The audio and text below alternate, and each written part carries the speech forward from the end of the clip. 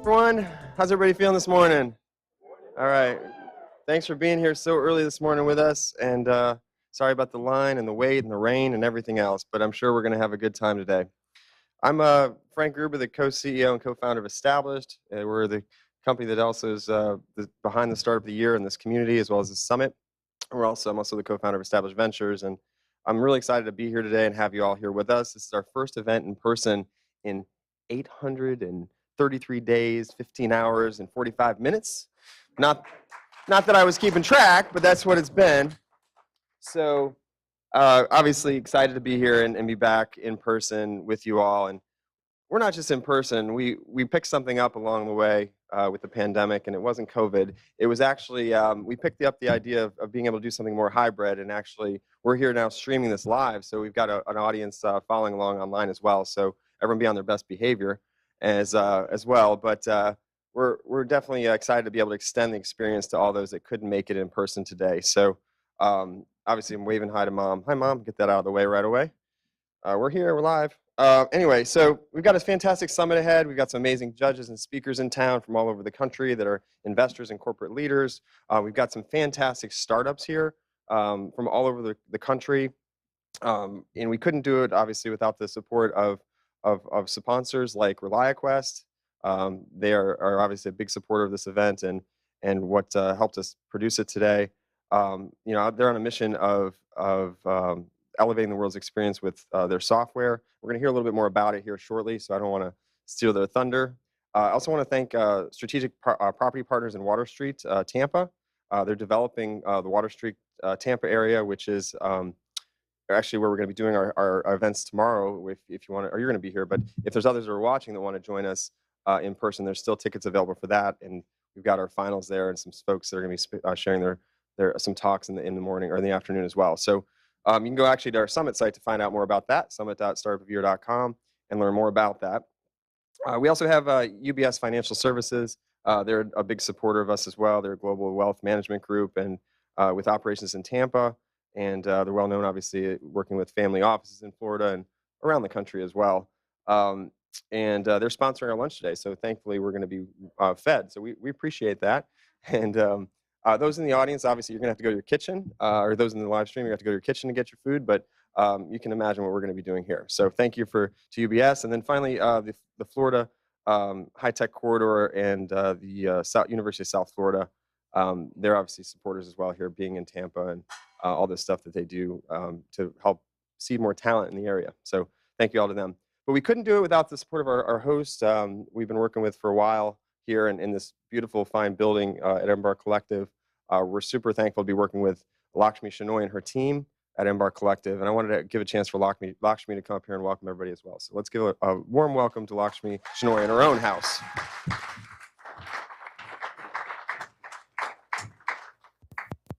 Thank you, Frank. Welcome. Welcome to the 9th Annual Startup of the Year Summit. I'm way too short for this podium, but we'll make it work. My name is Lakshmi Shenoy. I'm the CEO of Embarc Collective, and welcome to my home.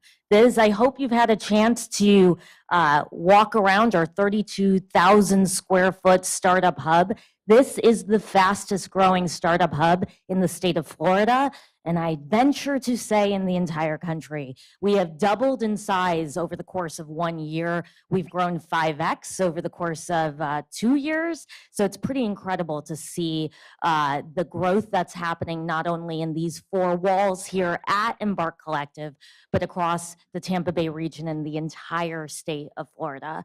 For anybody who is not from here and visiting Tampa Bay, welcome. I used to be a new person. Next week will be my 4th anniversary of moving from Chicago to Tampa, and I haven't looked back and have loved every moment of the startup experience and being able to have a front row view to the growth that has been happening in this tremendous community.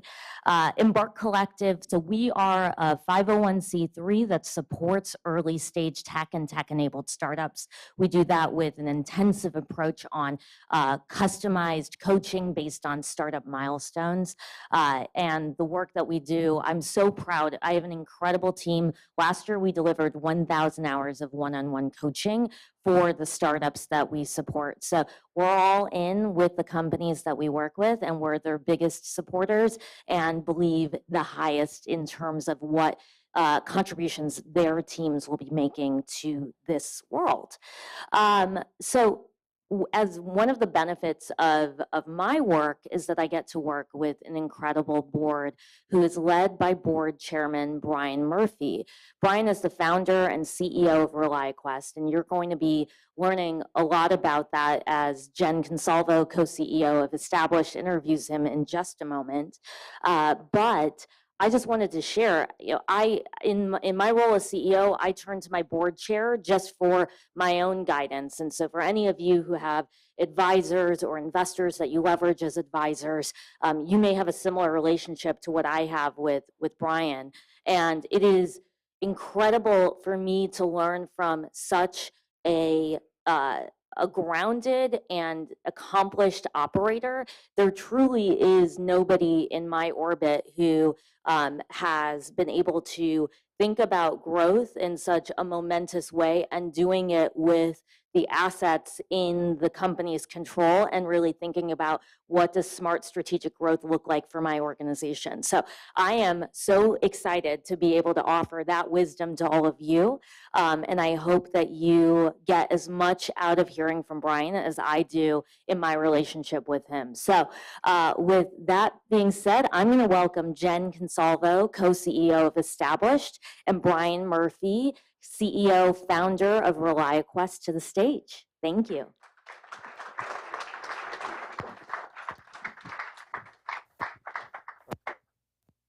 Left my coffee. Left my Can't get coffee, and I started forgot without to that. say hello to my little daughter too, and she's watching. So hi, Isla. How's it going? Good morning, Isla. And good morning, everyone. Thank you for being here. We're so excited to kick off the day. And when I started digging in, Brian, I realized I wish we had an hour to speak because there's so much that we could dig into, but we're going to do as much as we can in just a few minutes. So first, let's set the stage with ReliaQuest. Can you share just a little bit about the company and where you're at currently? Sure. First, everybody, welcome to Tampa. Welcome to the state of Florida, wherever you're coming from. Glad you're here. Hope you enjoy it. And the team here at Embark does an amazing job. And thank you to Jenn and Frank at Established and everything that you're doing to help us bring this event and put it on. ReliaQuest, we're here to make security possible. We're a software, cloud-based cybersecurity company. Our customers it typically is the Fortune 1000. We've gone into the commercial markets, but we call ourselves the force multiplier of security operations. And so we help aggregate data together so we can make accurate decisions quickly around cybersecurity incidents. Okay, so just for reference, share a little bit about your current size. Sure. So we're about 800 team members today. We're onboarding anywhere between 70 to 80 new people a month. We're beyond the $100 million annual recurring revenue mark, growing at about 70 to 80% a year. We're beyond the $1 billion valuation mark. Our gross margins are 72%, and we don't burn a lot of cash. And so we're running the company a little differently. So it hasn't always been that way. It has not. No. Yeah. 15-year overnight success. Yeah. So take us back a little bit and give us a little bit of context about when you first got started, what that looked like. And, a lot of entrepreneurs, it's a big risk when they get started. What did that look like or feel like for you? Yeah, it's a good question. I think for me, I started the company in 2007. We came out of the gates doing something very different than we do today, doing a lot of just time-based, really large network engineering projects. And then we all know what happened around September of 2008. I, at that time, had grown the team to 12 people. We were doing pretty well, and I think we lost $250,000 of receivables right around the 15th of September when Bear Stearns fell. The companies just called and said, these progress billings are gone. We're not doing any projects. We're shutting everything down. And so, that was one of our kind of look in the mirror moments as a business. And I'll say the founder, it matters when you're the founder. I'm the one cash advancing credit cards and second mortgaging my home. And we did that a lot for years. But I'll say also the team members that stayed with us. I mean, we still have people on the team that were there then. And so it takes a lot of fight and a lot of grit for them to stay a part of it. And we just found our way. We found a small contract that was helping out what they called information assurance at the time, downrange in the Horn of Africa and Afghanistan. And we were supporting a sub to a sub to a sub on military contracts and Googled our way. I wasn't former military. I had no idea what any of the acronyms meant. And we just figured it out. And along the way, some people showed us some grace, and here we are today.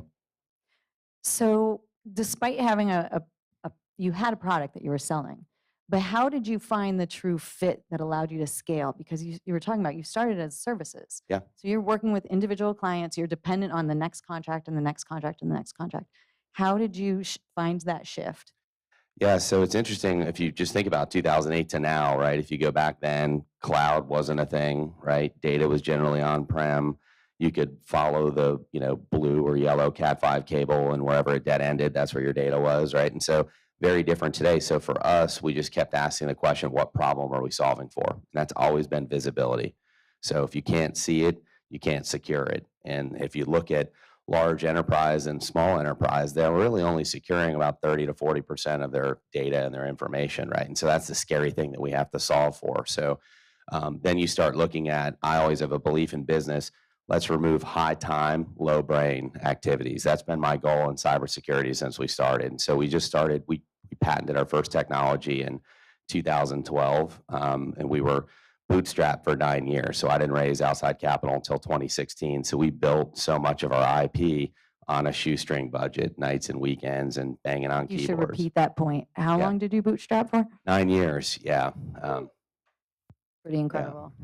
And so once you found that, so you figured out like, okay, there's something here, we can become a recurring revenue company with a different kind of Which is a lot better, by the way. Yeah. So take us through from that moment to when you really started to scale. I think for us, it was always the customer. We were fortunate. We were born in the enterprise. So I have a belief system that I can sell to a small company or a really large enterprise, but they have big, nasty problems. And if I can get the first large customer, that will lead to the next large customer, but they will open up and tell us what their problems are. And so for us, we got a massive customer. We signed Comcast, NBC Universal, and we just listened. And whatever their problems were, we listened, and then we'd ask the next customer and the next customer, and they seemed to have the same problems. So we started to build IP to solve problems for those customers. And a lot of times we were seeing that companies were trying to use open source technologies to build their own cybersecurity stacks, and that's a race to the bottom. And so we just started taking perspective in a different way and hiring people from different tech companies that had tried to solve this problem for years and asked them, like, let's come together and look at it a different way. And so our technology, most of our IP is really kind of turning how we've handled big data and cybersecurity on its head. Excellent. So you talk about hiring as you started to scale. How did you approach it? So to be where ReliaQuest is today, you have to surround yourself with great people. For sure. So what has been your perspective, your lens? How do you think about the people that you hire? What are you looking for? So for us, what we have to control the controllables. Being headquartered in Tampa early, there were some challenges, but in cybersecurity in general, you hear about workforce challenges. Well, so there's a lack of trained and skilled cybersecurity professionals, but there's no shortage of people that would like to be. So I've always looked at, if I find the right person with the right approach to thinking, the right attitude, and the right effort level, the right energy level, we call it attitude, energy, and effort. That's what we screen for right out of the gate and have for 15 years. I can't teach you effort. Can't. That's you versus you. I can't teach you attitude. That's you versus you. Like, I can't be a motivational speaker to you every minute of the day so that you can execute. And so we vet that way. And then skills. If you've got the right approach and you've got the talent, you can teach things. Cybersecurity is not impossible to learn. So we've invested, we spend about 3% of our revenue in training and investment through ReliaQuest University. So it's a massive amount. A lot of head nods. Okay, so we're surrounded by early stage companies who, no matter what your business, no matter what your company, there is no company that hasn't faced adversity, right? There's all kinds of adversity. There's tough decisions you have to make all the time. So, once you got over that hump, 2008's behind you, as you face new challenges, scaling, dealing with incredible companies, what is your approach to problems, to problem solving, to huge obstacles in front of you?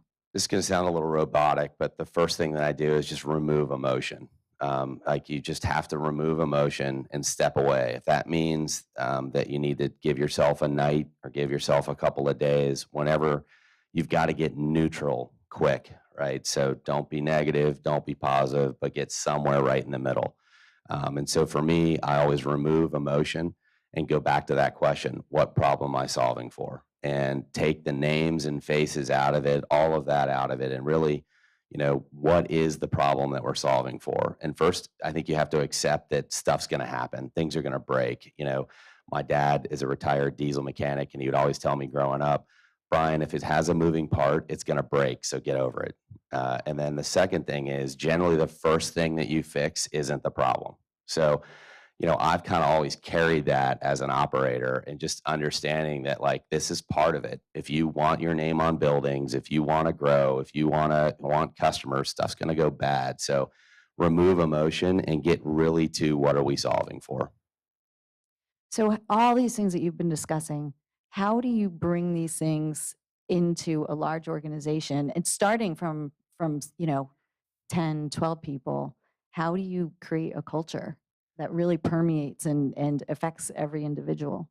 Sure. So for us, we don't have a culture, we have a mindset. So we have a way of thinking, a way we approach decision making. And I think that in business, if you can do the simple things savagely well, then when the problems come, you can operate around them. And so we really focus on simplicity of decision making at ReliaQuest. So whether you're employee 80 or you're just joining an onboarding class, everybody knows what my 3 priorities are in the company and what that 3 to 5 years looks like. They know what our values are, and they know the 3 questions we use to make decisions and everything that comes at us. And so when you can drive that clarity, you'll get consistency. And that's what for us equals performance. And so we do a really good job of painting the scoreboard for everybody, whether you are an ops support person working in one of our offices or you're our head of data engineering. Everyone has clarity of target and where we're going and the why behind ReliaQuest. What are we here to do? So is that mostly through people that you're driving that, or are there other types of techniques? So yes, it's always been, we were a really early adopter about 6 or 7 years ago into performance mindset development. And we took that out of pro sports. And so I brought in someone, he passed last year, Trevor Moad, who's written some books. It Takes What It Takes. He's got another one out about neutral thinking.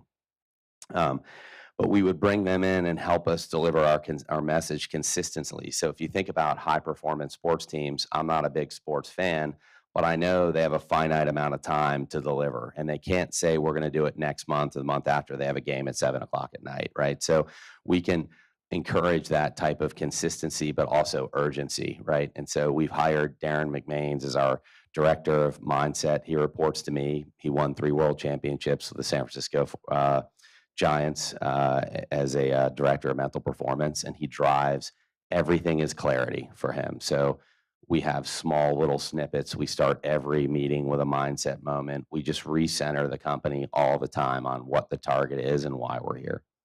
At what point in your growth did you realize that you really needed to take that mindset seriously and start to think about how you scaled that aspect of your company? So it was probably right the year before we raised capital. We were growing like crazy. Our recurring revenue was exploding. We had all of these investment companies targeting us, and I had to look in the mirror. I think as a founder, the best thing you can be is self-aware. And I knew best is for other people to measure, better is for yourself, right? So we think about our team, better is up to us. We can control that. Best, that's somebody else's rating or ranking. And so I knew like I need an edge. What's going to help me get a little bit better? And we've always been kind of fighting those giants and taking down. It's a big industry and it's a noisy industry. And so I reached out and called around until I convinced Trevor to come meet with us, and he agreed. We were his first corporate customer, and he agreed to work with us. And just some of the tips and tricks that he uses, not only for me to be more clear, but our teams and think about what's possible, right? Because we're kind of all chasing our own possible in a way. So we have a number of startups here who are going to be competing, but not just competing. They are also here to meet each other, to meet investors, to meet corporate leaders like yourself. What kind of advice, these are early stage companies, what kind of advice would you offer them, as particularly as they embark on a couple days where they're really, immersed in this environment? Yeah, I'd say, it goes back to that.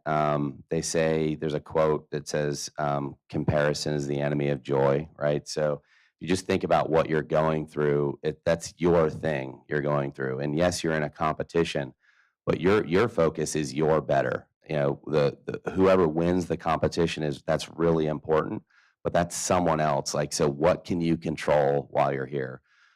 Who can you talk to? There's a ton of great capital partners here. There's really, more importantly, your network of founders and entrepreneurs, like just to be able to pick up the phone and call somebody. That's something that has been the biggest benefit. There are people that will be your advisors here. There are people that will spend time with you. And, capital is great. Capital is important. We raised it in 2016. We're partners with KKR Growth today and some others, and they've been great, but that is one thing, right? So think about your business holistically. What can you do over the next 2 days to get better? That's the way I look at everything. I'm trying to drain better out of everything. And that's a me versus me thing, right? So only I know what I need. Only I know what I'm avoiding. Only I know what I'm delaying. And that kind of accountability is brutal, but so is being an entrepreneur. Thank you for that. And I think we have time for one last question. So I really think of entrepreneurship as, there's product market fit, there's finances, there's all these different things, but at the end of the day, it's a mental game. Yep. You talked about remortgaging your home. There are really tough moments and decisions that you have to make for yourself. How do you stay mentally fit, mentally strong to be able to take this on and not let your company overcome you to the point where it could take you down? It's a really good question. I'll say those were really hard times, but those were things that I could control. Those were the early stages. There are still hard times. We're a massive multi-billion-dollar global company, but I can't control those things every day, right? And so it's different. It's just as brutal, but in a different way, and it's fun. But what I try to do is your past success, it's my belief, will embolden you for the things that haven't come your way yet, right? And so when the pandemic broke out, I borrowed a couple of plays that I used in 2008, 2009, and 2010. So I would just say that if I asked everybody in the room what your top 10 biggest failures were, I'd get like 20, 30 lists. People would just fly down there. 4th grade, Miss Lippy, 6th grade, this, right? You're going to list them all. But write down your top 10 wins and put that somewhere and look at it every once in a while, because you're going to have to refer back to that list when things go really bad, and they will. Like, expect it. That's okay. And I'm an optimist. I'm just a realist. And so you got to look at your top 10 wins and say, okay, I got through that. I will get through this. And that may sound simple, and it is, but simple things are seldom easy. So I think we have to train the mind and how we think to expect that challenges are going to come. Expect, Michael Phelps trained for his head cap to break, and it happened to him on the podium, and he still set a world record, right? So we just have to look at our wins sometimes, and too much in our society, we focus on the bad and not the wins. And, I think that being an entrepreneur is tough, and you only ever read stories about ReliaQuest after they've made it somewhere. But I can tell you, find me a founder that is, talks in the third person, is overly arrogant. I'll find you somebody who hasn't built something that's that great, right? So it's tough. And so I'd reach out to people, and I do that a lot. That's why my wife and I are so vested in Embarc Collective, because I just think it's amazing what people do when they come together and the technologies they create. Fantastic. Thank you so much for supporting this event, being here today, sharing your experiences and your thoughts with everyone. We really appreciate it. Thank you so much. Thank you very Brian. much. I appreciate it. Good luck, everybody.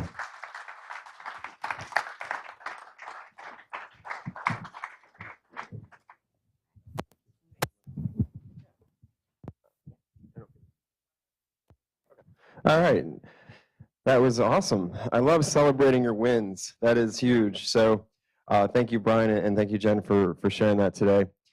So we've got some fun things here today because of ReliaQuest and their support. So from 10:30 to 12:30 outside, I think it'll clear up by then and hopefully be sunny in Tampa normal, whatever that is. So hopefully that'll be coming up here soon. But we have some friends joining us. We've got llamas and joy.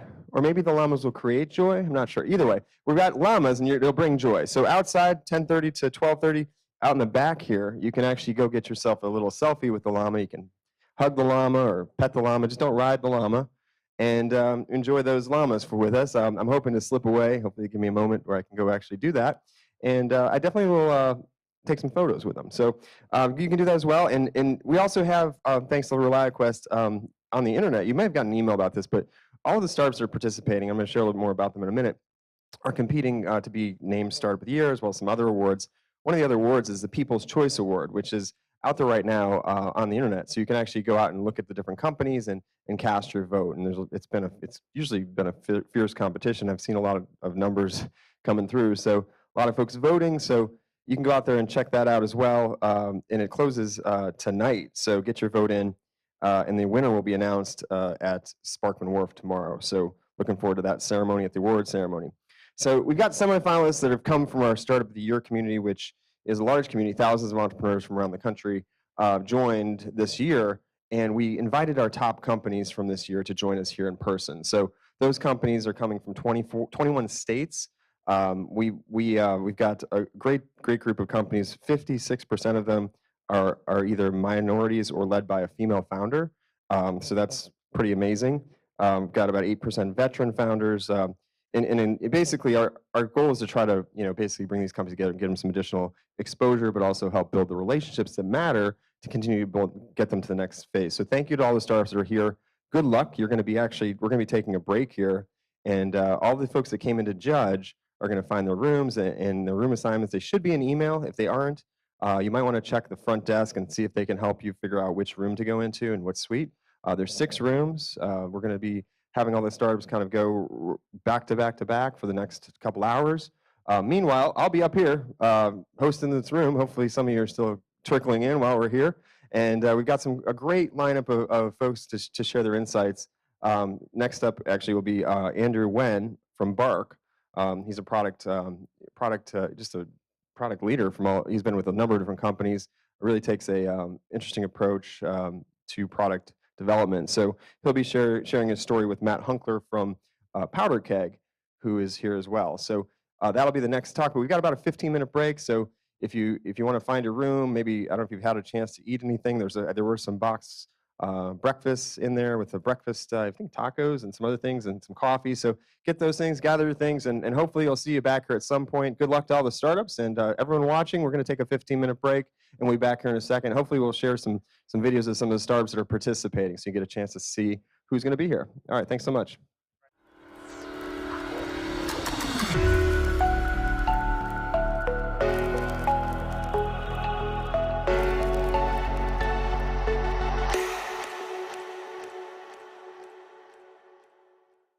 Real data, directly where it comes from, collecting and processing structured and unstructured data, and word mining data from various sources. Then AgTools interprets, converts, and summarizes data so it is useful for the decision makers. APIs. AgTools has more than 140 million records of market data, plus 29 years on a national and global scale.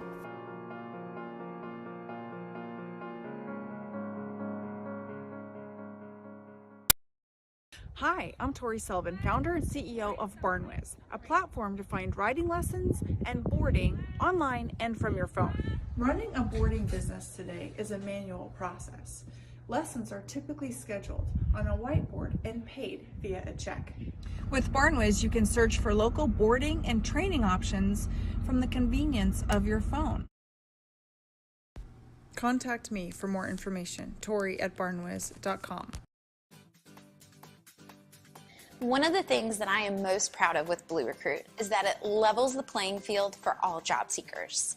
By focusing on the skills, experiences, and certifications that matter in the trades, and not showing a job seeker's photo, name, or even their email address, we help ensure that anyone qualified for a job has a fair opportunity to succeed.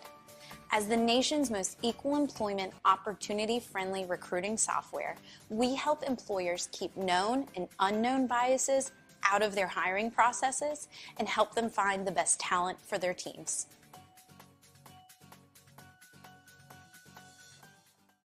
Welcome to Keynote. Keynote supports success in delivering healthcare solutions that are timely and are designed for the American people to be competitive and to be scalable.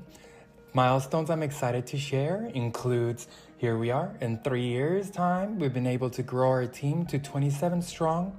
We have engaged leadership, and now we're going to welcome our leaders. We have a strong team with experience across the spectrum of health plans, health systems, and pharmaceutical. We have 1.2 million in revenue closing last year, 2021, and many years of experience, national scope, and amazing dashboarding and data visibility, award-winning team, and award-winning outcomes. We have delivered results for our clientele, and we are bar none in the country. Ever thought about how much time you lose hiring hourly workers? You're always posting jobs, reviewing applications, conducting phone screens, and scheduling interviews. Then for the ones that actually show up and get hired, you're constantly following up with them just to finish their paperwork. What if this never-ending cycle was done for you? Think about what you could do with this newfound time. That's where Chatter comes in. We've reinvented hourly workforce hiring with an AI digital assistant that easily handles the tedious tasks while personally guiding applicants through an experience they'll love. Posting jobs? Done. Reviewing applications? Done. Scheduling interviews? Done.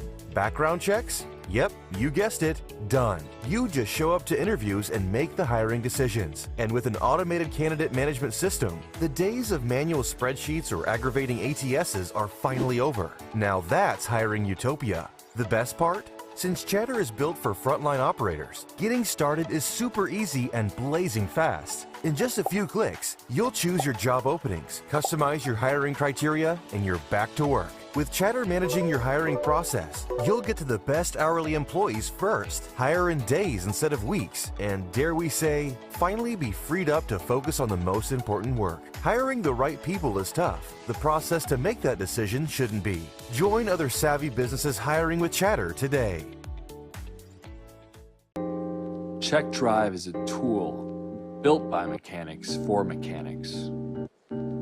Have a pre-purchase inspection done by a certified mechanic. CheckDrive's interface works much like Uber. It allows our users to book a mechanic to do a pre-purchase inspection on a vehicle anywhere in the country. This includes a 70-point inspection, a video of the test drive, and a full report at the end. CheckDrive. We're the standard.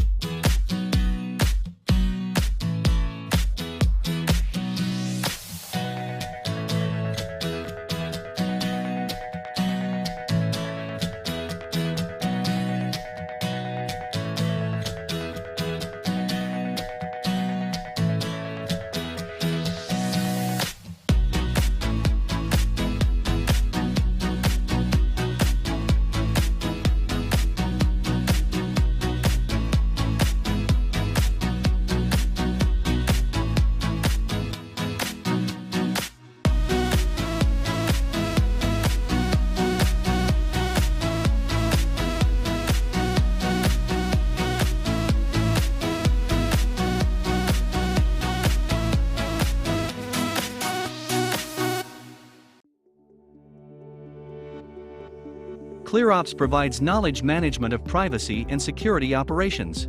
ClearOps collects both private and public data while automating mundane tasks, such as responding to mergers and acquisitions due diligence and responding to venture financing due diligence, answering security questionnaires, conducting privacy impact assessments, assessing security gaps, filling out cyber risk insurance questionnaires, monitoring vendors, maintaining a website security page. ClearOps automation recoups your wasted time and money while meeting regulatory demands. ClearOps provides knowledge management of privacy and security operations. As your team grows, does it seem like work becomes harder? Are you having to trade off between employee happiness and profitability? Is it increasingly difficult to reach the next level and grow your business? You're not alone. Crew was built for people just like you. We fuse project management, team collaboration, and business performance into one powerful platform. We were designed to work better because we believe work can be easier, fun, and profitable. We're designed to unify because working together unlocks new ideas and allows us to paint with different perspectives. We're designed to automate. Everyone knows time is money, so we've invested in time-saving templates and no-code customization to help you waste less money. We're designed to accelerate. We all still have great work to do, and we've made it easier to get it done. We're designed to work better. We're Crew. Let's unite and conquer.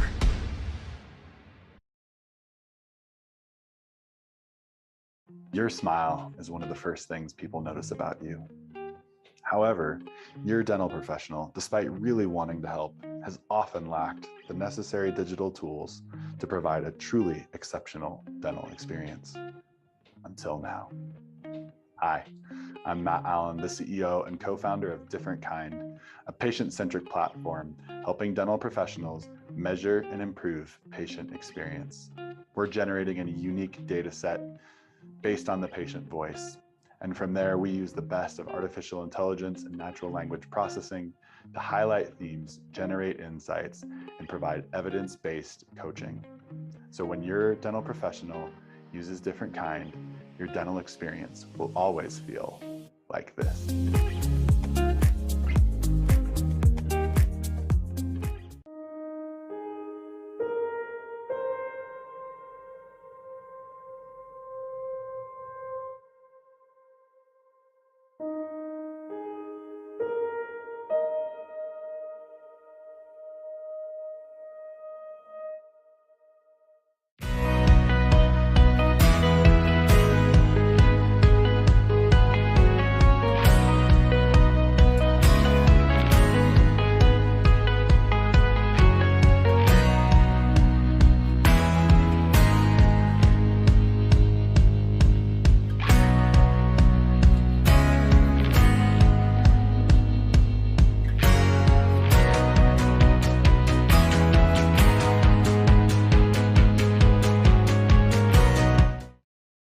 Are you a building owner or developer looking for help with green upgrades?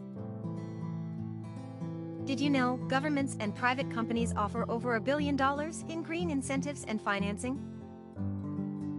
EnerYields helps connect you with all that cash. We've created the web's most comprehensive database of all the money available to you. And you can search this database for free.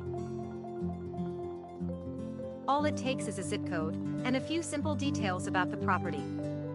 And you'll get access to the latest information and all the help you need instantly. You can filter your results by the type of financing offered and compare all the key metrics side by side. Too technical? Click on the Get Consult button to talk to an expert. Or request a green report for our expert insights on different options, financing strategy, ROI, and project payback. Once you decide on the right option for you, just click on the Apply button, and one of our experts will guide you through the process and maximize your savings. Our climate tech solution, with its cutting-edge database and unparalleled expertise, takes the hassle out of going green. And by connecting 6 million commercial buildings to green incentives and financing, EnerYields makes our towns and cities healthier places to live and grow. Hi, my name is Angela Wilson. My pronouns are It's llama she, weather soon. All right. Next up, our speaker has a long history of product and mobile development with companies like AOL, Capital One, Zappos, and now Bark. Please welcome to the stage Andrew Wen from Bark, along with Matt Hunckler from Powderkeg.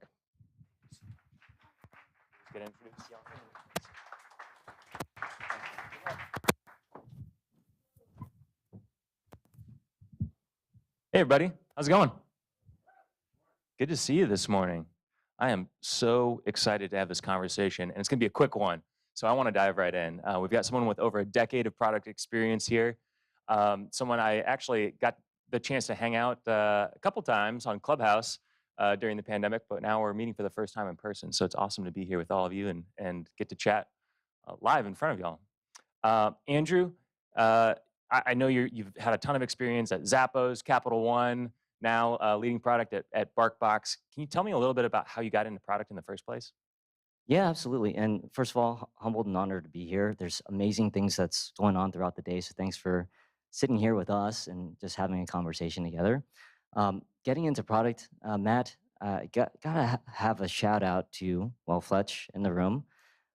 He got Jenn, of course, Jenn Consalvo, Frank Gruber, and we share something in common. We came from AOL.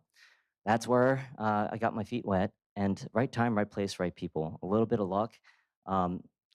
Seeing the intersection between creating product strategy, really just the technology behind it, the design, the business aspects, and having a pure appreciation across all three aspects. That's what product is all about. And so I was lucky to be in the area of these wonderful people that saw that aspiration and nurtured that and helped give me my first break. So that's that customer obsession and building products that make people happy. That's ultimately what it came down to, and finding the right opportunity, right people. I'd love to ask just a little bit about the AOL days of product. I'm sure there was a lot you learned there because it was your first product role, but was there anything that surprised you about the approach to product that really helped make it successful at AOL? Oh, sure. Well, I think there's just a fantastic storied history around product management and AOL. And in case people don't have some of that history, Netscape was acquired by AOL, and some of the well-known people, Mark Andreessen, Ben Horowitz, some of the most resounding product figures in the space, they spent some time over there, set up some of the culture, and let alone other people that ran through AOL stores. So I think part of what made it great is that product was nascent and still is in so many ways. A lot of people are just figuring out what product means for them. So I think that history, building that foundation, what it meant for a shrink wrap product and what it meant for a digital product that had rapid iterations, and you don't necessarily have to think about the first version and nailing it right, but lean methodologies and whatnot, that evolution starting from day zero, I believe set the precedent for AOL, and it carried on. If you look at, you hear PayPal Mafia, well, look up the AOL Mafia, and you'll see that spread out through the industry very, very widely. So I think that history, day zero, being around for all of it, I think that was the embodiment of that culture and success. That's awesome that you were able to forge your product career in that environment. And I know you've seen a lot of different product cultures along the way. I'm sure you've seen a lot of high functioning product teams. You've probably seen some product teams with dysfunction, because pretty much every startup team has dysfunction in some way, shape, or form. We can cover the dysfunction stuff after the functional stuff. What do you think really helps product teams build great products when you think about that culture and environment that you have on any team? Oh, great question, Matt. I think I feel strongly that culture eats strategy for breakfast. You might see a poster around it. I really feel that way. And it really varies on how you look at product, but that's where I stem from. And Brian Murphy, he mentioned, hey, at any given point in time, the company knows what are the three most important things, what are the three questions that they ask. That's part of the culture that you set up. So building that kind of culture, setting the right company mission and vision, and actually put some meaning behind it, and actually lead by example. I think those are the aspects that really help set up a high-performing product culture. And the rest that follows, the strategy, the execution, the leadership and vision that whether it's a digital or physical product, that carries into it. It's a distillation of those things. So if you truly mean those things and you collect the kind of people, the kind of talent that believe it as much as you do, if not even more in some cases, that will help set you up for success. So missionaries over mercenaries, as we like to say. I love that. Do you have any anecdotes from any of the places that you've been and led product at that kind of bring a couple of those different core values to life? Sure. So, immediately, what comes to mind, my time over at Zappos. So, shout out to Jenn Lim. You'll see her book out there. Definitely scoop. Oh, there, fantastic. Beyond Happiness. So, co-founder of Delivering Happiness, and the mission of Zappos, deliver happiness. Mission of BarkBox, deliver happiness. Dogs, make all dogs happy. And we really mean it through and through. So the core values that Zappos has set up, there's 10 core values. And typically, you've been at your various companies. Some companies take it more seriously than others. It's a fairly democratic process that happened over at Zappos, and hundreds of core values distilled into 10. And it was all purely organic, and we meant every single word of it. And this was no separation between professional and personal life. And I think that is exceptionally key. You bring your whole self to work. You reduce the things that might separate yourself and how you carry yourself through and through. Setting up those core values, Zappos is probably the number one example that I can think of. And I promise you, you see a Zapponian at the grocery store, they'll carry themselves the same way as they would at work in any other setting. So I try to carry that on and be a leading example of that wherever I go. I remember getting a tour of Zappos maybe around 2010, 2011 timeframe, and you could just feel the vibe and the energy in that office. What's the vibe like at BarkBox, particularly like in the product section? Like, do you all sit together? Does everyone have their own private office? What's the general kind of like collaboration and cadence of maybe some of those stand-ups or product reviews or road mapping? Sure. Yeah. So it's a bit tricky in this hybrid environment. So mostly we've been remote, and I guess we virtually sit alongside each other. So there's a variety of different models where I see product teams, and there's no right or wrong way, but I've seen organizations where you have respective product folks sit within their product development teams mostly. And then you have a community of practice. You come together frequently, once a week, once a month, whatever that cadence is right for you. There's no right or wrong way, but again, going back into the culture that you want to set and where you want to over-index on. So for us over at BarkBox, it's a combination of those things. I would say we over-index on product people spending a lot of their time with, I would say, their micro companies. So think of it as startups within a bigger startup. They're they're all CEOs, respective CEOs, product decision makers within their product development team that's inclusive of engineers, designers, QA, et cetera. So they spend their time as a micro company family, so to speak, and they gel, build that chemistry. And that's how we like it. And we have our community of practice where we're on Slack most of these days, and we're exchanging messages all the time. And once a week, we'll meet up as a team formally. And it's an open invite to the rest of the company as well. Love that. Thanks for giving us a little peek into what the culture's like at BarkBox. You mentioned Slack. Are there any other tools that you personally just love? Because I know there's literally hundreds that any product developer could potentially use. But do you have any that you in particular like, and why? Sure, yeah. So I've been in the Google Workspace, the Google Suite, Google Docs. You can't escape. It is fantastic. I think there's a lot of good complementary products or even competitors in the space. Notion is a fantastic tool set too. With product management and where product is headed, writing is very key, especially in this asynchronous remote world. So I find tools like Notion, and I've even played with Coda as well, which is like a Notion competitor. It makes life a lot easier. There's a template for anything that you can think of to create product artifacts, set the strategy, and help out with the execution. And you can customize it to the culture that you want to create. So those tools come to mind. Other ones, I'd say like the add-ons within the ecosystem. So you might find nuance that create more fun and a lively workspace. So pick your favorite Slack add-on, question of the day, whatever it might be. Wordle is all the craze right now. I'd be surprised if there isn't an add-on. I'm going to look it up right after this. That ecosystem that the tools create, I think that's the other aspect that I enjoy too. I love that. Thanks for sharing some of those.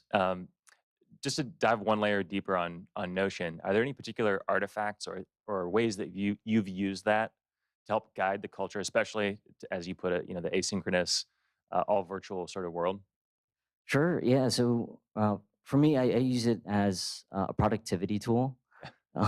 So you can build a Kanban board for anything, and leading product across a variety of different aspects, customer facing and non, a variety of different teams to look over, and keeping my eye on the ball, making sure that we're all aligned towards the company mission and vision.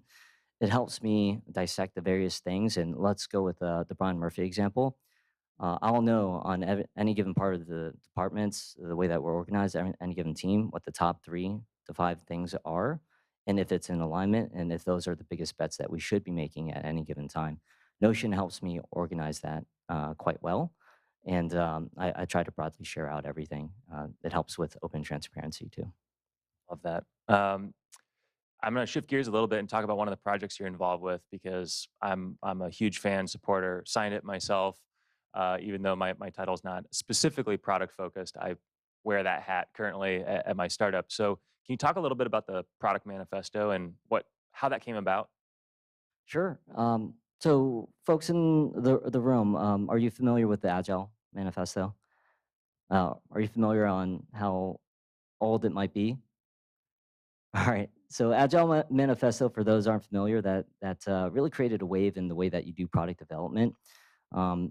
Particularly back in the day, a lot waterfall. That's a methodology that's fairly top down. You got to figure things out way ahead of time, spec it out before you build it and ship, and you'll find out whether it works or not. A massive, massive size bet. Agile brings you closer to your customers and your stakeholders, and a leaner methodology to figure out what works and increase your chances of success. So that's the background of Agile Manifesto 20 years ago. A lot of fantastic principles, and we felt like we could add a complementary aspect to it. Product development, especially now in the digital, hyper-digital age, there's a lot of nuances. There's no right or wrong way, but we felt like we could help companies and people figure out a better first foot forward into product. Believe me, anybody out here, if you are any way, shape, or form shipping something and putting something in front of a customer, you are in product. I don't care if your title is not a product manager. If you're an engineer, designer, I just put product in the front. You're a product person. If you have any influence or control within it, I promise you that that's just how I see it. You are a product person. So how can I help? How can our community help you be a better product person? That's the ethos of it. We just want to give back to the community, especially as this accelerating profession picks up, and more people and companies are seeing the value in it. Well, and tons of more continued lessons, learning to be found there. Where can people find the product manifesto? Sure. Well, no, don't take my word for it. I think the URL is theproductmanifesto.com. I'll double check. If that doesn't work, try productmanifesto.com, or of course a Google search. Awesome. Andrew, thanks so much for sharing. I could ask you questions for another hour, but we don't have the time. So I just want to say thanks so much, and let's give Andrew a big round of applause. Thank you, Matt. Thank you, everybody.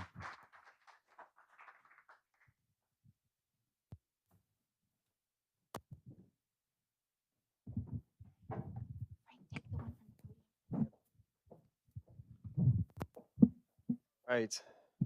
Thank you, Andrew and Matt. That was fantastic.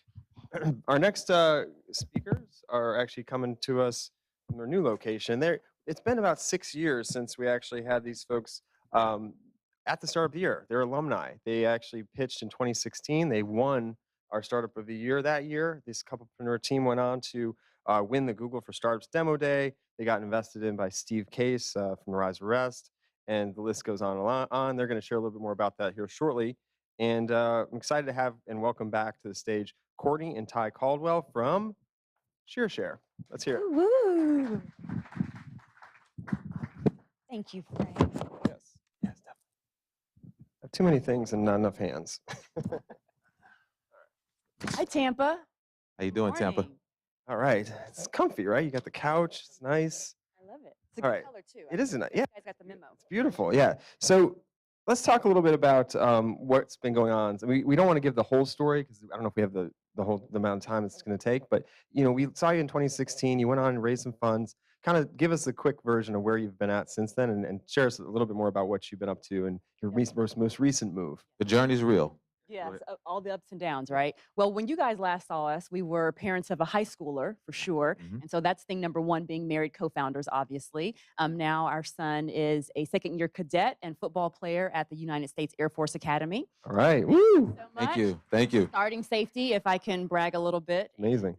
Was named All-American this year. So Wow. as he's learning how to be a pilot. So kudos Jeez. for him. Underachiever, obviously. Definitely overachiever. And I will say this, just to kind of tag him a little bit. First responder bowl, leading tackler, and made Mountain West All Bowl team. And Share's first intern. So Wow. there's the connection there. Wow, fantastic. And so now we actually have left Dallas and we are living in Buffalo, New York by way Wow. of the 43 North competition. Woo. All right. So obviously a rough weekend for Buffalo, but in general with the football We situation. felt that. We felt that. I bet. A lot of people did. I think the whole football thing this weekend was crazy. It looked like a video game. But anyway, we won't go there right now. But tell me a little bit, how did that come to fruition with the 43 North? We were first introduced to 43 North by someone on this team, and I cannot recall the person's name, but it was years ago. Right. And we just kind of, put it on the wayside. And then after COVID hit and we pivoted the business a little bit. So Share, for those of you who do not know or not aware, we're the first mobile app that connects salon and barbershop owners to individual stylists to fill their empty salon space by the day. So we are affectionately referred to in the industry as Hair B&B. And so it's all about space to work in the beginning, and stylists need professional space to work wherever they are. And thank God, beauty is everywhere and literally touches everyone. And so we revisited this point in time and said, well, let's take a look at the 43 North program. We had friends who had been through it, like Dave and Song from Squire, who's they're like teetering on unicorn status right now, and talk with them about, what they got out of the program. And, all roads led to, we should go ahead and apply. And so here we are, being Buffalonians. Nice. That's amazing. So that's great to hear there was a connection with the start of the year and it brought you back. So because we had worked with them in the past, and exciting to see that it all came through. So was curious. So I know that the pandemic was not great for anyone, right? Like, and I know it hit salons and barbershops hard. Can you talk a little bit more about that, and how you got through that, and how you got kind of back onto the plateau here with 43 North, and what that was like? That's great. I think the challenge of the pandemic is that it wasn't just our industry, it was everybody's industry. Everybody's job went to zero. And some cities took a bigger brunt of a hit, like the East and the West Coast, more so than others. I think when you come to Tampa and Texas, where we're at, it seems like it don't exist anymore. But I think during that time, it was really challenging because we were wondering what was going to come of it. And so what we did at Share, we pivoted. We wanted to present much education, give people opportunities where, being that this is an evergreen industry and we touch everybody from the pauper to the president, we wanted to take that time to now introduce people to tools that they never had, and give people understanding as businesses of one and businesses, brick and mortar businesses all over, the opportunity to educate them with what they could have, what they could do as far as with banking, educate them in how to increase their sales, what they could do during the COVID time for when the opening did come back, how it would be able to help them release a lot of those pressures that they had, being cabin fever. And so their businesses were able to flourish. We gave the opportunity to a lot of people who didn't get the PPP loan. So we had about 125 to 150 people who had got denied. We helped them get approved. Wow. So those were the things that we were able to do as far as pushing and educating and putting out about 200 pieces of content in education to those people during that time. Yeah. So I don't think people realize, like my husband, he'll tell you that he loves this industry more today than he did 30 years ago when he first got started. Like this gentleman earned his doctorate degree in professional barbering cosmetology, wrote a #1 best-selling book, is the first Black male to be member-elect to the Professional Beauty Association, which handles all of our licensing and lobbyists. And so it's a pretty big deal. Pretty legit, it sounds like. Legit. I would say so. I think I would never brag on myself. I let her do it. I hitched my cart to the right horse. And so, going through COVID, it was a little daunting, I would say. But like Ty said, it wasn't just our industry that was being hit with it. And we've lived in this industry for a while, so we've been through the 07, 08 recession. We've lived through Y2K. We lived through Ebola. We've always seen it go up, right? And there are always more people who say, instead of me being a salaried employee as a stylist, I want to now go out and be an independent contractor and kind of own my own destiny. And so we're seeing that exact same wave hit our industry yet again.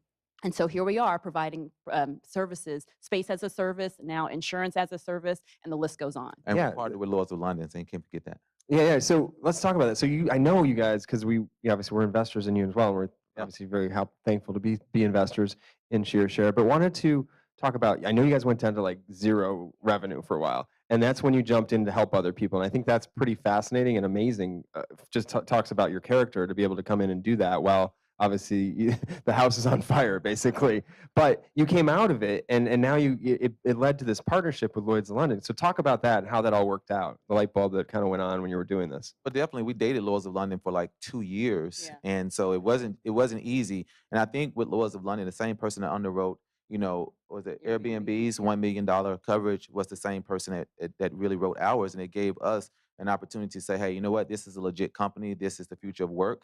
And so when we started talking to them about it, we're just really having to go through the ins and outs and just really just them understanding the industry from the needs of not just the users, but the host, and making the host honest for the stylist. It's kind of like the driver of the car. You know what I'm saying? You could always take a cab and take you somewhere, but the brunt of the insurance liability is going to fall back on the host. So just keeping them honest and realizing that as we continue to build this company out, we need to give these people something to rest on as far as safety and liabilities that happen, because this is an industry where something could happen, and we want people to feel safe and something to fall back on. So Lloyd's of London covered our back with that. And this is the first time that our industry's ever had access to this. So if you have an independent nail technician, esthetician, microblading artist, barber, they can come to the ShearShare platform, the ShearShare app. It's a free download, by the way. And for $5 a day, get access to up to $1 million in liability insurance coverage. And that you can't get anywhere else. It's exclusive to the ShearShare platform. Right. And you need that to be able to do what they do, right? Yes. Okay. Yes. So it makes it like literally a click away. Wow. So for $5 a day, you're getting $1 million coverage. Yeah. And then the hosts themselves, the owners, already have to have coverage. And then they sit back on another $1 million coverage just for being on the platform. Wow. That's fantastic. So that came through from just figuring it out. I mean, that was not the initial plan with what you were doing, and now you're kind of built this platform. Well, you're trying to really get rid of disintermediation. You know what I'm saying? So someone can come to my salon. I still own a salon in Dallas that my brother runs. And someone could get their first ShearShare stay and say, hey, you know what? Calvin, he's the owner there. He's a host there.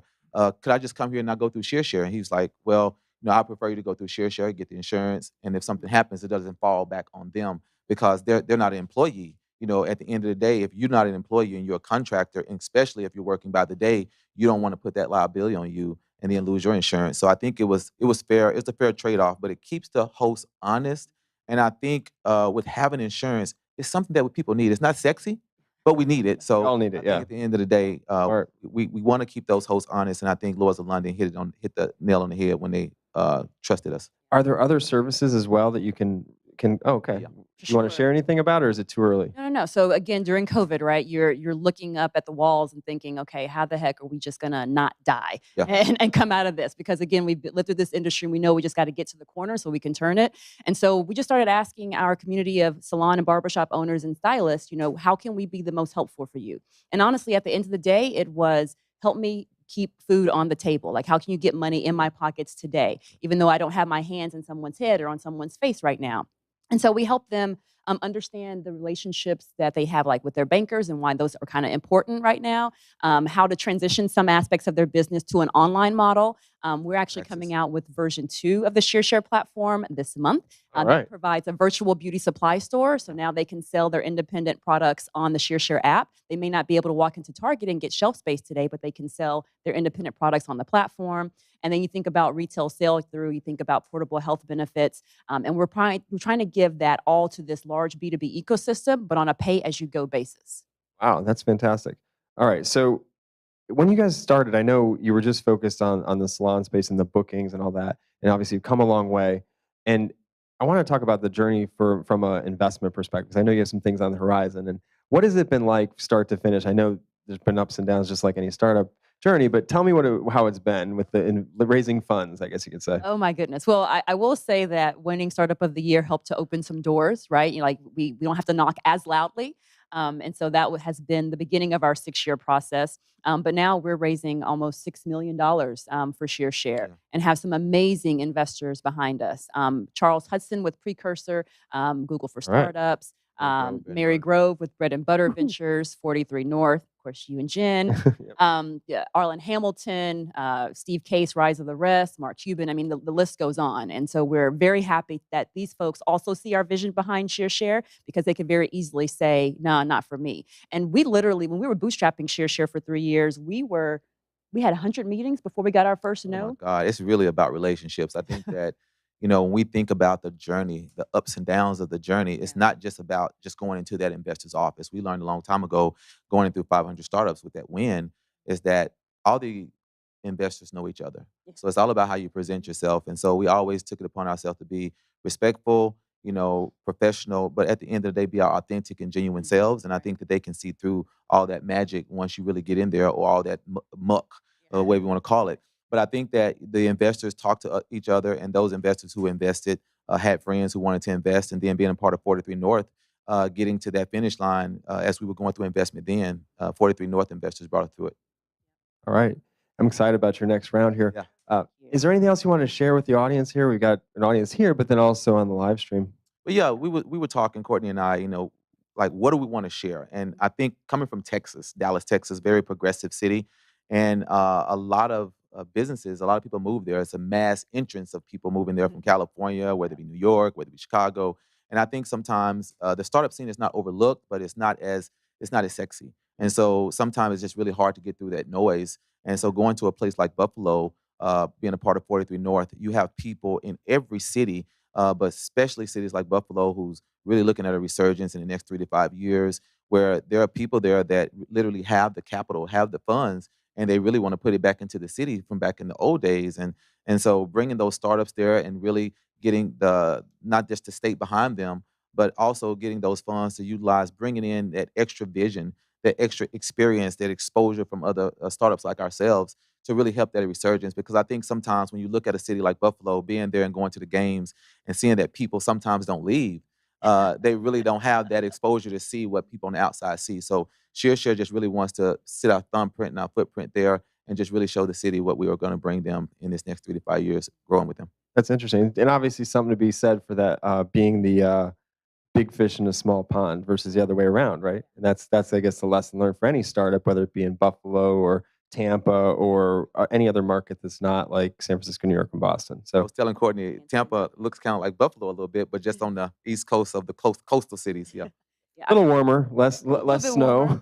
We are getting used to the cold. We had to purchase our first puffer jacket. We had our Nice. first time on skis at 43 North Ski Day. Oh, wow. Learn how to pizza. Yeah, the pizza. Yeah, exactly. Yeah, that's No, fun. but I would tell any other startup founder, you know, wherever you choose to go, I mean, because you're making risk, you know, you're taking risks every single day, right? And you're hoping that if I jump off this cliff, I'm going to grow my wings on the way down. Just know that wherever you go, wherever you land next, you're bringing all of your successes, both past and future, with you to that new location. And just be honest and stay relational, be genuine, and allow your light to shine everywhere you go. All right. Thank you so much. Really appreciate you being here today, and congratulations on everything you've been able to do. Thanks for all your support. Thanks, Frank. All right. Let's hear it.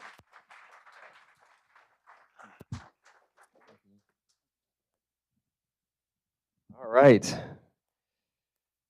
Thank you so much, Courtney and Ty. That's always such great time catching up with them, and their journey's been fantastic. And I want to thank some sponsors, though, for being here. So I'm going to share quickly. We got Chase. We've got Cherry Beckert. Thank you. They're actually a prize sponsor. We've got Enterprise Florida for sponsoring tonight's happy hour at American Social. So everyone get ready for that later tonight. There'll be a lot of fun over there at American Social. You got to go on an island to do that. So Harbor Island. Thank you to Drift, if I can get it to go. Drift and Florida Funders as well. So, all right, now we're going to welcome to the stage Lauren Bragger, and she's from Synapse, which is happening soon here in the area. She's going to be on stage talking to Kartik Goyani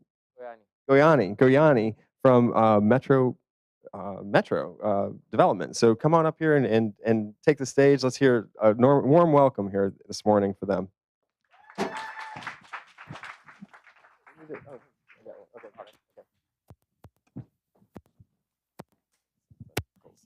Good morning. Good morning. How's everybody doing? Yeah, are we caffeinated? Are we feeling focused and ready? It's going to be a great day. Thank you to the team at Embarc Collective for opening this beautiful space to host us, and the team with Established and Startup of the Year for bringing this all together. I'm Lauren Prager, and I have the pleasure of working with Synapse, a nonprofit here that connects innovation communities all across the state of Florida, and our headquarters is right out of this beautiful facility. So really happy to welcome you to our hometown. And it's my pleasure to get a chance to chat a little bit with Kartik Goyani from Metro Development Group. So welcome. Well, thank you. I'm glad to be here. I'm not caffeinated. This is super early for me. But I'm glad to be here, part of this exciting community. Yeah, you know, it's amazing. Kartik and I were just chatting about how things have evolved here in our community. Synapse is 5 years old, and it was 5 years ago that Metro Development Group launched their huge project here, which Kartik will share so much about with us. But, you know, for those of us who've seen this meteoric growth, Zillow now marks Tampa's housing market as #1 in the nation. So those of us who already own property, that's awesome. Those of you coming, sorry. But we're happy to welcome all these newcomers. But Metro Development really kind of saw that coming. So can you share a little bit about what Metro Development Group saw, what you saw as you were establishing your new development in the Tampa Bay region, and kind of start from the beginning? So we have quite a few large communities around the area, and that's not important. It's what we do to create them. Our biggest focus, and I think this dates back to almost now 7-8 years back, was to create something at the intersection of innovation, technology, and sustainability. And those words, if I took you all back in time to, I think when we started thinking about it and planning the future that I would want to live in, future that I think all of you would want to live in, we were called all sorts of words. Someone came to me and said, "Looks like you just smelled some mushrooms and walked in here. Why do we need innovation? Why do we need sustainability?" And I'm like, "Yeah, don't we need a brighter future?" And we bet heavily on what you'll see pretty much in most places in the country. You'll see the physical infrastructure. A new place is built. First thing you see is roads, highways. Everyone does a phenomenal job, actually, with that. But we wanted to layer it with the digital infrastructure. How do we prepare for the future with absolute fastest connectivity that you can get, not only in your home, where you work, but also we're in Florida. So not the best weather today, but I promise you, it's way, way better 350 days out of the 365. So we wanted to take those insane high speeds and make it available to people in our community in an outdoor setting. So we started deploying outdoor Wi-Fi, and that's how we started our journey. And then we started looking at, this is great. How do we make people that don't live here visualize what living here could be? And that's how I met Lauren. We launched our first Crystal Lagoon. We actually have 2 in the Tampa Bay area. I don't know how many of you are from outside Tampa. If you haven't seen it, definitely check it out. It's awesome. It is essentially your own beach paradise within the community. And then we anchor that with office buildings, hotels, mixed-use living. So basically, there's only finite space that you can get here in downtown. Water Street is a phenomenal project, but for all others who can't be in downtown, those are the kind of communities that we build. And along the journey, as we were creating, we worked with the state of Florida and ended up creating the first connected city in the country that was signed into law by the governor around 5 years back. And since then, we're now working on V2 of that. And that has given us a unique ability to also spin off a lot of startups within our own company. So there's a bunch of startups within Metro Development Group. I actually started and run 4 of them myself. One of them was born right here at Embarc Collective, right when the pandemic hit. We started with 3 people. Again, big thanks to Lakshmi for believing in us. And that company now has a team of 20 people. Uh, and they're kind of, they all, I would say, break even. So it's not that, these are vanity projects. They all kind of create a difference in the lives of people. So we're super excited. And that's why we're here. We want to be with the startup community, with the talent, as we continue to grow.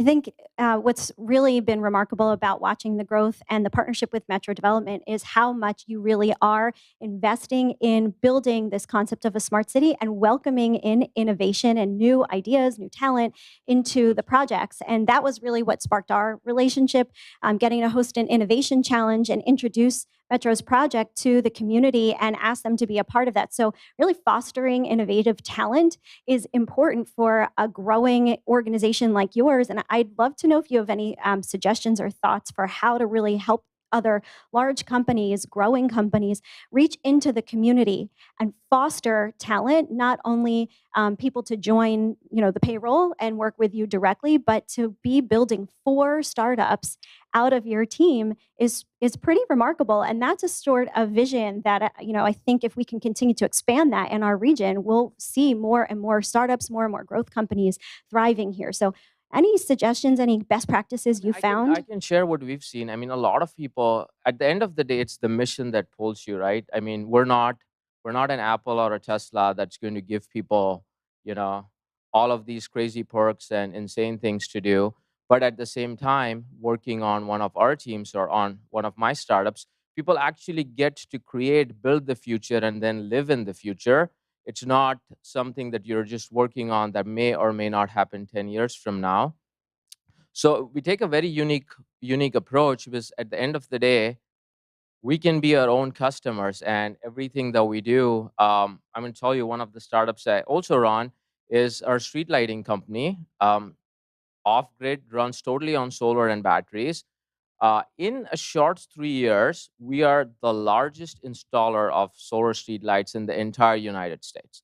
And by the way, we don't have like 2 million. We only have 2,500. That's the good. That's also the bad. Think about how terrible the industry is if at 2,500, we're the largest in the country. And oh, by the way, we live in the Sunshine State. I have Liam over here who runs my Street Leaf team. And we're a lean and mean team of 3 people. And we're always expanding on how to grow the concept bigger. And the reason we got into the whole space was, if you look outside, I mean, you'll see an ugly concrete pole with the light on it, and no one just wanted to innovate. So it's not that we're, wake up every morning and say, Lauren, I'm going to start a startup. It's no one seems to be solving the problems that we face. We have around 25,000 families that live in our communities, and no one's really thinking about solving their problems, lowering stress in their lives, or giving them more time back in their day-to-day. So we keep a laser sharp focus on that. And I think, Lauren, you asked me before, what is a smart city? And if you ask the techies of the world, they'll give you all the techie definitions with cameras and sensors and technology. And I think it's exactly the opposite of that. It is where we want people to have a stress-free life.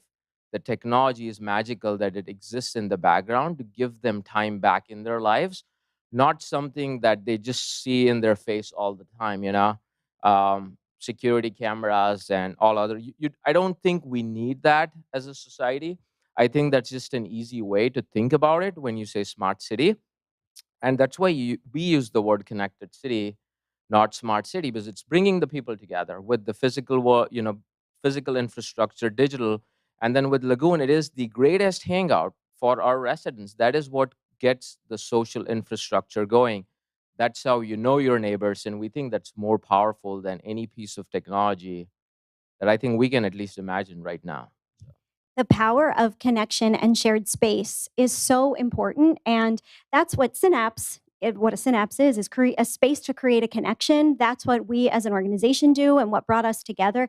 bringing people together through a shared space, a shared experience. Even as we've seen the last almost 2 years living in this pandemic, there's just no substitute for coming together in person, looking somebody in the eye, even with a mask, and really making those connections. That's what sparks inspiration and innovation, and we're really so proud to get a chance to share that with you. For those of you who want to continue that, I will put in a shameless plug for Synapse Summit, the largest innovation gathering in the state of Florida, bringing innovators together across industries, technologies, and geographies to really make a powerful connection and celebrate the innovation in our community. So we'll be back together just down the street at Amalie Arena on Thursday, February 17th, and are proud to partner with so many of the leaders and visionaries that are part of our community and all across Florida's innovation communities. So from your shared space in Crystal Lagoon and in the communities you're building across Florida, and ours right here across Tampa Bay and in the innovation community. So thank you so much. It's great to see you. Okay, well, thanks for having Enjoy me. your day. Thanks, everyone.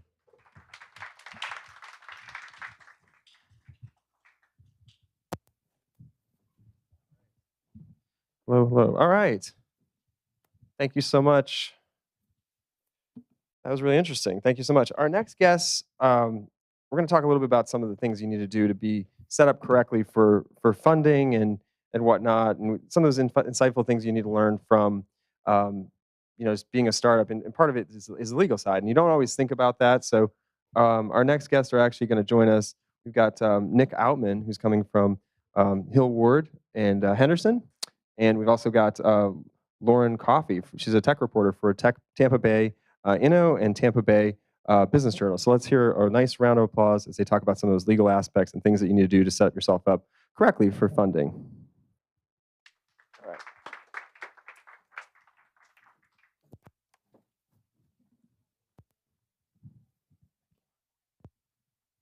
Hi, everyone.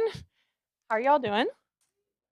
Thank you to the one person. Hopefully everyone else's coffee kicks in. I'm Lauren Coffey, speaking of, and I'm here to talk to Nick today about funding and startups and all the fun things. So thanks for coming out to us, and everyone online, hello. You want to just dive right in? Sure. Yeah, let's go. I know we have a short amount of time. So just tell us who you are, what your experience is with startups and funding, and kind of why you wanted to get involved in this fun little world. Yeah, so I'm an attorney. I'm a shareholder at Hill Ward Henderson here in Tampa. Our firm is about 115 lawyers here in Tampa. I'm in the corporate group, and I focus on really helping startups, investors, and founders who are working on growth-oriented companies. And we're with a full complement of team of subject matter experts at our firm. But my focus is really on capital raising, corporate governance, and kind of general corporate work for startups and advising investors as well. Okay. So we're just going to go through kind of what happens when you try to get funding. So let's say you're a startup founder and you're just thinking about it. What's the first step they should take to make sure they don't get in trouble later on?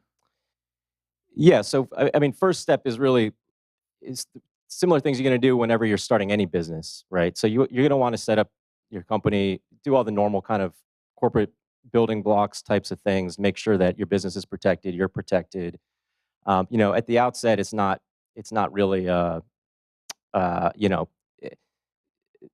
you're prepping for fundraising the moment you start the company.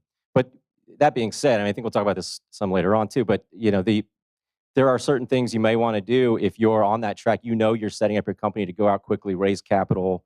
The startup world is, to a large extent, especially in an early stage, kind of commodified or commoditized. Where investors look for a certain, or prefer to invest in a certain sort of structure. They expect to see certain things, and so understanding those things up front and having them in place can help smooth the process. Okay. So they do that, and now they're going to meet with VCs. What is the next step they should take? What are some things they should look for? Yeah, I think when you talk about those first meetings with VCs, and I think from a business perspective, this is probably going to be talked about by another panel, I think today. But from the legal point of view, there's an interrelationship there with what kind of terms they're looking for, what's the structure of your investment going to be. So as you go to meet with investors, and a lot of this is stage dependent, obviously, but when you go to meet with investors, having an idea of what sort of the playbook is looking like for you from a capital raising perspective going forward, not just at that first step, but, being able to say in those initial conversations, yeah, our plan is we're going to raise, $500,000 million in a safe or a note, and then we're going to, that's going to get us to, prove out the product, be delivering it, have, kind of verifiable recurring revenue numbers, and then we're gonna do a, seed round or an A round in 12 months or 18 months or whatever it might be, and being able to just understand what you're talking about at a high level on those things and having an idea of what that's going to be. That's what's going to come up in those early conversations. I think in the second order, third order type of conversations, when you start to get a little more in the weeds, potentially, at least having being conversant with the terms associated with the different types of investments that an investor might want to make or that you might want to have the investor make. And so that would be, kind of understanding what it means to have, participating preferred, what it means, how does a safe work? How does a note actually work in terms of the conversion terms? Those types of things that you want to have at least a reasonable understanding of, be able to talk to them about and understand what they look for, so, if it's and again, this is not something you're going to talk about in initial conversations, but as you get a little bit further down the road, being able to understand, okay, what do you guys normally look for? What, how do you structure, your preferred stock rounds? What do you normally look for on that? Is it a participating preferred? Is it straight preferred?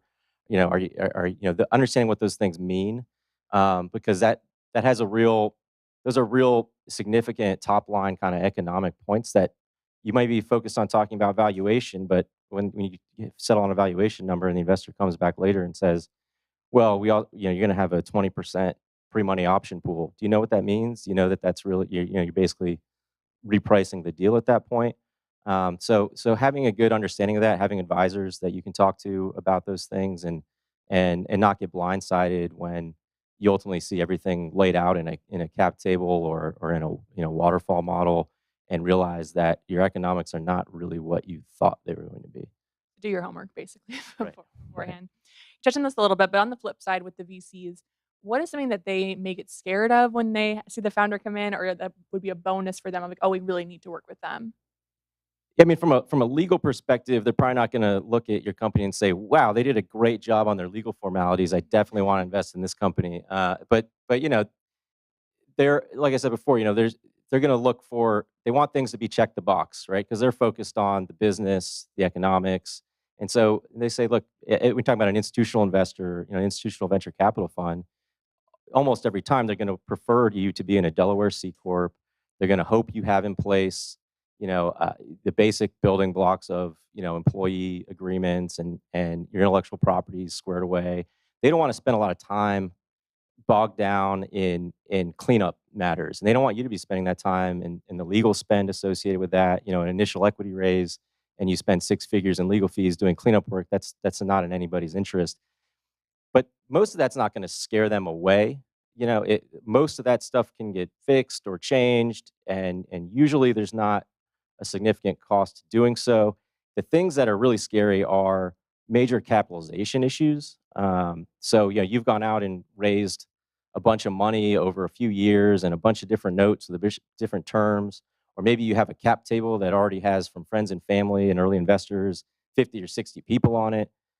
Maybe you have securities issues associated with how you raise money. That you have a whole bunch of non-accredited investors and things like that could be difficult to navigate. And especially when it comes to errors or terms that you've given to early investors that an a VC coming in is going to say that's got to go, and if you can't get it changed, you can't get a deal done.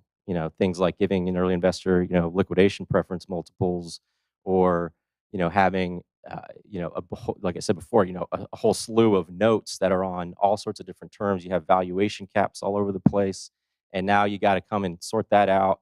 And the investors coming in and saying, well, if we do this deal and all that stuff converts, you as a founder have 10% of the company left.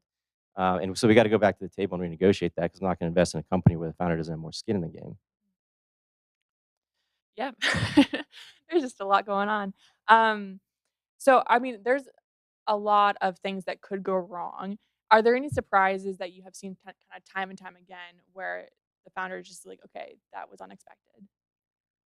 Yeah, I think that there's kind of two buckets on that. One is um, surprises that are on the legal side. Things they've done that might come back to haunt them at the fundraising stage that they really just weren't expecting. So, a lot of times, for instance, there are issues. People will you get good advice that look, you form an LLC when you're starting out, and you can always convert it later to a C corp if a VC wants you to, and that's true. The problem is how far down the road do you get with that LLC, and what all have you done? Have you put in place, employee equity?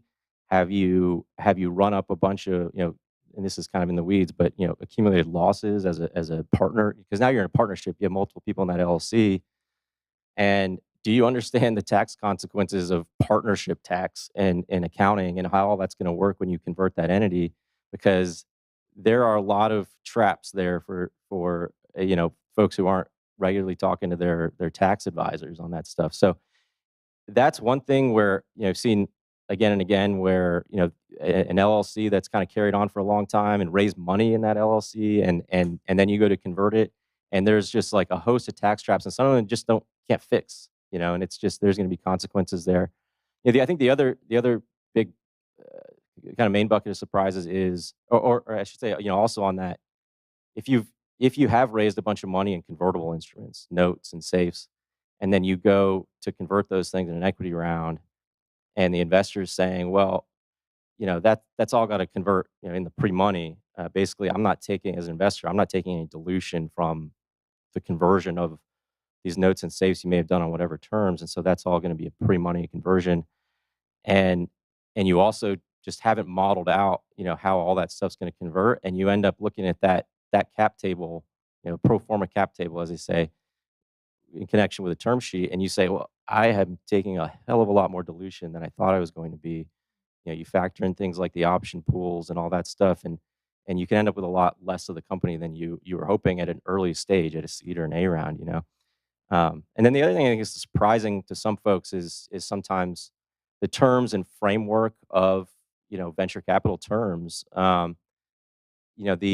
There's kind of a relatively standard approach overall, high level, and if you're not already familiar, you will at some point be familiar with, National Venture Capital Association, NVCA, type framework, and that's all built around really protecting minority investors in a company with kind of the background presumption that you as a founder, are the principal owner and operator of the company. And so there's not a lot in there that says like you're affirmatively protected in this way or that way. You don't necessarily have approval rights over things and things like that. So understanding that framework, I think sometimes people get a little bit surprised by that and want to try to push for things that they totally reasonably feel like should be in there, but are really going to be non-starters. And so adjusting expectations, I think at that point, and just understanding what you're getting into is important. Yeah, definitely. Good advice. Is there something that has been increasingly important over the last 10 years where it may not have mattered to founders or investors a decade ago, but now is like an absolute? I mean, one thing that this may change going forward, but and this is, if you haven't heard already, you will, I'm sure, at some point. It's now getting more attention, kind of in the press and stuff, because it's potentially on the chopping block to a certain extent, is qualified small business stock treatment. And so this is, it kind of relates to the choice of entity thing as well, which is, if you're in a C corp, and you qualify as a small business, then the stock issued, while you are still qualifying as a small business within the definition, is potentially, the way things are now anyway, all your gain on that could be completely tax exempt. But that is changing. There are other kind of surcharges and things that have been put. But anyway, in any event, that they may be reduced to 50%. That's been talked about.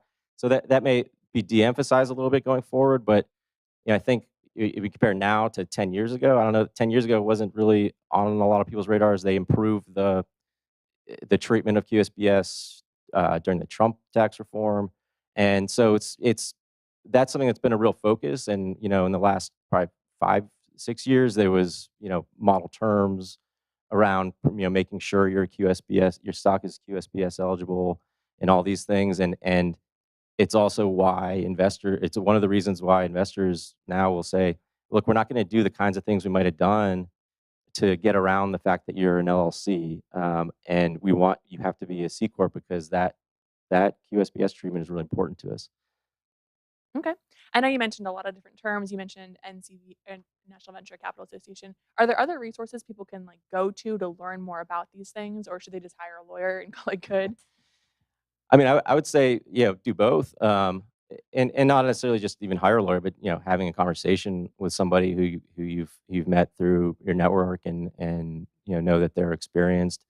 But I think the NVCA resources are great, but they're a little they're not designed for lay people to have them be accessible. But they have a model term sheet that's annotated, that has information on kind of market terms, and it's a very useful resource if you can navigate that and spend a little time on Google, kind of Googling what some of these the lingo means and all that kind of stuff. But that's great. And then also there are so many blogs out there by VCs, by real high profile VCs and all that really break down a lot of the aspects of capital raising and the nitty gritty of terms and kind of cap table algebra type of things, so you can understand and try to model on your own and project out what you're going to own of your company if you raise money in certain valuations or terms and that kind of thing. So the internet's your friend in most cases, but in this case in particular, I think the internet is your friend, and there's a lot out there. I mean, when I started doing this stuff about 10 years ago or so, that was even then I spent a lot of my time just educating myself on this stuff by just reading everything you could find, and obviously Brad Feld's post a gazillion books, and the Venture Deals book is still kind of a great kind of entry level resource to understanding the ins and outs of the legal side of venture deals. Great. Well, very informative. Thank you so much. We are out of time, but if you have any questions, I'm sure he's available after to chat. Yeah, I'll be around. Yeah. Okay, cool. Thank you for having us. All right.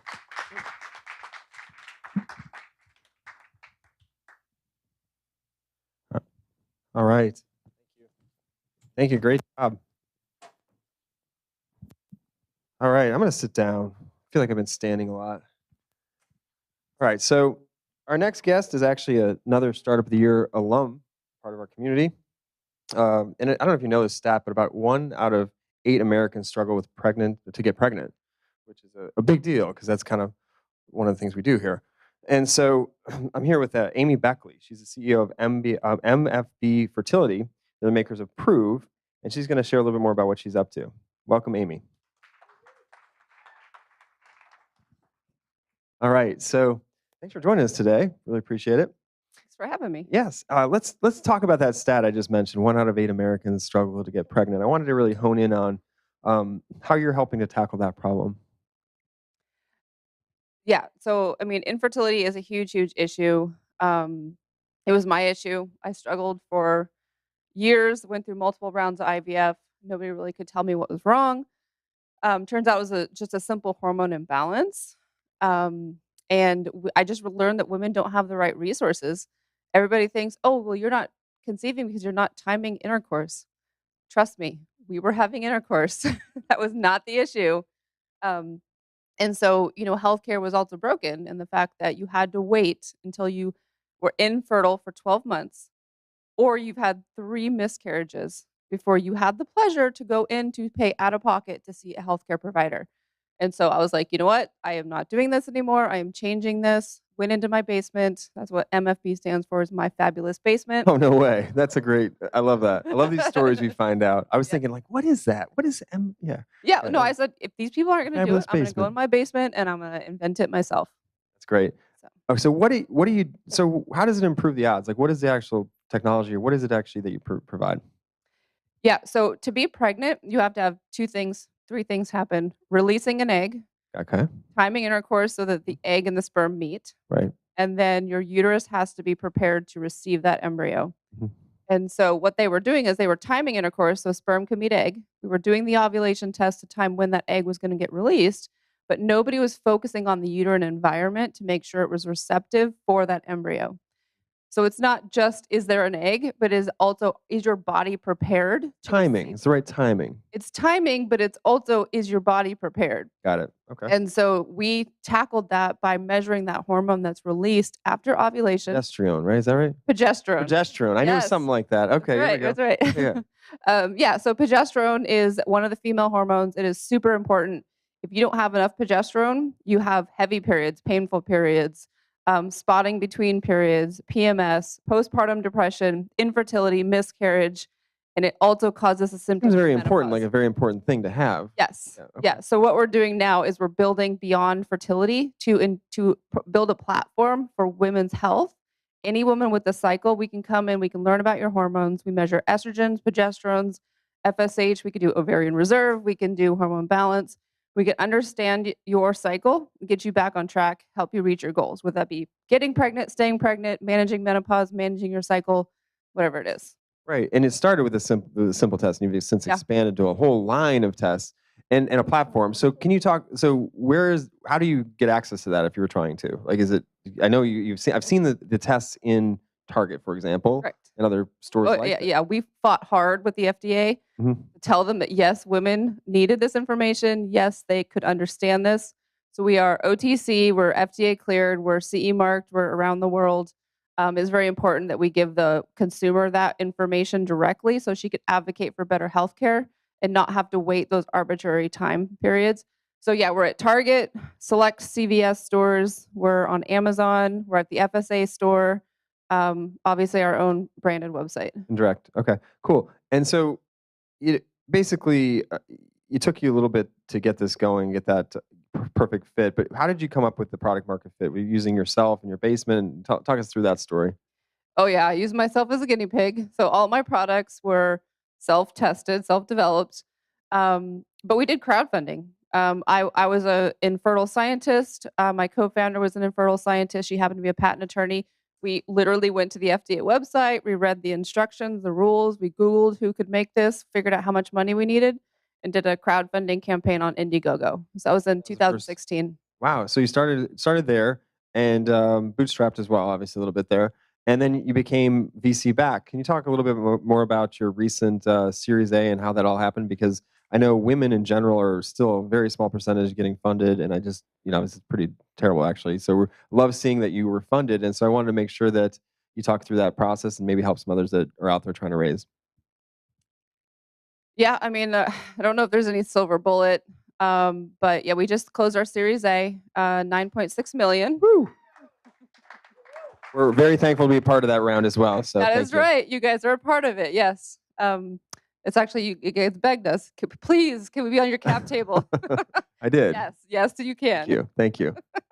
Yeah, so we have about 6 VCs on our cap table.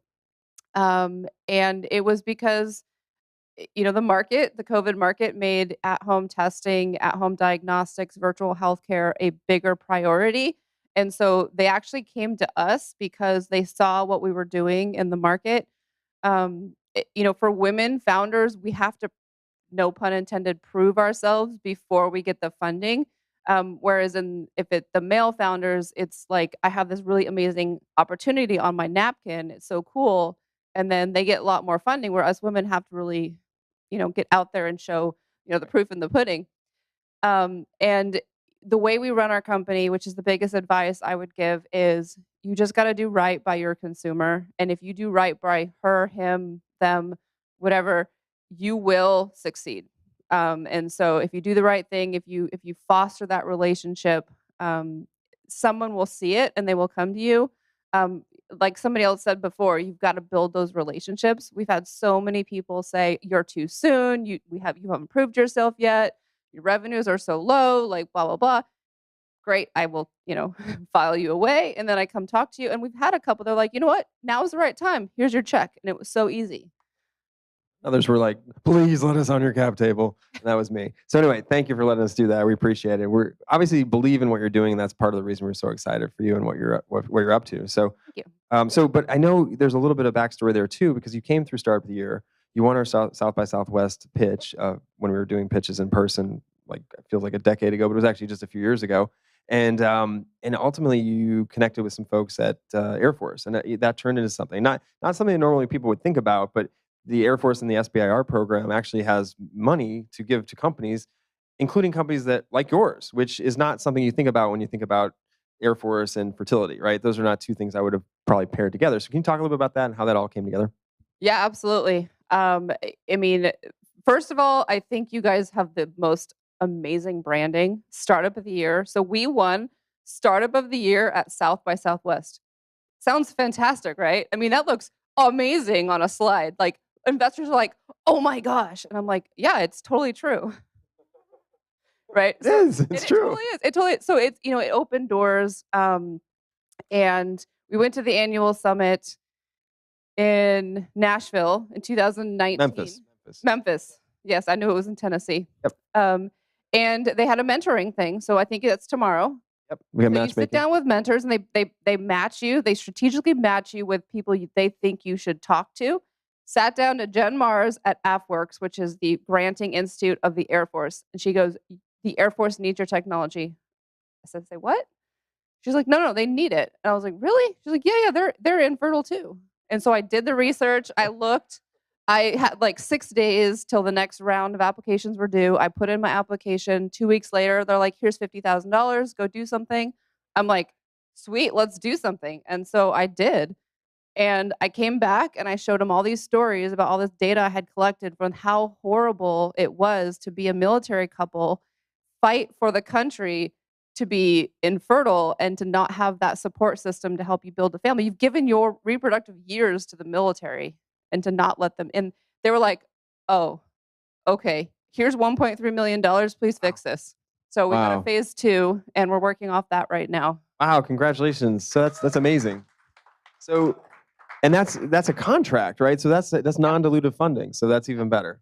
Wow, that's great to hear. All right, so anybody that's out there, obviously, she's proof that there's opportunity for companies that this SBIR program can give you these contracts, which is something we don't necessarily think about. A lot of people get caught up in the chase the VC money kind of situation. So I'm not going to lie, it's not easy. There are things you have to do. There are hoops you have to go through. There are things you have to do, but it is there for you. Yes. definitely agree. All right, so I talked briefly about your distribution. You mentioned you're in a couple places like Target and then CVS Select and things like that. That's not easy either. So how did you do that? And I really want to share that for the rest of the audience, because anyone that has physical products is trying to get out there. They're probably wondering how to do it, and you've done it. So share a little bit about how that happened and maybe some tips on how to get it out there. So you have to if you have a consumer good, if you have a brand or a product that you need distribution for, you've got to create a brand that stores want on their shelf. And so both of the CVS and Target came to us. We did not go to them. Wow. Yeah. So How did they find you? they were looking for certain products and they went online and they searched and they found us and they're like, "What you're doing is amazing. You have an amazing community. You're helping so many people." And like all the reviews on Amazon are like, "Oh my God, you changed my life. Like, you saved my marriage. Like you did the impossible. Like, thank you so much." And that's what the retailers want to do for their guests that come through. They want to be that life-changing thing. They want that store to help support their consumer. And so what COVID has taught these stores is that women are the holder of the purses. And you've got to support women because women will buy for the entire family. And women are leaning into women's health and those kind of products. They want to see those at the store. And so they both reached out to us and now we're in store. Wow. So I guess the moral of the story there is actually being able to be found, right? So how did what did you do to be found? I guess it was good website SEO. Yep. Yeah, SEO. You need Google. You need Facebook. You need to be on social media. You got to have good people behind you that know the right words, know how to do it. Unfortunately, it is a game, and they change the game daily, and so you need someone who knows the game. And so we've had fortunate to have partners that have truly believed in our mission that have helped us, stay on the leading edge of those search engines. Yeah, exactly. That's great advice. And so I know we talked about your round already, but I want to dig deeper into there. Maybe there's a little bit of like what's coming in the future with that round because I know it was a significant number, like 9 million or so. So what are you going to do now with that funding and where's Prove going? Because we talked about, we started as a test and you're now a platform. So maybe share a little bit more about that and how that's changed. Yeah, I mean, a couple years ago, we had a Facebook post, and we were telling them, "Oh, isn't this amazing? You can test your progesterone. If it's low, then you know that that's why you're not conceiving. You know you're infertile." She's like, "I actually hate this because you just told me what's wrong, but you didn't give me the solution." We're like, yes, there's no solution. And so we've been working really hard the last 2 years creating that solution. And so we have a set of supplements. So basically, you test your hormone profile, and then we will customize the supplements for you to get your cycle back in balance. And we're hitting different markets. And we're just in fertility, and so we're moving into ovarian reserve. So think about women that want to start their career. They want to know if they want to freeze their eggs or not. We're taking that testing from, I think the in-home options are $169 to $19. Wow. And then menopause. Are you in menopause? Do you have symptoms of menopause? We will help you understand where you are on that spectrum, how to deal with those symptoms. Those tests are $200, $29. Wow. So it's making everything more accessible. We use urine instead of blood. We don't have to do finger pricks. You don't have to wait for lab visits. You get 10 minutes. We use amazing phone technology that scans it in, ratios, cool things. And so it's just about increasing access to care because women shouldn't have to spend money and wait these arbitrary time periods to feel their best. I mean, the menstrual cycle holds women back. Yeah, that's absolutely right. And honestly, like that's super disruptive. That those even the price points alone. Now, I'm curious, even at those price points, is this something that the insurance companies are able to reimburse for, or anything like that, or how do they handle it? I mean, it's women's health. I mean, they should be, right? Yeah, it's not. I mean, we have a CLIA waiver, we have a OTC, a CPT code, all that stuff. It's just not covered. Wow, it's weird. It needs to be fixed, but that's my own personal opinion. Okay, so with that, you've built out this ability to have others, other tests and whatnot. Is there an online component as well, or a platform that they can log into and track things, or what else are you building? Yeah, we have an app. It's called the Prove Insight app, and you can go in there and you can download that. It's all free. You tell them what test kit it is. We walk you through the entire protocol, depending on who that woman is, and then every single day you have personalized recommendations on what to do. And so it's diet, mindfulness, supplements. And then at the end of the cycle, we give you a score, 1 to 100. And if that score is low, we also do virtual healthcare where we can connect you straight to a physician. You can talk to the doctor about those results. Telehealth, great. Telehealth, exactly. And so we realize that some women want prescriptions. They want, medical intervention. That's what led to my pregnancy was medical intervention. And so we want to give women all of those options, whether she wants to do it holistically and balance her cycle herself, or if she needs that medical support. And so helping bridge that gap between patient and doctor to get treatment faster. Right. One final question here for all the startup founders out there. You're a PhD, right? And you started with this problem that was your problem, and you brought it out to help others. What other one piece of advice would you give to folks that are out there that maybe have a similar background or idea that they're trying to bring to the market? Probably not going to be popular advice, but for all of us amazing founders that have these amazing ideas, you need a business counterpart to actually call it a business and not just an idea, and bring you that access to the funding, the business side, the marketing. And so you can have the best idea in the world, but if you don't have a solid business underneath it, it will never be successful. So that's the biggest advice is find yourself a partner, an ally, build yourself a business, not just an idea. Great advice. Thanks so much, Amy. Really appreciate you sharing your time here today. Thank you.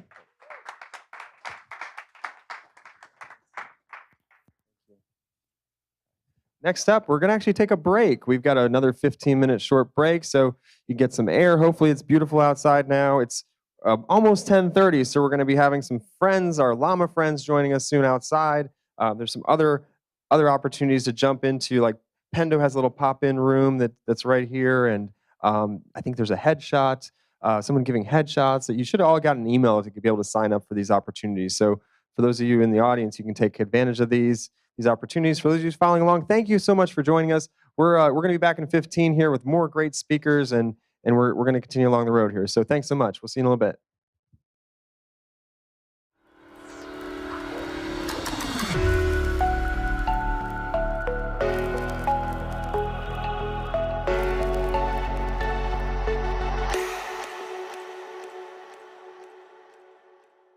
With the ever-increasing cost of higher education, colleges and universities are increasingly turning to giving and philanthropy as essential sources of revenue.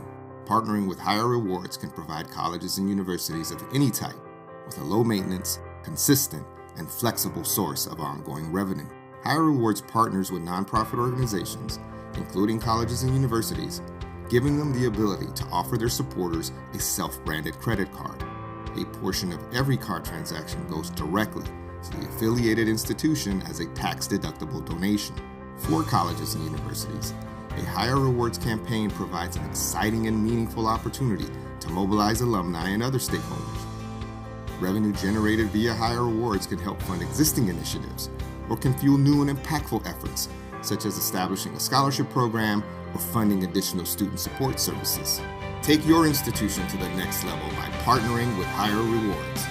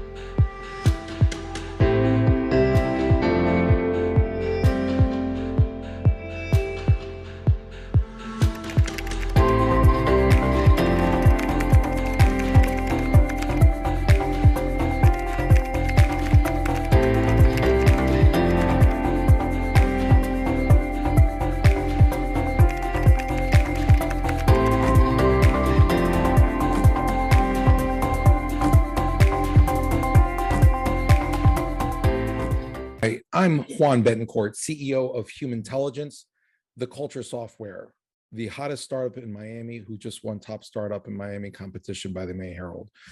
We are an enterprise software company focused on the HR space. We call it culture as a service. We help companies measure, manage, and recruit for culture to improve team performance, collaboration, and inclusion.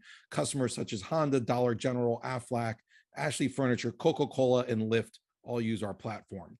We've won more awards in HR than any company in technology in 2021.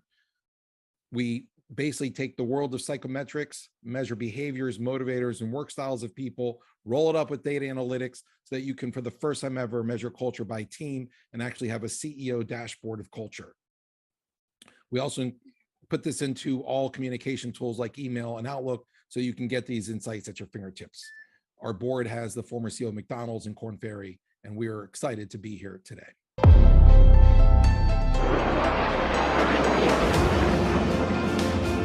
Traveling means making a new home wherever you go. And that means feeling safe and having peace of mind. No matter what you decide to do when you get there, or how long you're staying. The new Nomad. Remote workers and adventurers like you deserve that feeling of freedom. Plus, it's easy to use on the go. So forge ahead on your journey feeling empowered, because we've got your back.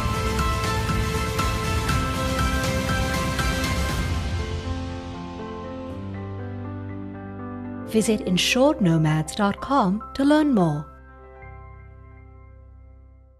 Hello everyone, my name is Max Follett and I'm the co-founder and CEO of Integrate School.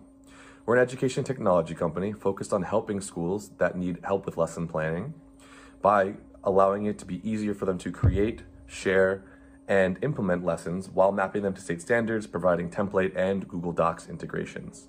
This all helps to shorten the learning curve and significantly reduce the amount of time it takes schools to create lessons, as most schools use Google Docs and email to manage this process, which also lacks on actionable data. Our traction to date: we had secured 2 pilot schools last summer with $11,000 in revenue. This went so well that both schools signed on for 3-year contracts, and we were even able to displace a major competitor. Today, we are in 8 schools across 4 states with $30,000 in annual reoccurring revenue. And we project next year to have much more explosive growth now that we are starting to focus on district level sales.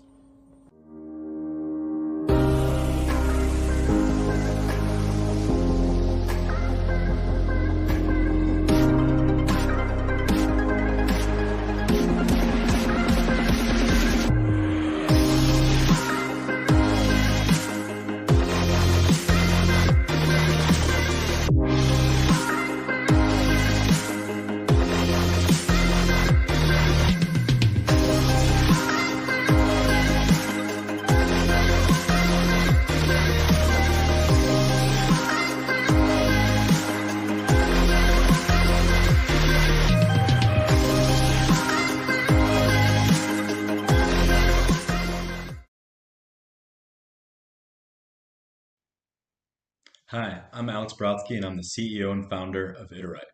We help software product companies invest in innovation with confidence. Over $300 billion is spent on tech innovation every year, and only 5% of those projects meet their initial success criteria. Iterite guides product teams through a data-driven approach to innovation management and provides product leaders with our proprietary Iterite score, which is a single metric that helps them make investment decisions with confidence. After 2 years of testing and building, we're officially launching for 5 enterprise customers in February. Start innovating with Iterite today.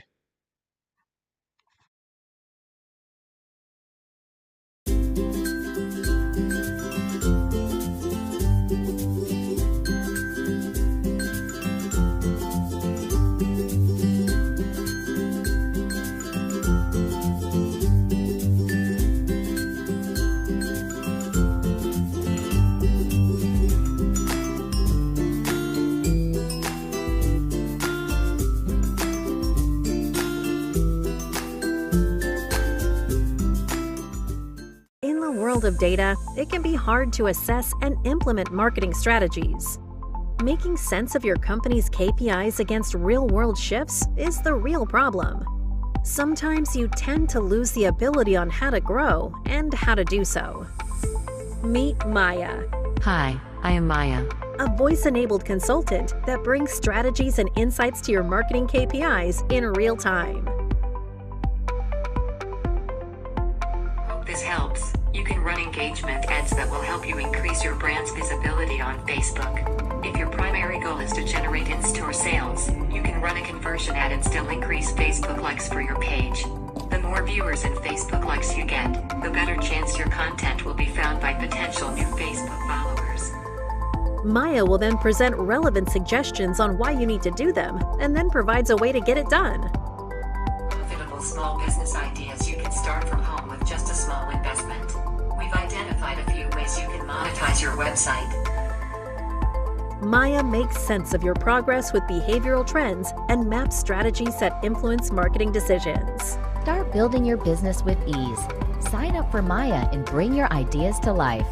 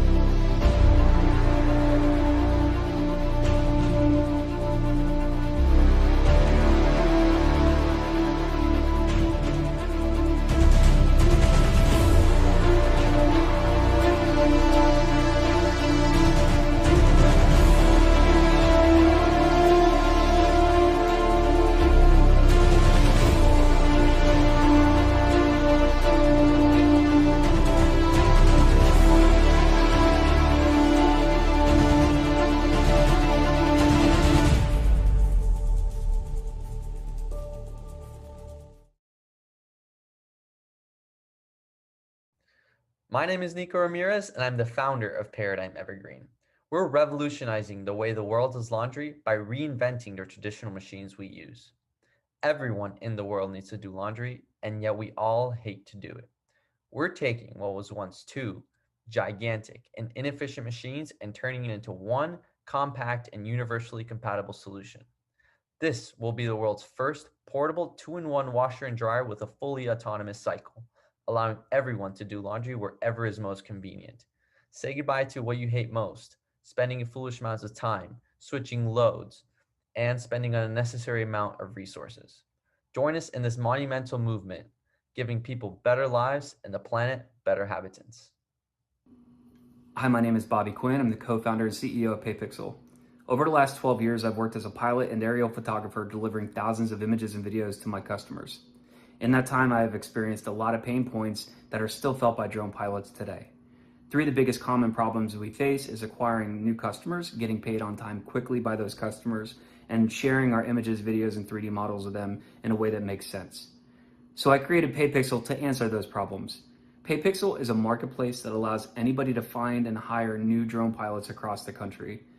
With PayPixel, pilots can easily upload a profile, create portfolios and demo reels, and share those with anybody for free. PayPixel also has a paywall, which allows pilots to deliver their files securely to their customer and prevents them from downloading and sharing them until the payment is made. Our goal is for people to go to PayPixel first when they're looking for a new talented drone pilot to fulfill their order. Hey, Hi, what are you doing? I'm doing a pickle. What's a pickle? It's the alert I got when I'm in the grocery store. Quick task and get $5. Here, let me show you what I'm doing. Bam! Submit it, get a $5, and pay for my lunch. Here, you try it next.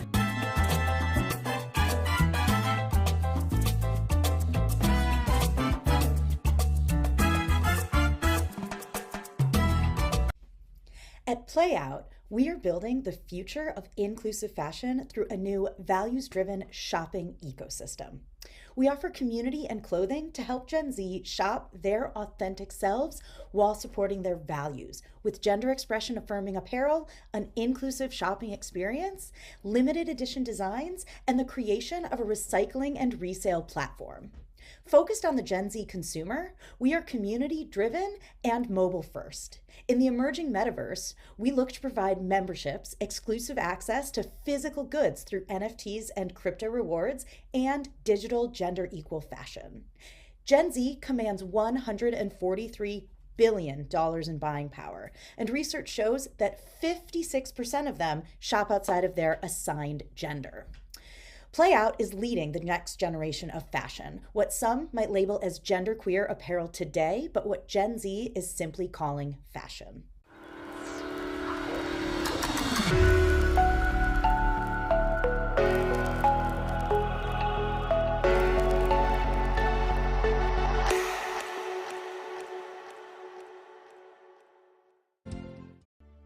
Hi, my name is Angela Wilson. My pronouns are she, her, and I'm the founder and CEO of Explorers.com. I am also the mother of a child with intellectual and physical disabilities. Whenever our family searches online for our next adventure, locally, domestically, or internationally, the detailed information about the business's amenities, including lodging, restaurants, or activities that people with disabilities require, are either inadequate, incorrect, or really don't exist at all. We have explored and defined the barriers for all types of diversity and inclusion, so we're able to best serve our dedicated audience. Pretty frustrated by this lack of equity, I built Explorist. Uncovering this information should not be difficult. Explorist wants to make planning your next best trip around town or around the world the easiest one yet. The website is easy to use. Just enter the destination you're interested in, what type of listing you're looking for, such as restaurants, lodging, or activities, and the details you need to make your visit a success.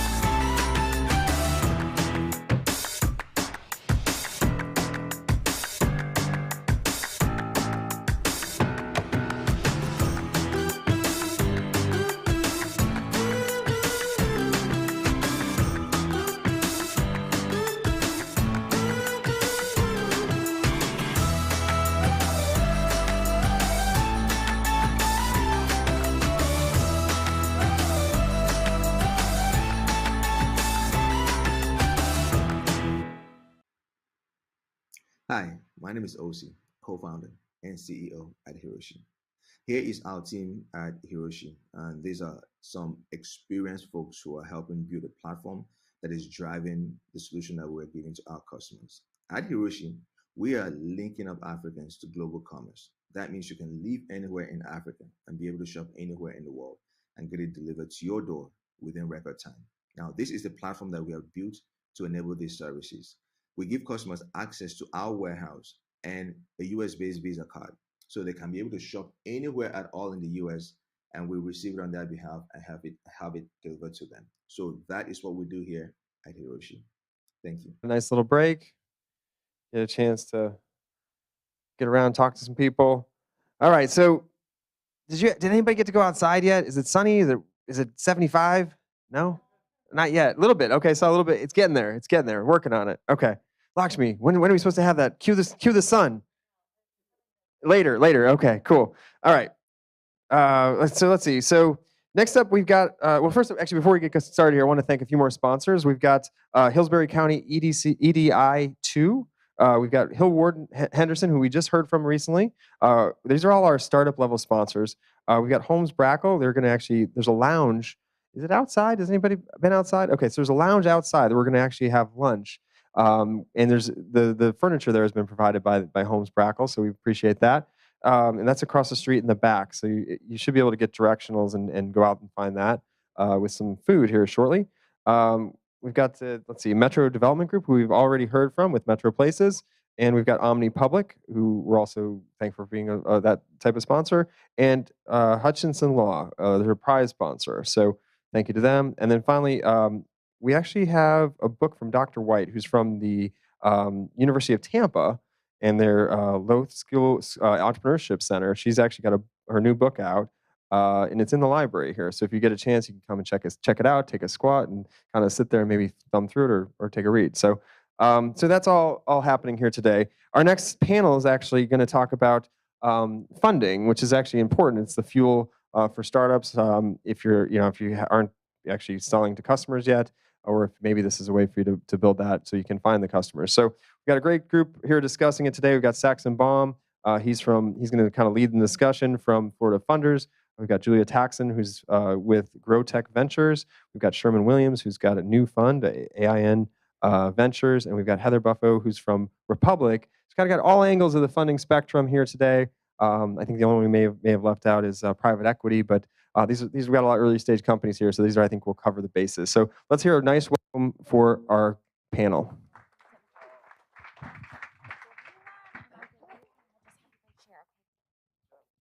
Thank you. How is everybody today? Doing well?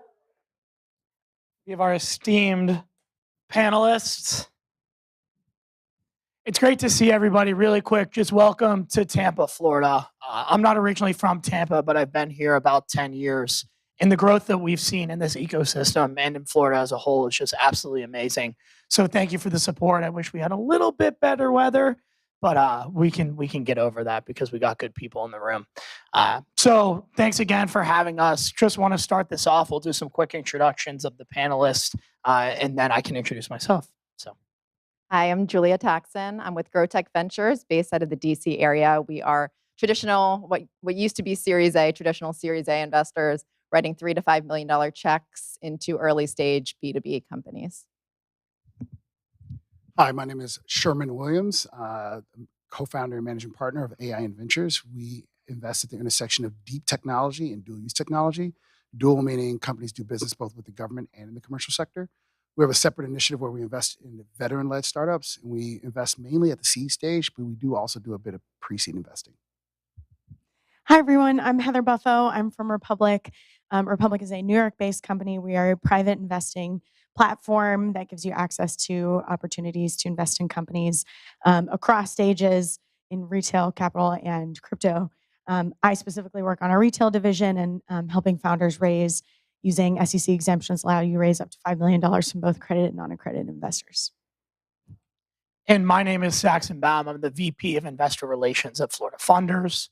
Florida Funders is an early stage venture firm located here in Tampa. We also have a dual headquarters in Miami.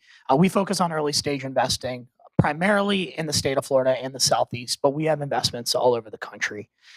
We wanted really to talk about today what us as investors look for in terms of entrepreneurs and attributes of those entrepreneurs. What are some things that you all look for when looking at an entrepreneur? What are the top 3 things that you all look for in those individuals? So for me personally, I like honest entrepreneurs. I appreciate the salesy entrepreneur, but at the end of the day, I like somebody who's open and honest with me. And that starts right with diligence and getting to know people early and then tracking them over time, which is also very important to us. I also like to work with entrepreneurs that are self-aware, and that usually manifests in the way of being able to know what you're good at and what you're not, and then hiring those gaps around you and hiring smarter people than yourself, which I know can be hard from time to time for some CEOs to kind of take a step back and hire smart people around them who might know more than them, and then also passionate entrepreneurs, right? Because you're going to be selling your business and your product day in and day out for 3, 5, 10 years sometimes. So being able to get up every morning and be passionate about what you're selling. Yeah. So for me, I think about the concept of founder market fit. So you can have an idea, but are you the right person to execute upon that idea? So that's like top of mind for me. And then I do ask questions about your background because I'm trying to assess some sort of leadership, determination, grit that you've kind of been through something before. This is going to be quite the journey. Actually, it's going to, as everyone says, it lasts longer than most marriages, right? Particularly my investment in you will, right? Locked in for 10 years. So I'm really looking for someone that's been through some things. Not necessarily a situation where their life has been up and to the right, but like they've been through some difficulties, they've overcome them. So those are a couple of things that I really look for. Founder market fit is kind of the technical skill set. And then from there, it's the leadership, determination, and grit are kind of those qualitative factors, whether or not you actually have those. So there are a lot of things that I like about founders, but let me talk a little bit about Republic. We're a little bit different from your traditional venture investor because you're able to engage your broader community in your fundraising. So founders that tend to be successful on Republic are ones that have a large community surrounding their company, and they have an audience that they can draw from to bring in check sizes anywhere from $100 all the way up to $1 million plus. So in our platform, founders that are extremely successful have that community to leverage. They're excellent marketers, and they know how to talk to customers as investors and investors as customers and really translate those folks into one and both of those identities. And finally, I think what's already been said as well, passionate founders who really know how to communicate their vision effectively and truly don't waver. I think, as founders, I've never been a founder, but y'all have a lot of decisions to make. And I understand the process that it takes to figure out what's the right path for you. But founders that really have that conviction about understanding what path they're taking and then really focusing on it and just going with it once that decision's been made, I think really stands out to me when founders are looking to use our platform and use other resources as well to continue fundraising. So that sort of covers, the qualitative side of what a lot of venture firms, early stage firms look for. And I know the qualitative side, especially for us at Florida Funders, is as important, if not more important, than the quantitative side when looking at early stage companies and technology. Would love to talk a little bit about the quantitative side, though, in terms of traction. So a word that is always used in this ecosystem is traction. And a lot of people think traction is just revenue and sales, but really that's not always the case. So I wanted to pose the question, what type of traction gets you all excited as investors when looking at an early stage business? And maybe it is revenue and sales, but are there other things that you all look for? So yeah, revenue and sales is important, but what we look for at GrowTech is product market fit, right? And so the way we assess that is talking to customers. Even if a company's in its early stages, if it has a pilot out there, we'll talk to that customer they're in pilot with. If they don't have the pilot out there, what we'll do is introduce them to potential customers, which is also value add for the company. And it's a good way for the company to assess us as investors as value add. But it allows us to kind of get an unbiased view of what this product could be in market with these specific customers. Yeah, I mean, so well said. Product market fit is absolutely top of mind when it comes to quantitative factors. Um, we invest fairly early though, so you won't necessarily know about product market fit at the seed or pre-seed stage. So what I'm really looking for is that you have done the work to understand the voice of the customer, right? So you've gone out and done customer surveys when you're really early because I'll invest pre-revenue. You've done surveys.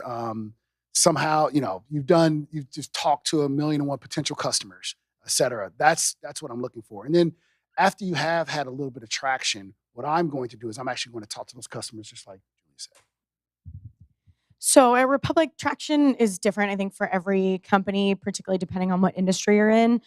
Large B2B SaaS enterprise company having, a few LOIs, very different from a consumer company having, hundreds or tens even of thousands of customers. So we evaluate it on a deal by deal basis. I think for us, traction with revenue is definitely helpful because it shows that you have, well, first of all, some recurring revenue to keep you going. Raising an equity crowdfunding round is actually quite time consuming. So you need to be able to continue to generate income while you're in that process. But as you're looking at traction, again, revenue isn't always the best indicator of what your traction looks like. Sometimes it could be, your community following on social media. But I think to Sherman's point, it really depends on who your customer is and knowing your customer and knowing that your traction is coming from the right place. If you're a space company and you have a great social media following, but you have no customers, then that's not really helpful. So it's a kind of broad answer, but I think traction, you have to know what your traction is supposed to look like in order for you to be sustainable and keep going. So if you're measuring the right things and you're looking at your audience appropriately, then that's the traction that we look for. And of course, in market, generating some revenue, we have some benchmarks, but really understanding who is your audience is the most important thing. Heather, this is a question for you because the three of us are more on the traditional venture side. How does due diligence work at a company like Republic when you're looking at so many deals? You want me to share my trade secrets in front of all these people? How do you guys look at companies? Yeah. And I'm assuming it's a bit different than a traditional venture firm. Yeah. It actually isn't. So we take a pretty traditional venture lens. We assess all the things that a lot of venture companies do: team, traction, market, size, opportunity. So it's a very holistic view across all those things. Again, we are industry agnostic, so it's different per company, but we have a pretty straightforward process. If a founder is interested in raising with us, we look for your deck. If it looks like a right stage fit, we'll get you on the phone with a business development person. They'll ask some deeper questions. If it still looks like a good fit, we send you a due diligence questionnaire. It takes about a half an hour. It's some pretty basic questions, about your business to date. We get your financials off the shelf, balance sheet, P&L, and then establish all of that into a memo to present to our investment committee, which meets twice a week. So pretty kind of standard stuff. And it is fairly traditional. Yeah, and I mean, our goal is just to be more accessible. And a lot of the companies that are raising with us, of course, we are an investing platform, so investors are looking for venture scale returns. So a lot of companies are raising venture funding anyways when they're coming to us, but they want to give their community an opportunity to invest. They want to be able to give their first customers, their friends or family, the people that really believed in them and got them their start, but may not have access to angel investing vehicles, the ability to invest in their companies. So we really do take a pretty traditional venture lens, but try not to ask founders to do anything outside of what they're already putting together for anyone. Great, thanks. I always love to ask this question, and it's different perspectives up here, so I think it'll be interesting. What industries and verticals is everybody most excited for over the next 5 or so years? So I've personally been focused a lot on supply chain and logistics for the last, I'd say, 8 years before it was in vogue. There's many firms now, I feel like, that are focused on that today. Future of work, obviously. I made an investment in a company in 2018 prior to COVID. Since then, I feel like the future of work industry has been fast forwarded, like many industries, by 5-7 years or so. So there are some really interesting concepts and companies and products out there that are addressing the future of work and how people want to work going forward. Yeah, for me, space technology, sustainability technology, healthcare technology, and Web 3.0 are some of the areas where I'm just seeing, wildly talented people, particularly space, sustainability, and Web 3.0. Just wildly talented people coming into those fields. Really excited about the growth there. I do a lot of deep technology investing. So those companies have the ability to raise, particularly in those spaces I just mentioned, except for Web 3.0, have the ability to raise non-dilutive funding from the US government. And the amount of non-dilutive funding coming down from the US government is increasing pretty significantly. So those segments are pretty exciting for me right now. I think our top industries are probably consumer sustainability, particularly in climate tech, and any company that demonstrates some sort of social impact, which isn't necessarily an industry, but rather a feature of your company. I think our investors just care a lot about making investments that have an impact and that are changing the world in some really beneficial way. Of course, obviously venture investing is extremely risky, so you never really know what's going to hit. And so I think a lot of people are putting their dollars towards things that are urgent matters, especially climate. So I get really excited about those things. I think for our platform, consumers also just very accessible to retail investors. They're most likely to be customers of the companies that they're investing in, or at least can be if they're, they can be a customer of a chip company easier than a supply chain company. So all of those things I think are themes that are really important these days. And important to invest in anyways. But I think for Republic investors, those are the areas that people are most excited about. I want to talk a little bit about the market.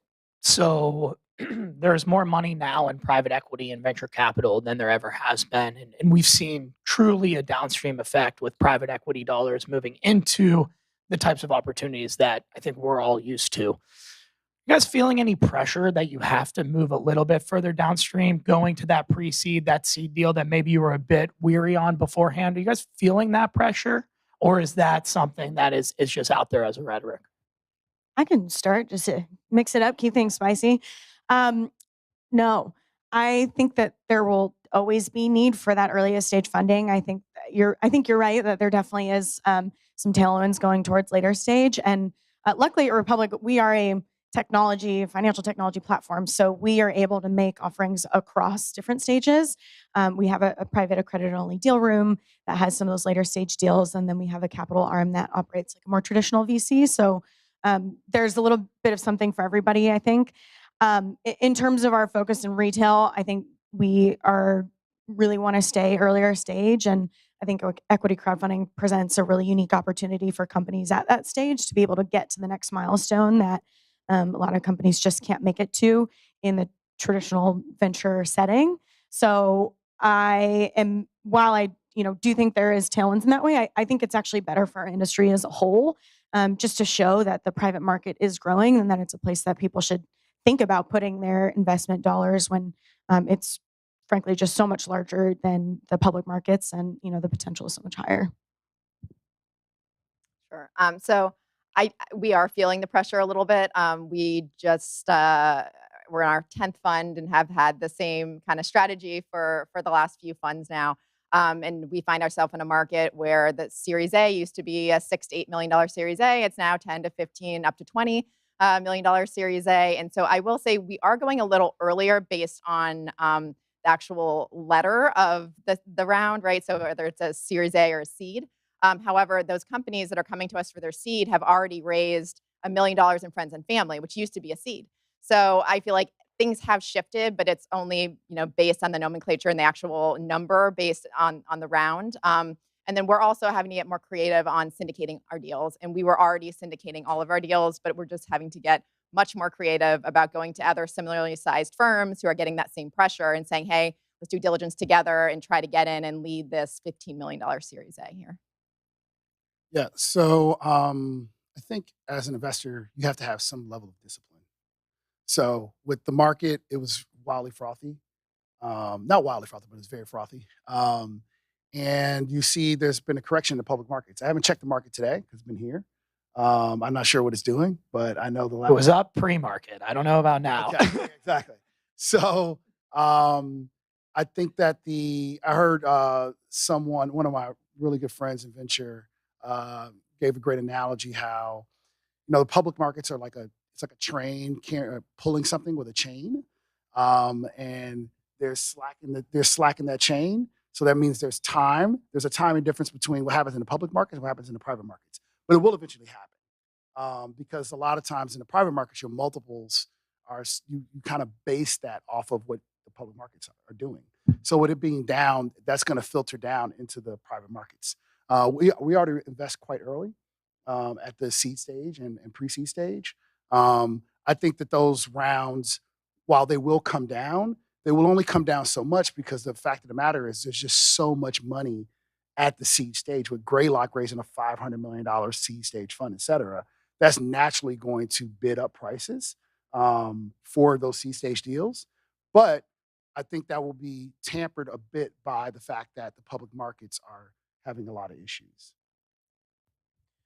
So none of these investors up here are out of Silicon Valley. Sherman, you're probably the closest being in New York City in terms of the market, looking at, the major markets in venture that have been major markets over the last however many years. We're seeing something in Florida that I think everybody else is seeing too, that great companies and capital is leaving the Valley, leaving New York, and coming to secondary and tertiary markets. It's been amazing for us in Tampa and Miami, and I think the entire state of Florida, but would love to hear everybody's insight on that. Are you seeing in your markets, and tell us what market that is, are you all seeing that growth as well? And do you think that continues to happen and the diversification outside of those major markets continues to happen? Can I say something real quick? I like to reframe it. So there was 160, according to NVCA pitch book, there was about 166 billion invested in venture in 2020. And in 2021, there was about 330 something billion, right? So it's not that money's leaving these places, because you look at the numbers, they're actually not leaving San Francisco and they're not necessarily leaving New York. It's just that other markets are also doing well. And I think we as a country, this is putting my veteran hat on, we as a country need these other markets to do well to keep up the viability of the United States as the tech leader of the world, right? So we shouldn't necessarily frame it as money leaving California and leaving New York. And the numbers actually don't really bear that out. It's more so you've seen like Steve Case, kind of the rise of the rest, coming to the levels of those areas. But we still need the New Yorks, the San Franciscos, the LAs, et cetera, to do well. So, yeah. That's an interesting way to put it. Despite being in tech over a year, I have not been to San Francisco since I was 9. So I don't know what it's like in California. It feels like all that money is coming to Austin. That's where I live. And shout out to my Austin friends and portfolio company here, Blended Sense. I think we do have to reframe how we think about where money is and where people are, because so many companies are distributed. And so you could say, the investment is coming out of Silicon Valley for a Silicon Valley company, but most of those employees might not live there anymore. So I think there's a bigger problem outside of venture in terms of where money is going and how that's affecting housing markets and salary inequality, income inequality in different communities.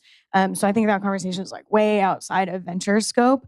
But I think our role in that can be to continue to be a part of the movement to bring more funding to communities where people are becoming distributed and where talent has already existed all along, but there just hasn't been enough attention paid to it. So I think for us as a online platform, we are geography agnostic within the United States. You just have to be U.S. incorporated. We even have companies that are Delaware C Corps, but operating in Africa and other parts of the world. So we're excited for geographic expansion, and I think have always been looking in lots of different places. But I'd like venture to think more critically about, the places that are getting funding. How does it affect the communities of the people that are taking that funding and where those businesses are actually operating? So yeah, we've been around for 40 years now and investing exclusively outside of Silicon Valley during that time for numerous reasons that I just got the 2-minute warning, so won't go into. But COVID has equalized the playing field, right? It's made it so people can live where they want to live, regardless of where necessarily the quote unquote best companies are. And I was telling Lakshmi earlier, I posted on LinkedIn that I was coming down here, and I had 15 people reach out to me to say, hey, I relocated to Tampa. We should meet up. These are people that have no ties to the Tampa Bay area. And so, as you were saying, there's so much excitement around the opportunity in these other markets outside of Silicon Valley in New York. And so, we're really looking forward to that. So final question, because I know we have 2 minutes. Sherman, you brought up Web3. This is a topic when you're in Florida, you can't go anywhere without hearing about this, especially in Miami, the crypto capital of the world. So I want to ask a question. What part of Web3 is everybody most excited about? Humbly, I don't think I'm necessarily qualified to answer. I'm still in learning mode myself, very much so. But I think that for my, in all humbleness, with the knowledge that I have, I think that people that are able to operate cross-chain, across the different layers, that's really, really interesting. I think I'm really excited for Web 3.0.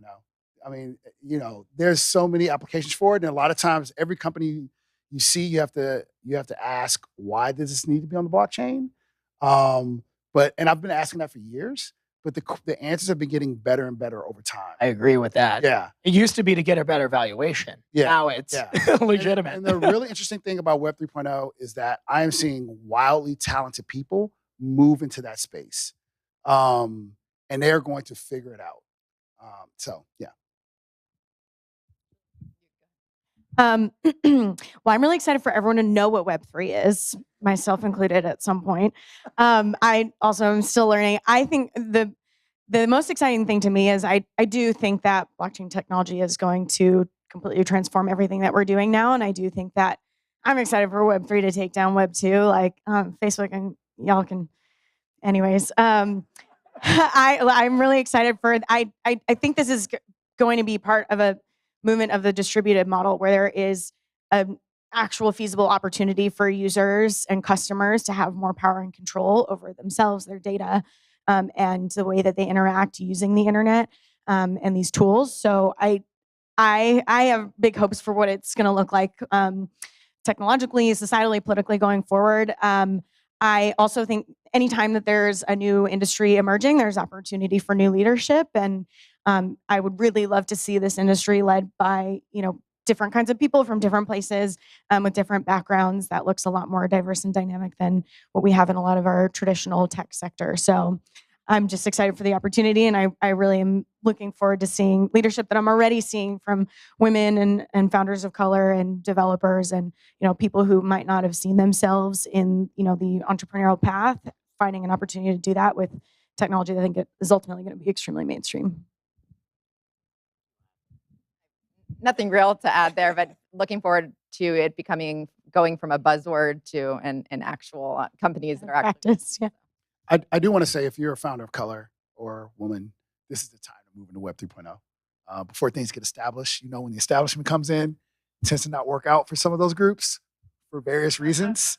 So if there were a time to move, this being very frank and blunt, the time to move is now because you can really establish some sort of market share there. And if anyone is thinking about it and doesn't know where to start, I'm reading a book called The NFT Handbook. I promise I have no promotional relationship to it. I'm on chapter 8 if anyone wants to start a book club, but it's teaching me about blockchain and crypto and NFTs all together, and it's very clear, and I like books more than articles, so shout out to the NFT Handbook.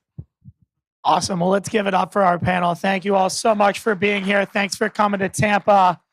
Everybody enjoy their time here. And if you need anything from a local, you can ask myself, Ali, Lakshmi. We'd love to help. So thanks a bunch.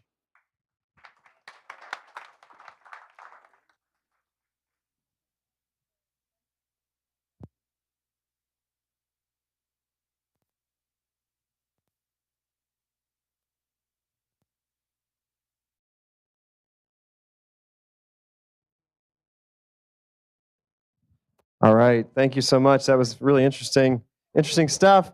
Now we're actually at our lunch break, which is super exciting because I'm starving. Who's hungry?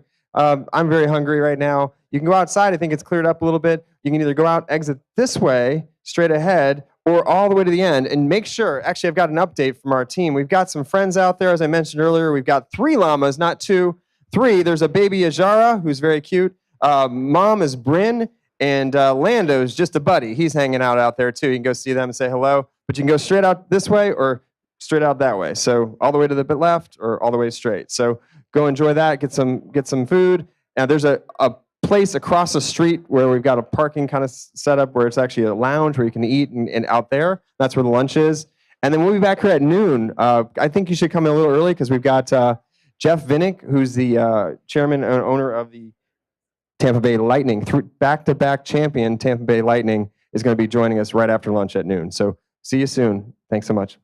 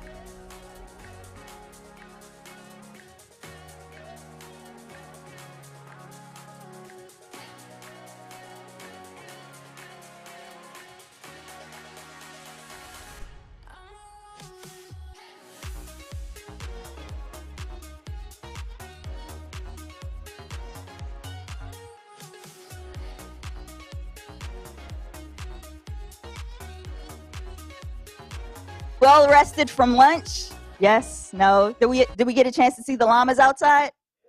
Awesome, awesome. Make sure if you're hashtagging it on social media, you hashtag SOTY Summit 9 so we can capture all your great photos and create some FOMO out there for all the people who couldn't make it but wanted to. Welcome back. My name is Jamilah Corbitt. I'm from the established team, and we have some heavy hitters waiting to come up here and pour into all of you. So I hope you enjoyed yourself. So sit back, relax, and enjoy the show. Next up, our very own Frank Gruber will be joined by Chairman and Governor of the back-to-back Stanley Cup champion, the Tampa Bay Lightning. Woo! I'm not even from Tampa, but woo! And to our audience, yes, you that's catching the live stream, we see you, we appreciate you, and thank you so much for sharing your time with us. Again, you can participate in the conversation by hashtagging SOTY Summit 9. We'd love to hear from you. So, Jeff Vinik is a staple in the Tampa Bay community, backing more than $3.5 billion real estate development and investing over $20 million in Tampa Bay charities. Please help me welcome to the stage Frank and Jeff. Thank you.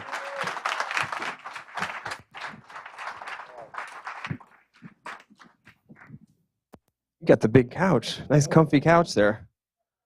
Yeah, there. Let's get started. Where should we begin? All right.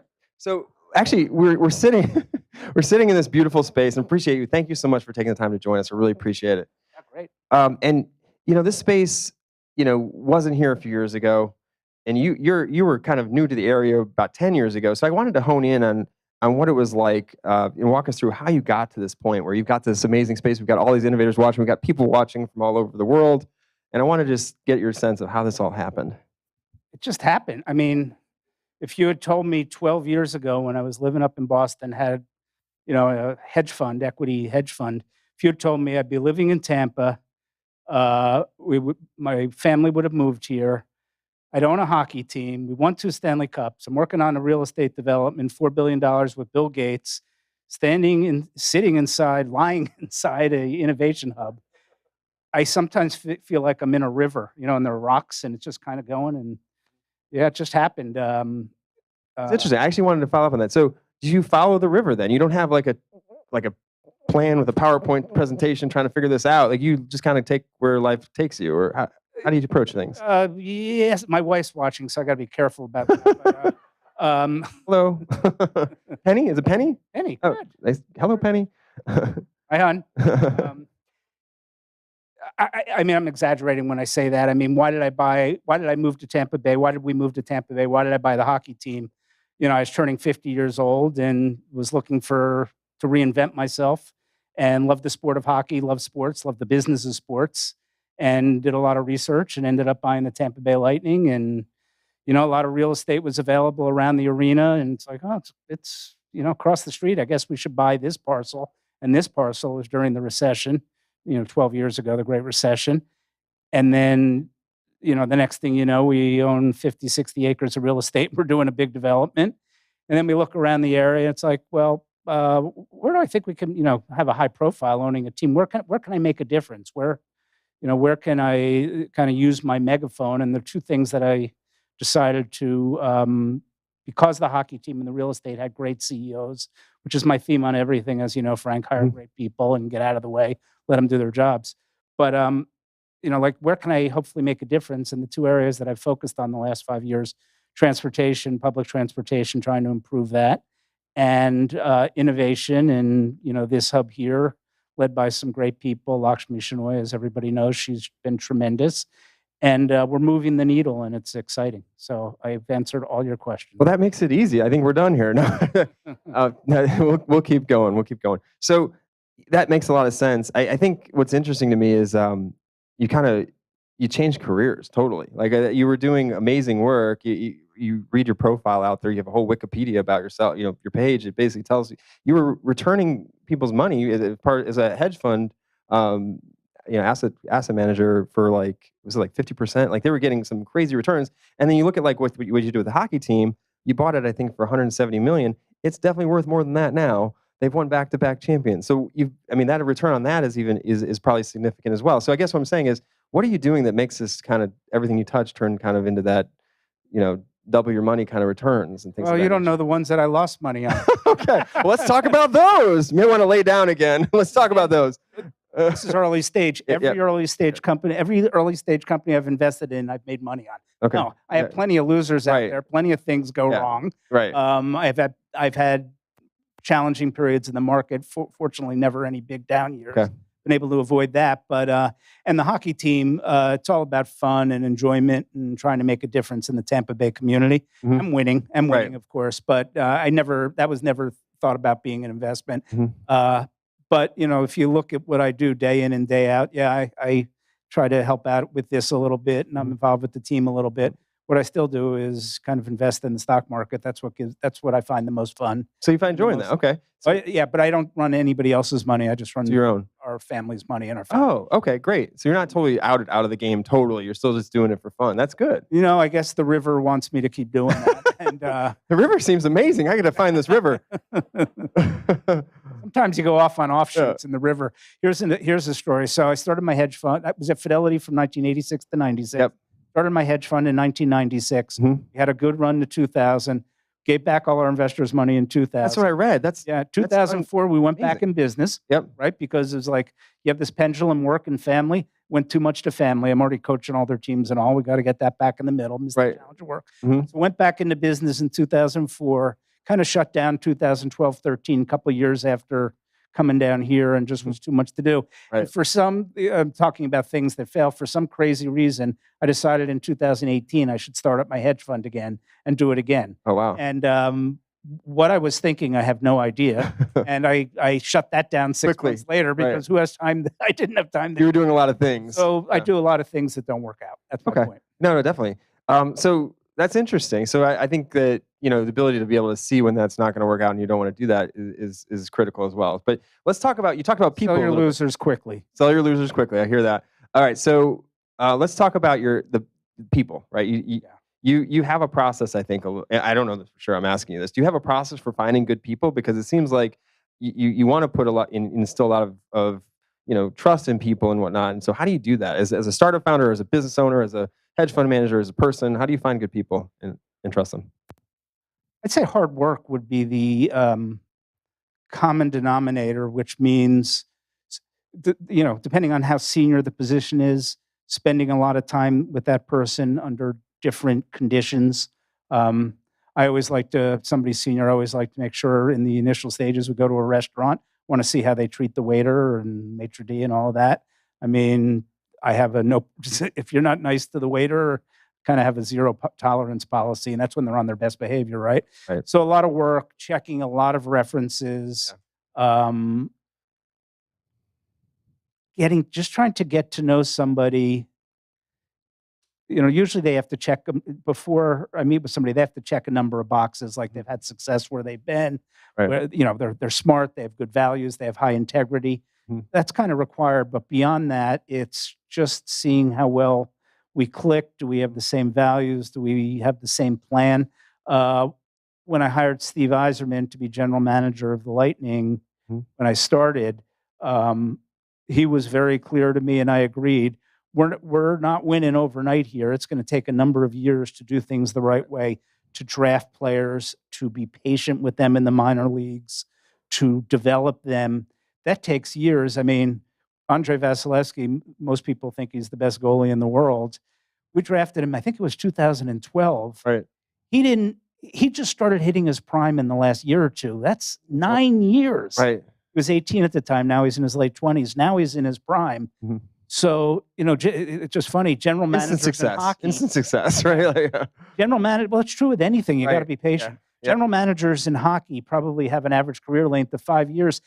That doesn't even give time for their initial selections to even see whether they're good. It takes years to know whether somebody's going to develop. Rating them far too quickly. But anyway, Steve Yzerman and I were on the same page in terms of, the values of the organization, the integrity, long-term nature of creating a winner.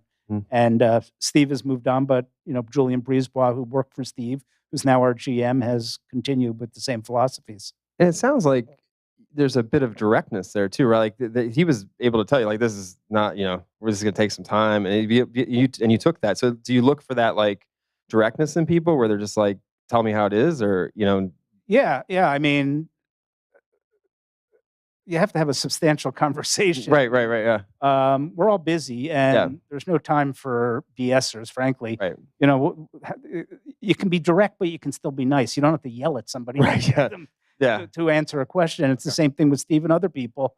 Let's talk about Lakshmi here, who's running this. Yep. So the process by which this came about, I'm sure it's on your list. So it was, I don't know, about 5 years ago. And at that time, I determined that wanted to see if we could, just give a little jump start or a little extra acceleration to the startup community here. Yep. Doing well, but I knew I thought I might be able to help it do a little bit better.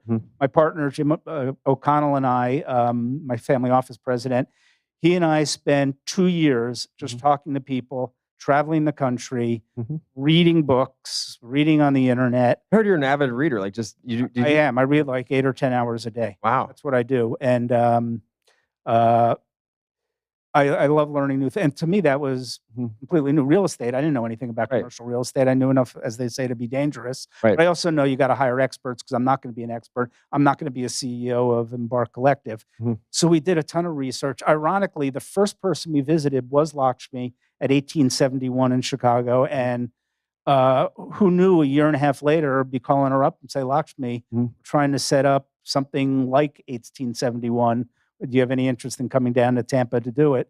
We live in a great place here. That's I mean, this is a wonderful place to live with incredible opportunity, which now people are starting to realize. And, the number of tech companies that have moved here in the last year, and, it doesn't hurt probably having Tom Brady winning a Super Bowl. Gets a little more attention. But it's an incredible place to live.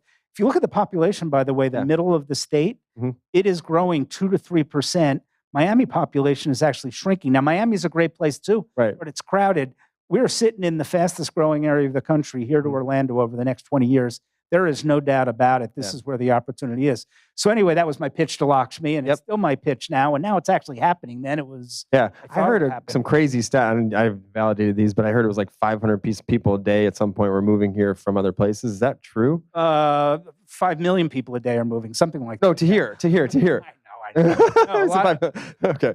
More people moved to Florida in the last year than Texas, even, and by a lot. Yeah. And it was all in the middle of the state, though, because the southern part of the state, as I said, Miami actually lost people. So, I mean, I was a huge driver when I bought the hockey team, and when we did the real estate. Having population increase 2% a year, it's incredible. Crazy, and it's impacted real estate, right? So you are a real estate investor too. Yep. And you've got SPP as your company, and you've done, like as you mentioned earlier, working with Cascade, which is Bill Gates' company. Yep. And you've built some things for that influx, right, of people, right? So tell us a little bit more about that. Yeah, as I said, we were able to buy about 50 acres of land downtown, next to the arena, surrounded by water. I mean, on all sides. Right on the water. Yeah, that's. I mean, that this was available in a major city in the U.S. Yeah. For like 40, 50 cents on the dollar. Wow. And we didn't know what we were going to do with it. And it's like, well, because originally I said, worst case is it goes up in value over time. Best case, we figure it out. Yeah. So again, a lot of reading, ton of meetings, ton of conversations, just to educate myself about commercial real estate, about urban real estate, about walkable cities. Jeff Speck, he was the key in terms of understanding the structure of how we wanted this, Water Street, Tampa to look. And as everybody can see now, our first phase, which is $2 billion, is basically all built. Just starting to get restaurants, retail, supply chain challenges are killing us. Supply chain. They're all moving in over this year, and it's incredible. Now we're about to start phase 2, which is probably just about the same size as phase 1. Oh wow! But anyway, didn't know what we were going to do with it, and ended up Todd Leiweke, who is the CEO of the Lightning, who best manager in sports. He introduced me to Michael Larson, who runs the Bill Gates's money, basically. Cascade, right? Cascade Investment. And we hit it off great. And they've been a partner here, and it's been a terrific relationship. Think the world of them, how much they've contributed to this. And yeah, I heard it's like their biggest real estate investment. Is that true? It is their biggest real estate investment. They're going to be doing more of this as they go along. Right. But, it was quite the endorsement that Michael saw the potential in Tampa Bay that I saw and others saw. So it's very exciting. Very exciting. So have you, through that relationship, have you worked with Bill directly, or is it more through Michael? No, we Bill knows what's going. In fact, they're having their annual meeting down here next. Oh wow, okay, which is nice. So if you stick around, you might see Bill Gates. Yeah. Is it here physically? No, it's somewhere else. It's not in Embark, right? It's we'll come over to Embark. okay, Definitely. good. Okay, good. Bill Gates is coming. Get ready. Okay, ready. Have him come today. That'd be great. Anyway, I've met Bill a couple of times, Okay. but we don't play tennis together. Okay. Or bridge. Yeah, he plays bridge. I didn't know that. All right, so I think so. Doesn't he play with Warren Buffett in that group? probably, yeah, probably. All right, so moving along. I think it's really just interesting. Like I love talking to people that have had success and have kind of decided to do something different, and change, and continue to then have success because it's an approach and a daily approach, right? So I just want to dig in a little more about that. Like, what is your daily approach? Like, how do you do this like every single day? Like, what are some things that people could take about your like what you do and how you do it? I think that's interesting because you've been able to just keep going and march along, and you make it sound really trivial, but what you're doing is big I lift. mean, it's hire good people. I mean, I'm sorry, it's Okay. I mean, on the investment business, I hire myself because I think I'm decent at doing that. Yeah. But Well, let's dig into that then. How did you get into that? How did you get into investing? my father was involved in a different aspect of the stock market. Okay. But he never shared it at home. So it wasn't until I graduated college that I realized I had the interest. Mhm. And this was 1981 when I graduated. Terrible recession at that time. I couldn't get a job. And I eventually, 3 months after graduating, kids, nobody got credit cards back then. It was Right. completely Didn't different. exist really. Yeah. That was the peak of inflation Mhm. before it's come down, before it's gone up. I love the markets went to, anyway. How did I get into it? Yeah. So I got into it. That's the job I got, Yeah. and I loved it as a security analyst. I loved it, and went back to business school. Got hired by Fidelity, and Started doing just well. love it. Well, yeah, I'm lucky. How fortunate that something I love to do, I seem to be okay at, and it pays well. So that's kind of luck. Because as I tell my kids, be the best teacher, be the best social worker, whatever you want to do. Just be really good at it and passionate about it. Now, are any of your kids interested in what you're doing? Like, do they any of them like? No, I they're don't- kids. They don't have any. Oh, how old are your kids? You got? No, they're old. Okay, so not little. Three of them are about 30, and one of them's 21 on Okay. Saturday. So we're going to New Orleans. There you go. I guess we should go to Gasparilla, but it's going to be like 30 degrees here or something. Yeah, there'll be a lot of pirates around too. So be careful. What's the question? Oh yeah, My so kids in yeah, any of are this? they interested in what you're doing? Like, could any of them like jump in and all of a sudden I'm seeing a remake of like Succession? No, I or don't think so. something Like that? No, my oldest son is a lawyer in D.C. Okay. Likes politics and policy. Mm-hmm. My second oldest is a clothing designer. Flonlabs.com. Flonlabs.com. Oh, okay. So she's got her own line. It's amazing stuff that he okay. comes out with. Okay. He And it's got for the what kind of creativity stuff my is wife. it for? Or what is there any? It's like streetwear, urban wear, Oh, that kind of okay, thing. cool. It's amazing what he produced. Flon Labs. Oh, anyway. Flan Labs. Flan Labs. Everyone get that. Flan Labs. FLANLABS.com. Okay. But his website isn't that good anyway. Yeah. So I think we spent enough I think time there's some on people him. here that could help with that, so they're watching along. Anyway, go ahead. Yeah. So then I have we're talking kids, right? Then I Yeah. got a daughter who's about to go back to get her master's degree up in Boston. Oh, cool. And then my youngest down here is into theater and being a stage manager, stuff like that. So in that group, I don't find anybody who's actually going to be working with me for the foreseeable future. Okay, so they're not as interested. Okay, well, let's talk about you are also very active in philanthropy, right? So you give back a lot, and you are helping really focus on the community here. So let's talk about some of the things you're doing in the community, organizations and resources you've created for the community. I just think it's interesting because you've come to this point, and you're just giving back nonstop. Well, first of all, this is a nonprofit, so this counts. Yeah. I'll say it. If you're fortunate to have made a lot of money, it's kind of easy to give back because you still have a lot of money after you give back. So I think rich people who don't give back, okay, shame on them. But rich people who do give back, that's what they should do. And as I said, I've been very fortunate, been very lucky. A lot of things have gone the right way. And my wife would agree with that completely. Our parents, both of our parents, instilled philanthropy and giving back. And it's a great thing to do, to be able to, help organizations that we think are really helping people. Right. And, being an owner of a sports team allows us to do that. Do that a lot, yeah. We're going to talk to Derek Brooks tomorrow about some of the stuff he's doing in the community. So let's talk about, so you've invested now in Wall Street, continue to do that. You invested in real estate, and you continue to do that. You've done a lot of community, support as well. And so now let's talk about startups. I know you've invested in startups. I don't know too much about what you've invested in or how you do that. So I'd love for you to share a little bit more about that and your approach and what you've learned through that process. I've learned so much about investing in startups the hard way. And that doesn't mean, no, I've had a mixed record. I haven't had a negative record, but it's kind of been a mixed record, which is par for the course. Maybe it's a birdie for the course. So I started, so some of the things like equity markets, I know how to do that.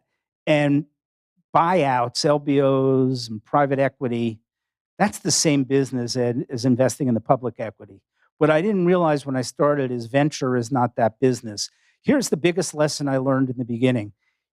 In the public markets, most stocks go up over time, big cap stocks, because they're established companies that have already gone through the rigors and are successful. So most large companies do well over time, go up.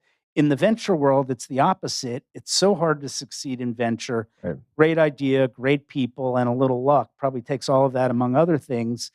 Unfortunately, most venture, 80 or 90% fail is the sad, reality fact of the matter. Right. I don't think I But had no one here. Nobody. Yeah, Exactly. right. Well, Embark, we have a zero tolerance failure.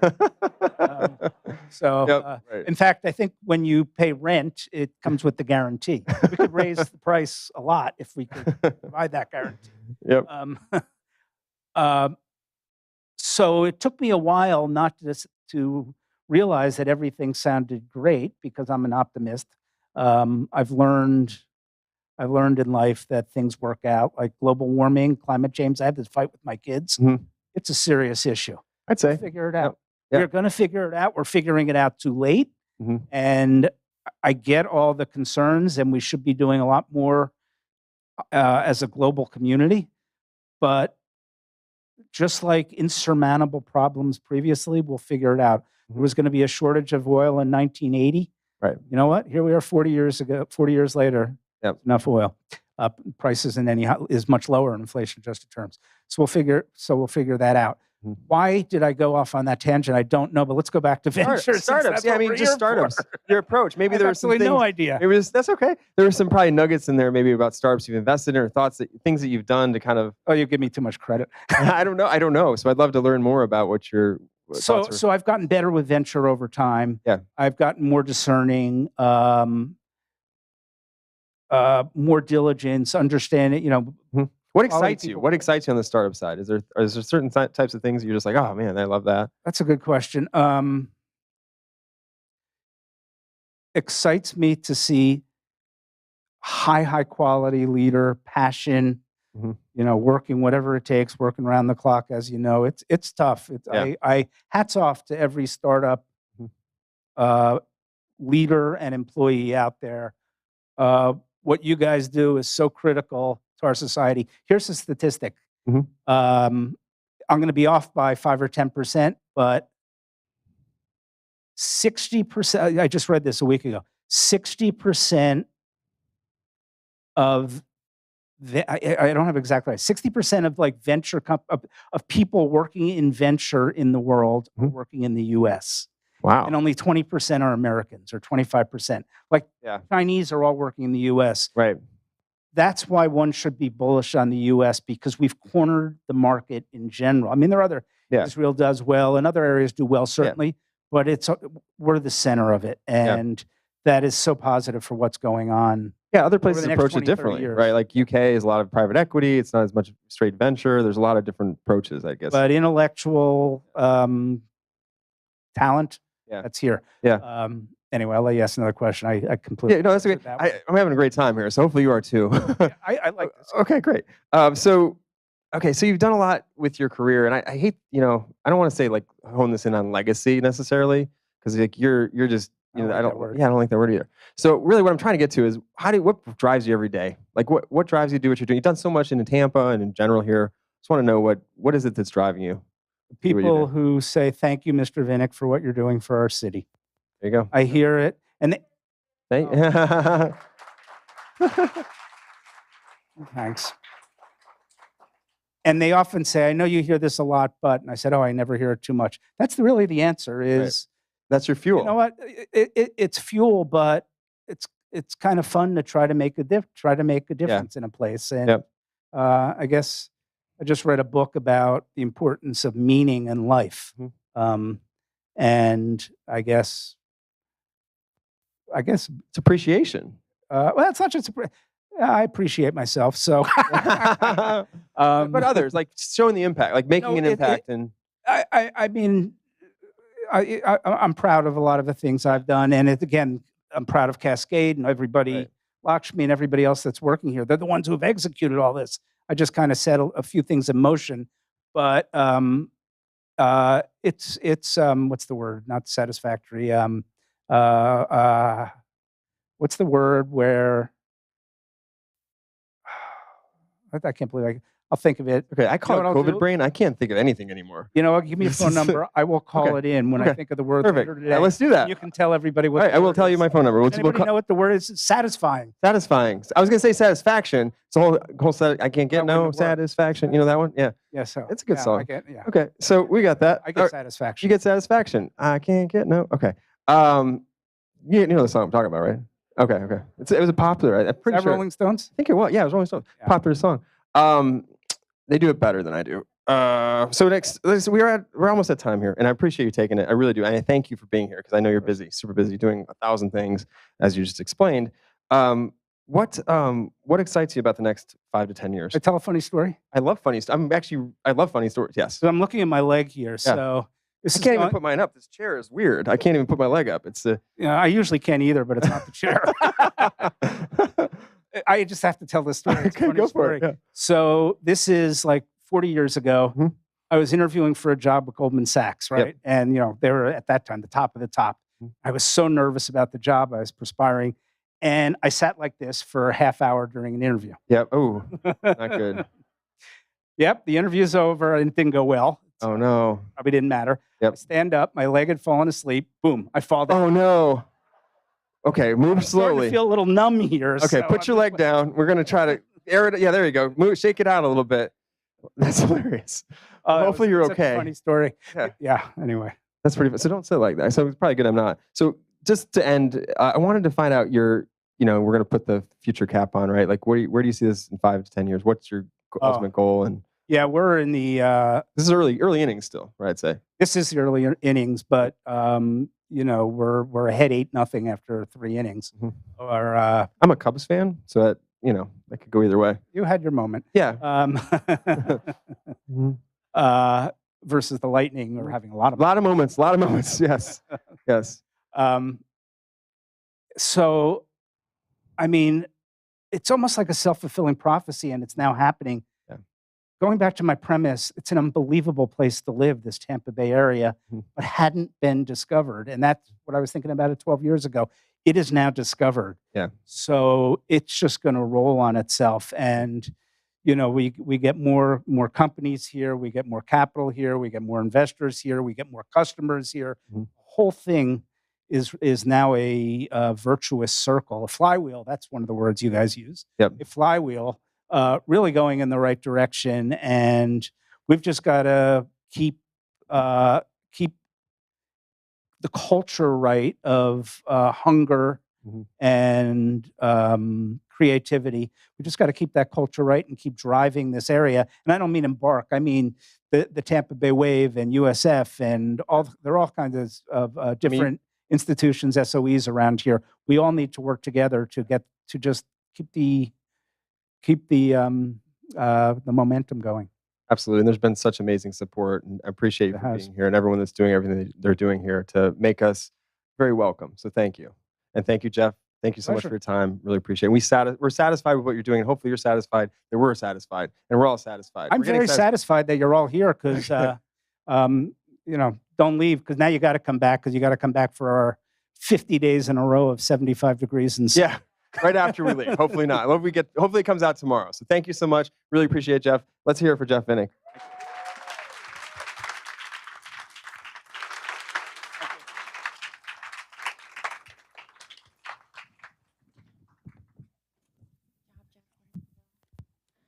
All right, great job again, Frank and Jeff. I don't want to make you guys sad, but the llamas are leaving in about 30 minutes. So if you haven't gotten your picture, don't leave the room now, but I was just letting you know. And to the folks in the live stream, we appreciate you for tuning in. Thank you again. Make sure you're typing in the chat and also hashtagging us. Hashtag SOTY Summit 9. And if you forget, it's actually down here, but add a 9 at the end to my folks in the audience. We're going to keep it on moving. Next up, we'll be joined by Jesse Middleton and from general partner at Flybridge and the Community Fund. Prior to joining Flybridge, Jesse was a founding team member of WeWork and co-founded WeWork Labs. He'll be joined by Matt Hunckler from Powderkeg. Please give him a round of applause.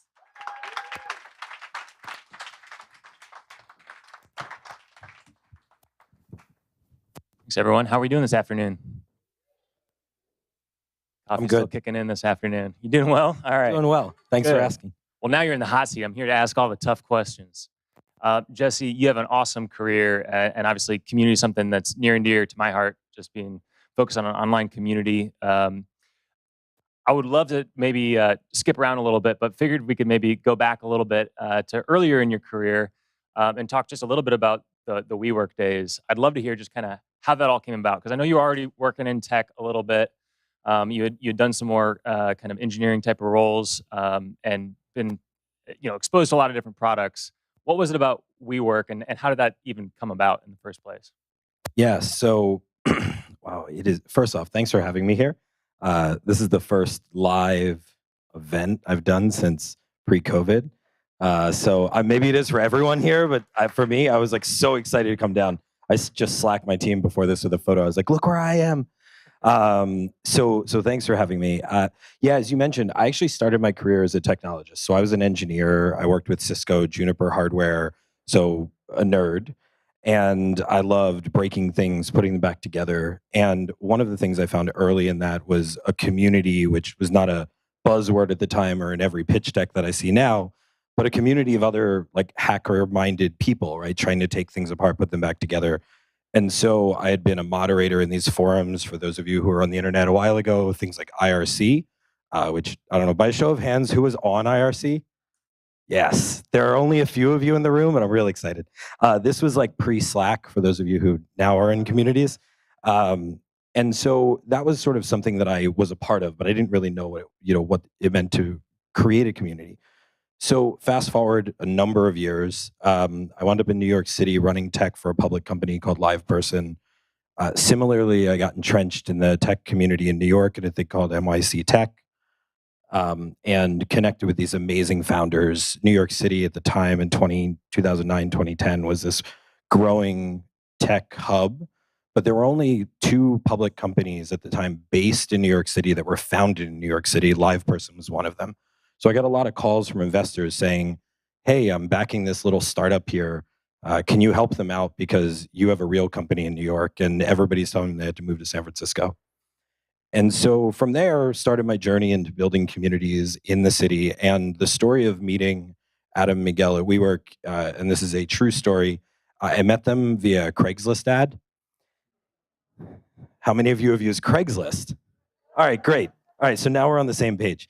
So I really did meet them through a Craigslist ad. I left LivePerson to start a little startup, raise some angel money for it, and was looking to build a space where a handful of friends who are doing the same thing at the same time, not unlike the people that are members here, could work together. And in the city, that really didn't exist at scale. There was a little group called NYC Work or something which was really cool and sort of didn't exist at scale. And my buddy Matt and I went on Craigslist to look for office space.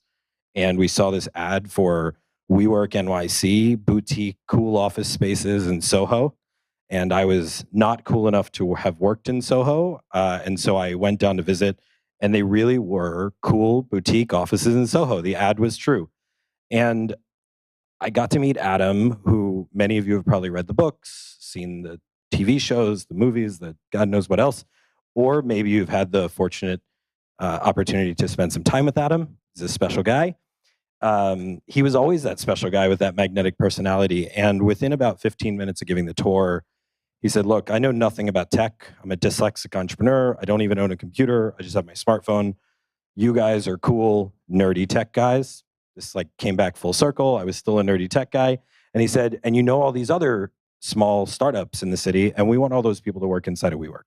So what if we partner together? We'll give you the second floor we're opening.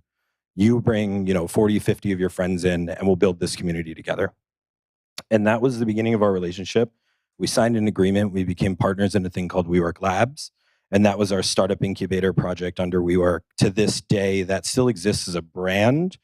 It's had over its journey probably 100,000 members around the globe now. But at the time, we started with 47 people, which is kind of an inflated number because I was one of those 47. So it was really 46 paying customers, but we always said 47. So we started with 47 people, and it grew from there. And that really set me off on this path of thinking about how we develop community around a common goal and mission and provide value to each other. You mentioned the New York Tech Meetup, which is sort of infamous in the startup community there.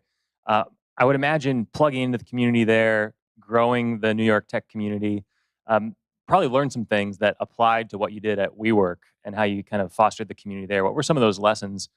Thinking about Tampa Bay here and people from all over the country who are in different tech hubs around the country. What are some of the lessons that maybe they could learn that you applied at WeWork? Yeah, so interestingly enough, when I was in college, one of my fraternity brothers started one of the very first co-working spaces in the country, a place called Indy Hall in Philadelphia. If there were some OG co-working people that he and Chris Messina and Tara Hunt, all these people were this early group that coined co-working. And I got to be a member there. So I got to actually see what co-working was. I didn't know it was going to be some phenomenon and some multi-billion-dollar opportunity, but I thought it was neat. And so the New York Tech Meetup, as you said, and I can't wait till they do another 1,000-person New York Tech Meetup. I don't know when that'll be possible in real life. But yeah, I mean, what came out of the New York Tech Meetup and out of great communities anywhere around the globe they're sort of twofold. One is all of the relationships that are formed there are authentic and they're tied to a common mission or goal. And so while a company can be built with a common mission, to develop something that is bigger than a individual company, a movement, is something that takes a lot more care and thoughtfulness. It's not something where you can just throw a bunch of people in a room and hope they meet each other. There's all these apps now for meeting other people in your Slack community or at an event, companies like Meetsy and others. It's so necessary to get that right. The early members need to really be authentically a part of each other's lives in that community. And communities have this incredible flywheel where every member brings, 10 other people into the fold, and they all come in with the same intention, right? They come in with the same mission. And those people make connections, and they bring in 10 more people and 10 more.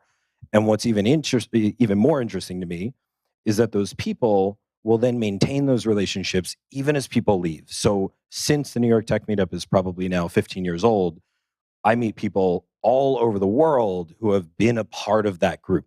They've come and they've participated, and that common bond continues to bring them back together. When they see each other on an airplane, in a Slack, or at an event, they wind up saying hi, and they have this common ground to start. And you see this at a company level too. For anybody that works for a big company, if you ever wind up somewhere and you work at, Microsoft, you have this common culture at Microsoft. There's a certain way of working, there's a certain way of communicating, and that happens organically inside of these communities. So I think one thing is being really authentic and being particularly focused on the early community members drives a lot of the value in the future. And we see this as an investor. We see this in your earliest investors on your cap table. We see it with your earliest customers. This is always the case. And the second thing, which I'll keep a little bit shorter, is that communities can be incredible breeding grounds for great ideas, and they come with a built-in customer base or user base. So some of the biggest and best companies in the world today are either being founded out of some common community. The ideas came together at an event like this or in a Slack somewhere where people are chatting about a problem they have. They're having issues. Right now, it's really buzzy to talk about Web3 and crypto. So there you go. I've mentioned it once in the first 10 minutes. But all of these solutions that are being found, that are being started, are coming out of these discords, right? They're a group of people with a common issue. And many of them will go to zero, as the previous speaker said. In the startup world, most companies will fail. So I'm not saying all success will come from that. But when you start something in a community, you have this built-in early advocacy group, and they can come and they can put you up on a pedestal. And this is why some of the biggest enterprise software projects came out of open source software. Ultimately, open source software is community-led software development. That's what it is. We didn't call it that a dozen years ago, but it's a community of developers who build a product together. And they all do it for free, right? That's there's no money in it. We're trying to do it with DAOs and other things, but it's all free. And then those people bring those products into their companies and they start building enterprises around that. In terms of that super helpful context, and you gave a lot of really great examples, I'm curious about specific things when it was, I think you were employee 4 at WeWork, is that right? So in terms of those early days, how did you go from 4 to 40 members of the WeWork space? I would imagine it was doing stuff that doesn't scale in the early days. Are there some of those things that kind of caught on and became part of the culture at WeWork? Yeah. We probably don't have enough time for my long-winded answers today, but I will tell you that to this day, WeWork has community managers still in a role that is a combination sales, customer support, and sort of operations role. And that was the case from the very beginning. I was plunging toilets while also inviting people for tours, while also hosting demo days of startups, right? That it didn't matter. And I wasn't the only one, to be clear. I'm not putting myself out. I'm saying that all of the community members, because they all cared about the space, not just the employees, but the actual paying members would do some of these things. If they were the last person there, you didn't have to be an employee. You rinse the dishes because that's just the right thing to do in the space.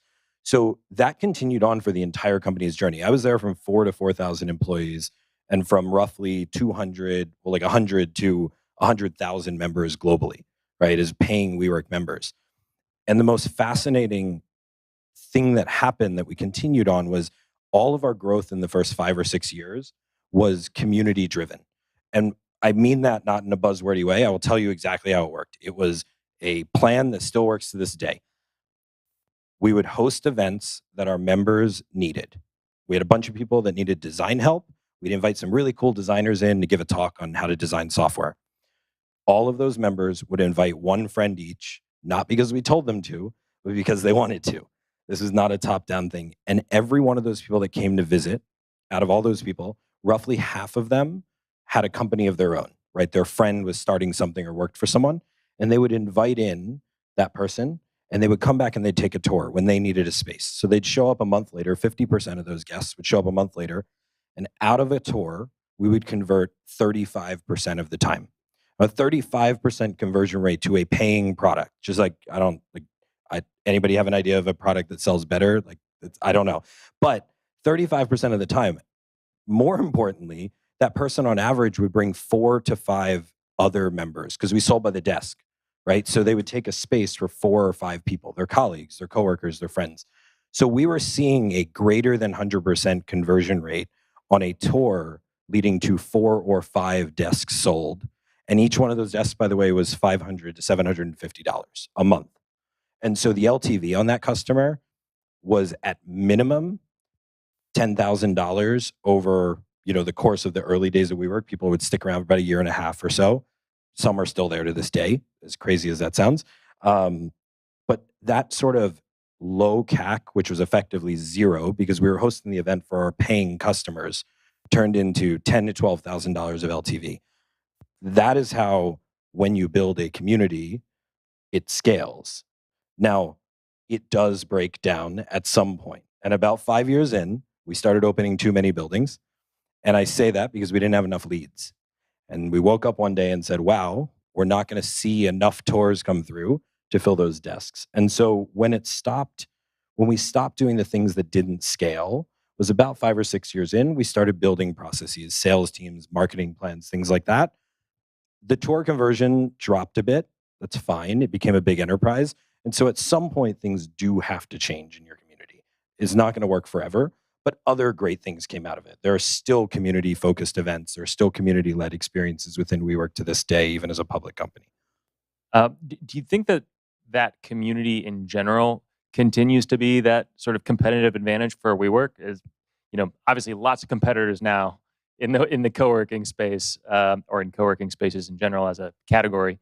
Does that community still serve as a competitive advantage, even though all of these other markets probably also claim community as a competitive advantage? I hope no one is tweeting this, but my answer would be no. So look, I, as a continued shareholder, I really hope that continues to be its competitive advantage. But at our height, WeWork was a $47 billion private company, overvalued in many people's eyes, undervalued in some people's eyes, rightly valued in at least one person's eyes. And so, and everybody is entitled to be wrong at least once. So look, today I just checked before coming on stage because it's a habit, as you would imagine, but it's a $5.9875 something billion company, somewhere around there. But it's public, it's liquid, and it produces billions of dollars a year in revenue. There is not a single more pervasive millennial brand around real estate than WeWork in the world, and I would be shocked to find one in the next 5 or 6 years. So the community continues to be a part of it because the brand matters. I walked down the street here with somebody I just met, and I was like, we're going to go to Starbucks. And I looked up and I was like, hey, look, WeWork's on the wall there. And he said, I've worked in a WeWork before. And I'm like, great, we don't have to talk about anything more then. And I'd really prefer not to. But no, we talk about WeWork all day long. But I think that community has different versions. And so within the walls of WeWork to this day, there are community-focused and community-led events happening every single day of the week in every single WeWork building, whether they're lunch and learns, whether they're demo days, whether they're recruiting events, and they're all in some way, shape, or form organized by the members themselves, not just the WeWork employees. And so it will continue to be an important part of the WeWork DNA going forward, but it is not anywhere near the same strength of community as there was in the beginning, and that is okay. I can't imagine a community of 250,000 people all feeling as close as we did when there were 47. I don't know. I don't have that many friends. I heard that there's some crazy stories about something called summer camp. Can you tell me a little bit about what that was? And maybe if you have a crazy story yourself? I have crazy stories that I might not be able to share here. Did anybody here go to a WeWork summer camp? You've probably all seen videos of it or seen people talk about it. So WeWork Summer Camp was a social experiment, I'll call it to this day, that we hosted. And we started actually with our own employees. So we did our first WeWork summer camp, just the employees, when we were about 70 people. And we all went up to somebody's very large house. And we actually camped in tents in their backyard. To be fair, it was really nice out. I slept outside, but most people stayed in tents. And the idea was that you work together all day long. Most people inside of WeWork buildings would spend 12 to 14 hours a day in that building working. And so their best friends and colleagues, who are often one and the same, all they did was worked together, ate together, drank together, then they'd sleep for a few hours and they do it over again. And summer camp, we decided, was something that people could actually unplug and get away. And we developed this product and this offering, if you will, this event, where we take people away to the wilderness for 3 days. We bring in these amazing performers. We had The Weeknd and St. Lucia and all these crazy groups come in. And by the way, with The Weeknd at the time, we booked him the week that he had 3 of the top 10 songs in the world on Billboard. And he was charging over $3 million to perform 6 songs. And you had to fly him in on like a private jet and other stuff. Like that was his ask, right? That was his rider. We did not pay that much. We paid less than a few $100,000, and we offered a little bit of equity, which actually I'd have to go back and look. I don't know if that worked out for him or not. At the time, we thought it would work out really well. Worked out well for us though.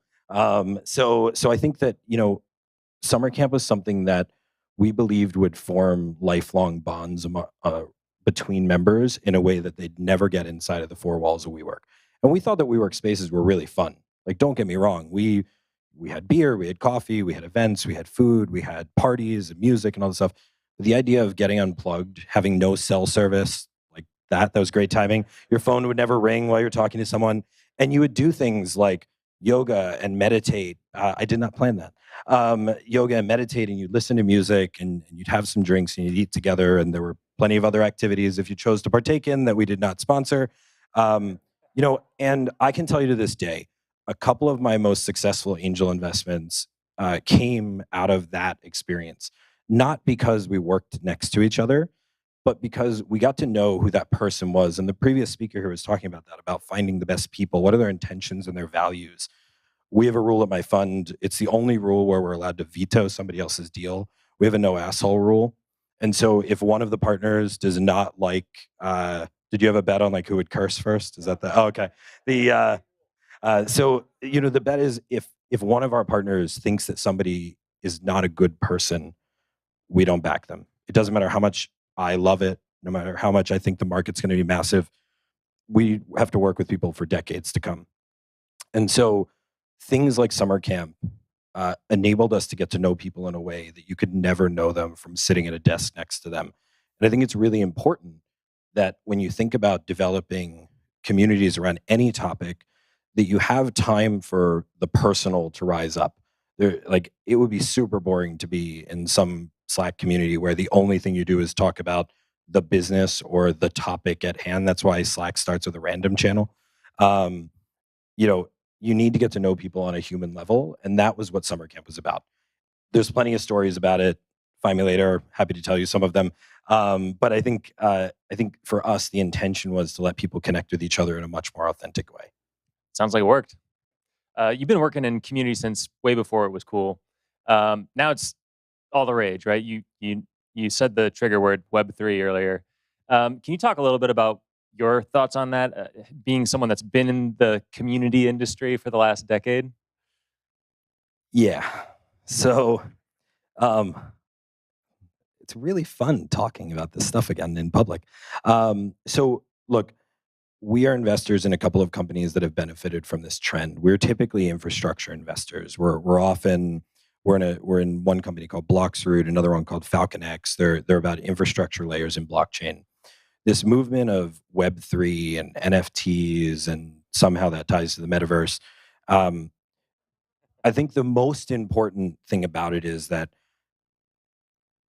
open source, as in community-led software development, has existed. As I mentioned, we've done very well in that. We were the earliest investors in Crashlytics and Firebase and MongoDB, which many of these companies that are out there are built on top of. Web3 is this sort of somewhat natural but massive leap where people said, I'm sick of working on projects and then handing it over to the man. Sometimes the man were people that started the project, right? They were still a part of the community, but ultimately it became this massive corporation if it was successful.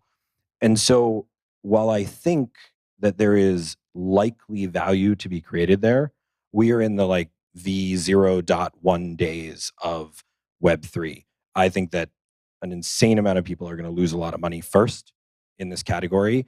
And it's not due to, there will be bad actors. Again, like no asshole rule. There will be people like that. But I think the bigger thing is we just haven't figured it out. I mean, there's a DAO. I don't know how many people are familiar, but a DAO is effectively a community-led investment club is the best way to describe it. You can all put money into something and then it's governed by technology. So you can say if 20% of people vote to take an action, the action happens. In theory, it sounds awesome. But if the vote and the action that you take is, say, to buy a piece of property, in most states, that property has to be owned by someone. And it cannot be owned by something in the ether that doesn't exist and can't go to jail if it does something wrong or pay its taxes. And so there's still a point where this distributed Web3 world currently stops and it becomes sort of Web 2, Web 1, like real world. And so my feeling is the concept is great. I think we're going to see some really amazing ideas come out of this. we've already seen one really incredible use case, which are collectibles and art. I think it's amazing. If you are an artist today who makes any kind of medium of art, you can now create a digital piece of art, and you can earn on that piece of art over the lifetime of its existence programmatically. If anybody resells that piece of art, you get a piece of that sale. That's amazing. Like, it's artists have been screwed for so long, right? You sell this piece of art and then you become wildly famous, and that piece of art that you sold for $500 is now worth $5 million, and the person who sells it makes $4,999,000, and you still live on ramen. Like, and you're like, cool, my art's somewhere, and hopefully you sell more art. But so there are great things that are already coming out of this, but it's at its infancy. And so my caution is, we're looking very hard at it as an investment group. We've invested in a handful of projects. The ones where we've, quote unquote, made money in the venture world, is about markups. You don't have to have sold the company yet. The ones where we've made money, where we're up, are infrastructure. They're things that power some of the underlying work here. But super excited about it. And I think it's a very natural evolution of where communities can become much more powerful. They can actually take action. They can take collective action. And I think that's pretty exciting. I love the idea that right now you're profiting off of the picks and shovels that you're selling to the industry that's building all of the apps and building all of the different concepts. How much do you think the general technologist or person working in the tech world should be paying attention to Web3 right now? Because certainly any person in here could spend their entire day trying to keep up and still not even keep up to 10% of the stuff going on in the space right now. Yeah, I mean, look, unless you want to build a product in the Web3 world, I'd spend very little time on it. I mean, I'm not saying don't spend it, but 10% of your time. I wouldn't. I guess here's what I'd say. If you're building a company, we talked about this just before this, the foundations and the fundamentals of your startup need to work still, right? So you need to find a way to make money, capture customers, not spend too much to acquire a customer, maintain that customer long enough to make money on them, and then turn that into a profit. That's just what companies do. So if you're building a company here, I wouldn't take the eye off the ball for any Web3 projects unless it's core to your own thesis. And if it is, I'm not telling you that here. Like, you already know that. You're already thinking about it.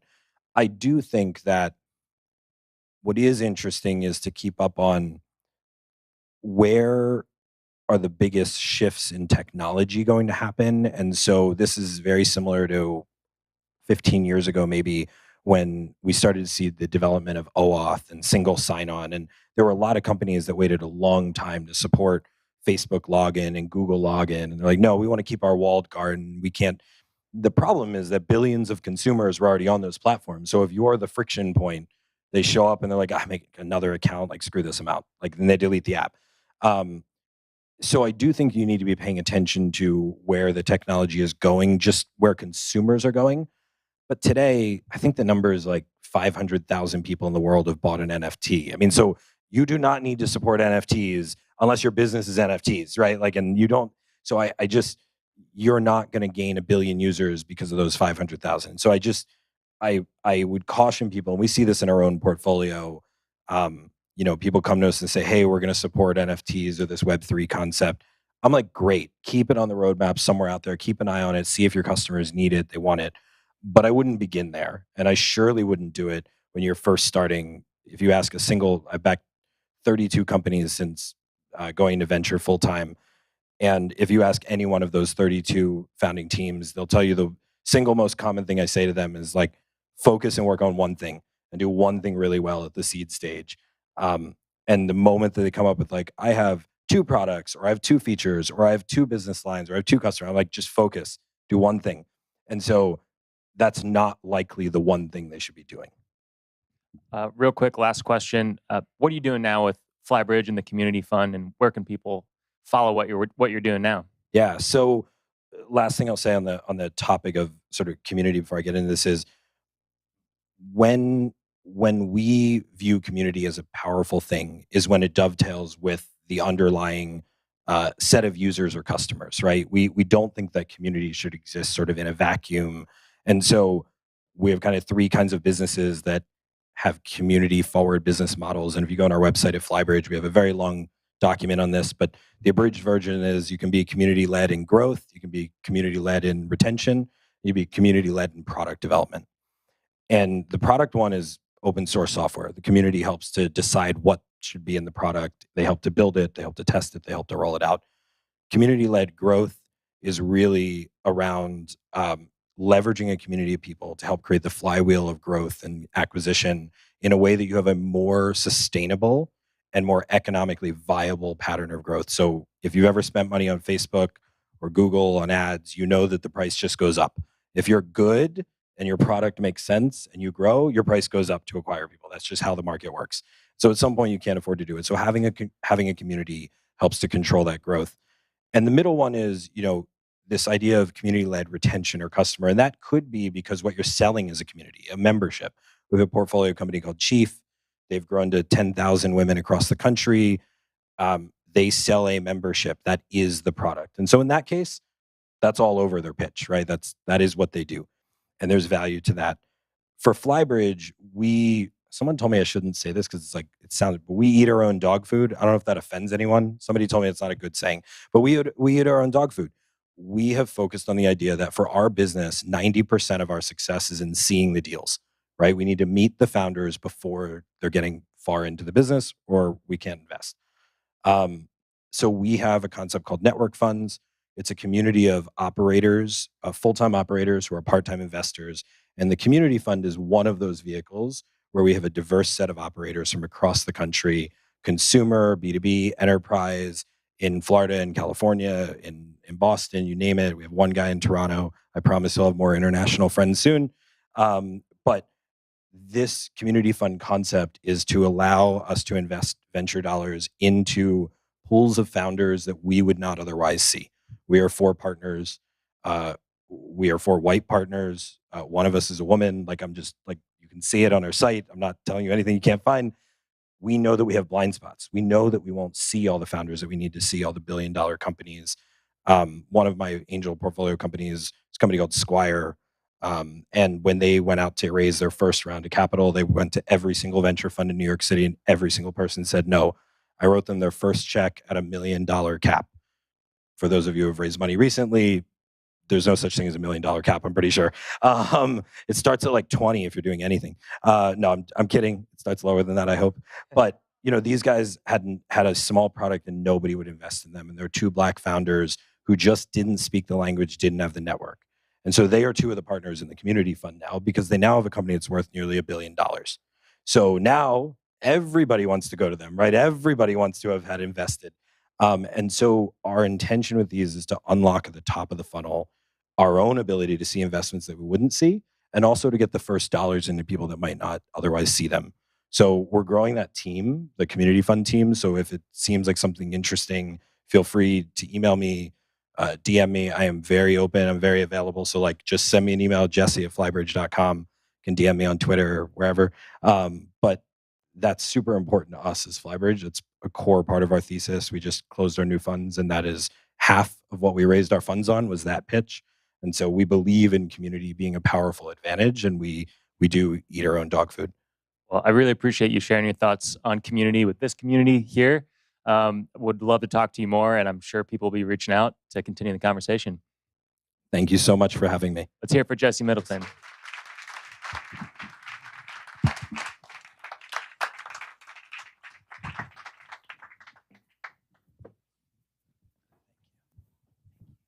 Thank you again, Matt and Jesse. We're going to take a quick 25-minute break, but I want to remind everyone, when you come back into the auditorium, make sure you have a mask on and pull your mask up for us. It's just for the safety of everyone. Also, during the break, please check out Pindo. They're hosting a demo on site. If you go out these double doors right here, hang a left. It's right behind the reception desk. Pindo, you have the opportunity to speak to a one-on-one expert to learn how this product can best help you and your growing company deliver exceptional digital experiences, prove product market fit, and capture investors' attention. So thank you. See you in 25 minutes.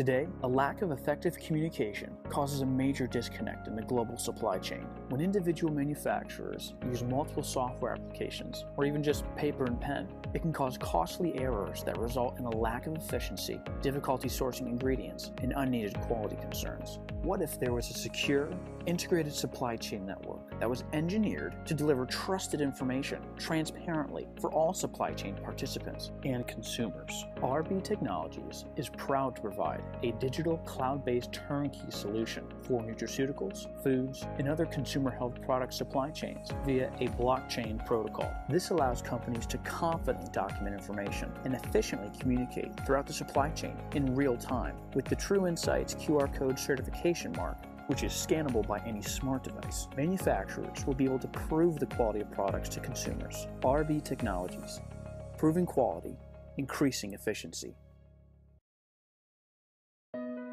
If you're a person living with kidney failure, then odds are you're spending 15 to 20 hours each week sitting in a dialysis chair.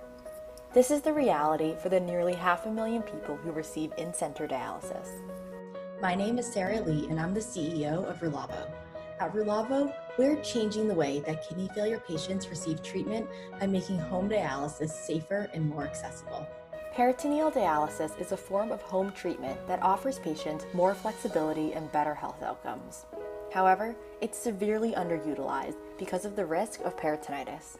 This led us to create the Peritonex, a novel inline connection device that internally disinfects connected dialysis tubes. With the Peritonex, patients will experience fewer infections and receive higher quality care. With our product, reducing the risk of infection, patients and their families will have one less thing to worry about. Thank you. This is Principal Smith. He realizes the importance of technology and wants to bring world-class computer science curriculum to his school. However, Principal Smith does not have enough qualified teachers to teach computer science. So he asks Mr. Jenkins, one of his math teachers, to teach computer science and technology. As Mr. Jenkins undertakes this task, he realizes he has no curriculum, has no time to build curriculum, and as the only computer science teacher in the school, he has no one to collaborate with. To be an effective teacher, he needs all three things provided for him. That's where Rex Academy comes in. Let's help Mr. Jenkins out by addressing all the problems that he's facing in an easy and robust way. First, all of the Rex content provided is standards aligned. Next, none of the curriculums provided require him to be an expert in computer science. His students can learn online or in the classroom at their own pace.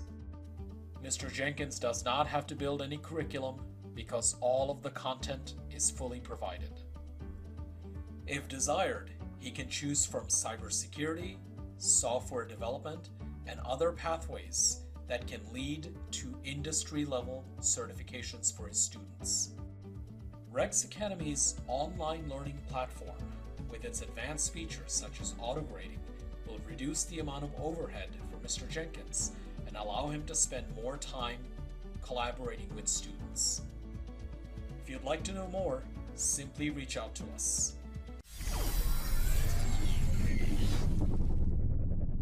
I dream of a world where patient education will no longer be a contributing factor to patients achieving poor medical outcomes and capable of leading to premature death. Hi, I'm Dimitri Williams, and I'm the founder of RX Interactive.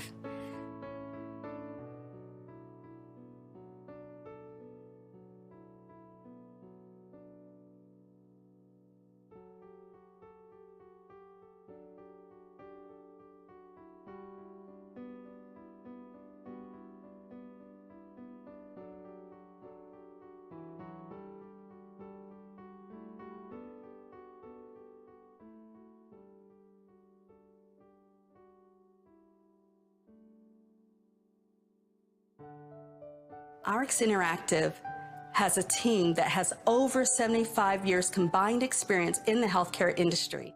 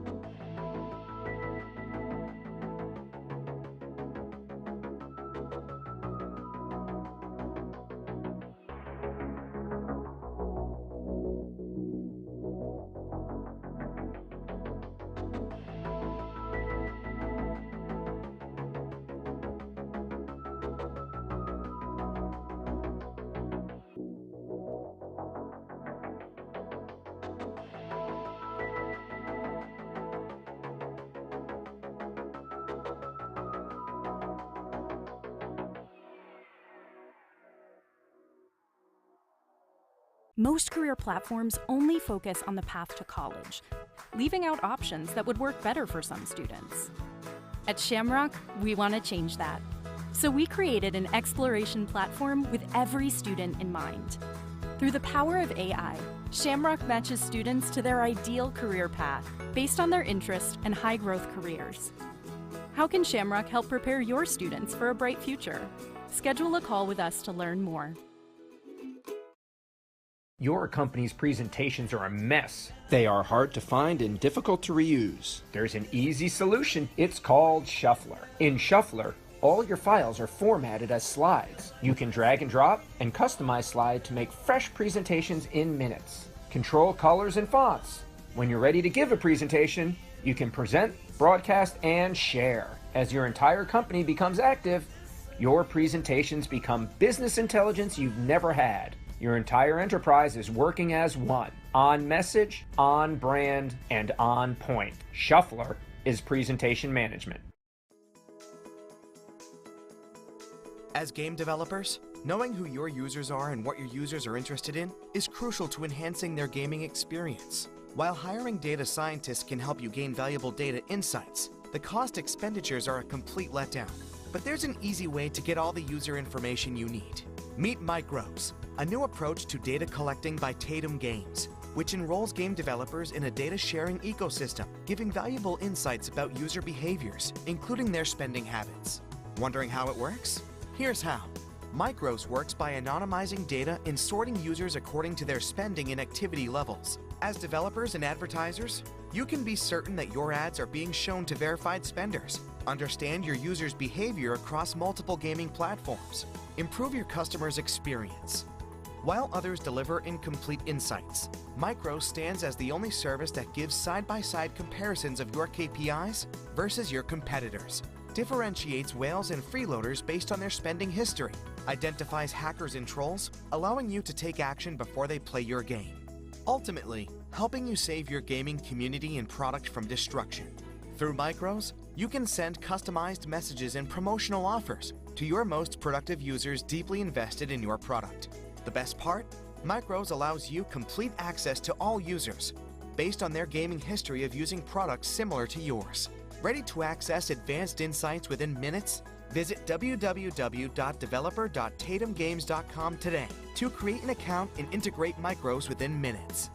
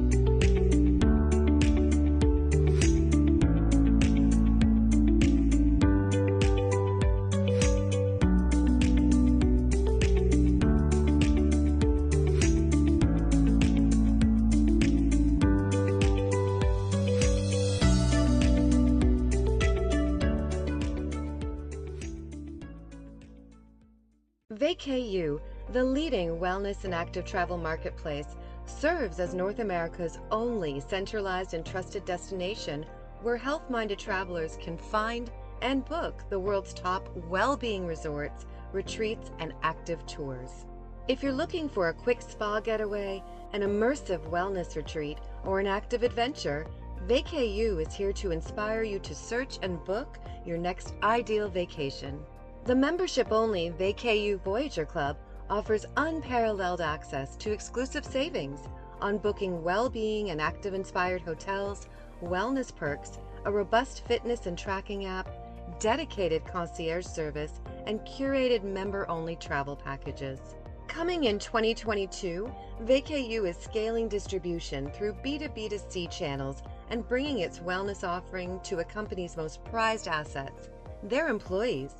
We are providing a comprehensive wellness program featuring premium pricing on healthier vacations and content that promotes leading a balanced, healthier lifestyle.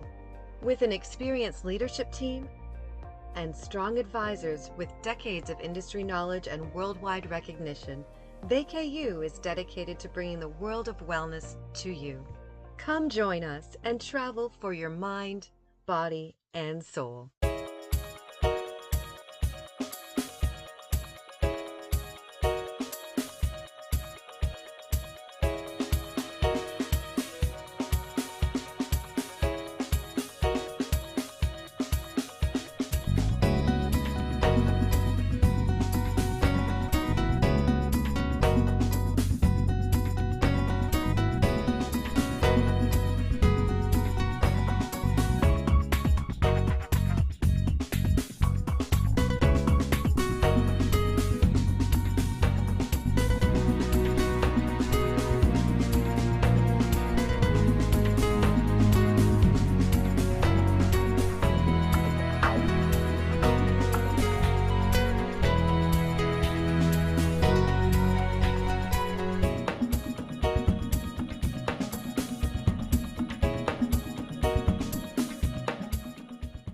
Welcome to Wedzy, the smart marketplace to buy and sell new, custom, and pre-loved wedding items.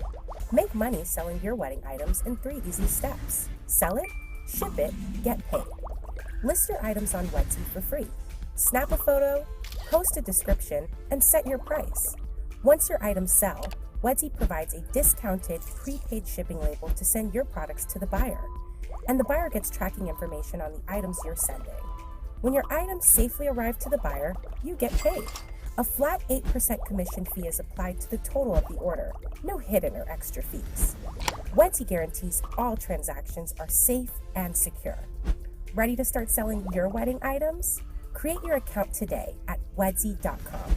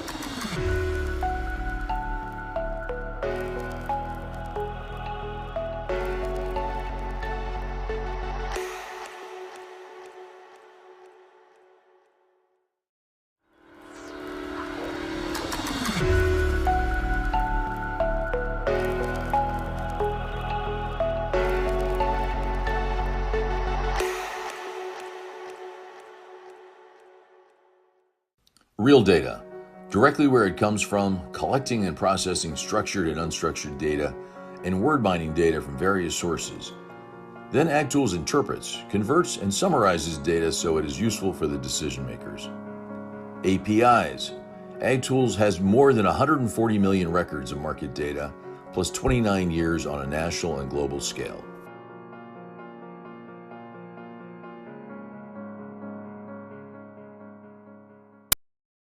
Hi, I'm Tori Sullivan, founder and CEO of BarnWiz, a platform to find riding lessons and boarding online and from your phone. Running a boarding business today is a manual process. Lessons are typically scheduled on a whiteboard and paid via a check. With BarnWiz, you can search for local boarding and training options from the convenience of your phone. Contact me for more information, tori@barnwiz.com. One of the things that I am most proud of with Blue Recruit is that it levels the playing field for all job seekers. By focusing on the skills, experiences, and certifications that matter in the trades, and not showing a job seeker's photo, name, or even their email address, we help ensure that anyone qualified for a job has a fair opportunity to succeed.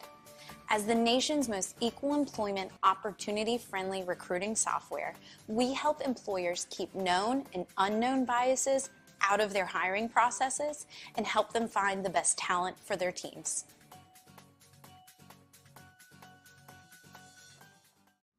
Welcome to Keynote. Keynote supports success in delivering healthcare solutions that are timely and are designed for the American people to be competitive and to be scalable. Milestones I'm excited to share includes, here we are, in 3 years' time, we've been able to grow our team to 27 strong.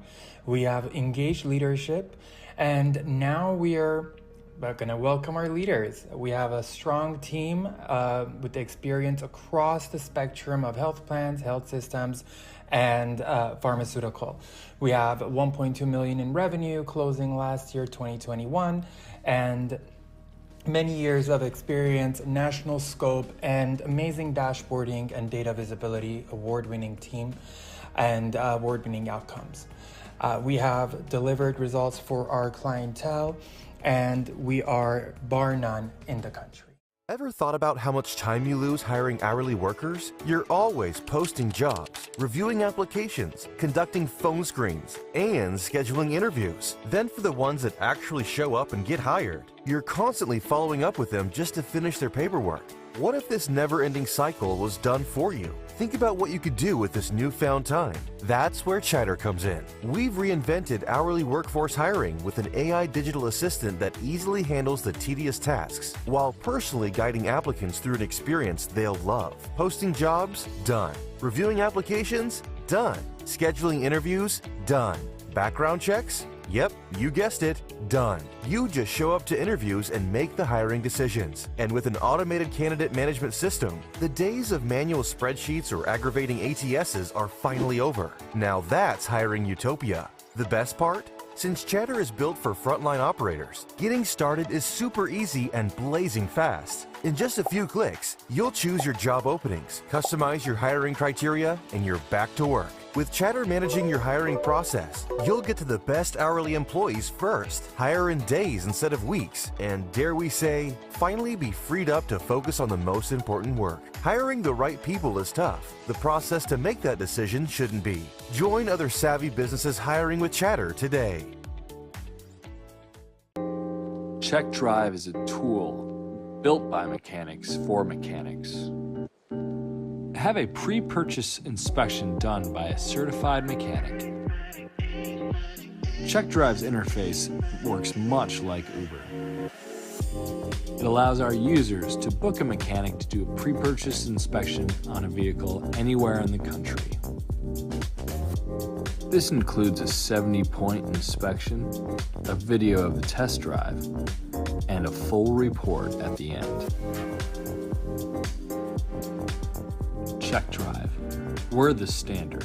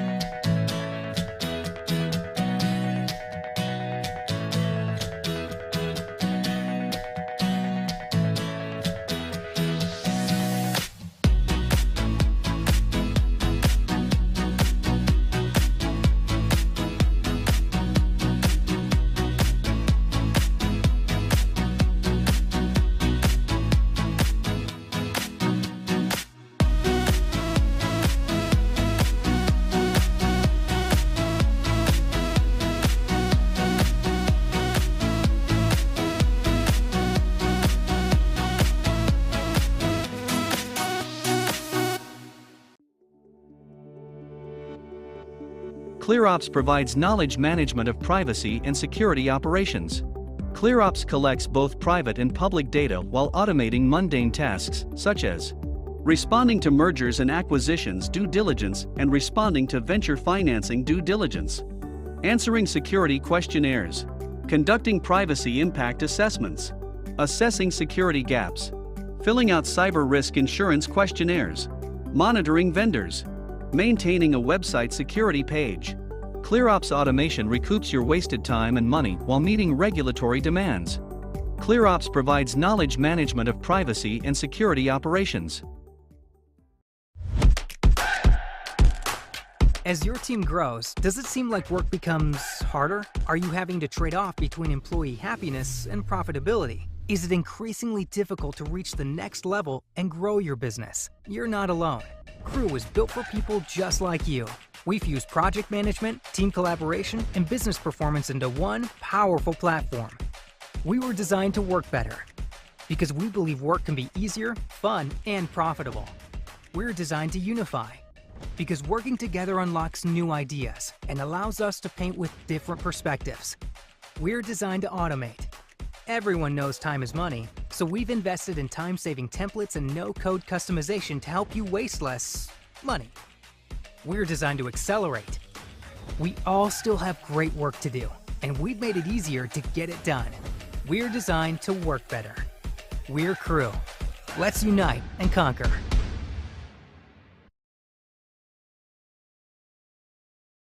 Your smile is one of the first things people notice about you. However, your dental professional, despite really wanting to help, has often lacked the necessary digital tools to provide a truly exceptional dental experience. Until now. Hi, I'm Matt Allen, the CEO and co-founder of Different Kind, a patient-centric platform helping dental professionals measure and improve patient experience. We're generating a unique data set based on the patient voice. And from there, we use the best of artificial intelligence and natural language processing to highlight themes, generate insights, and provide evidence-based coaching. So when your dental professional uses Different Kind, your dental experience will always feel like this.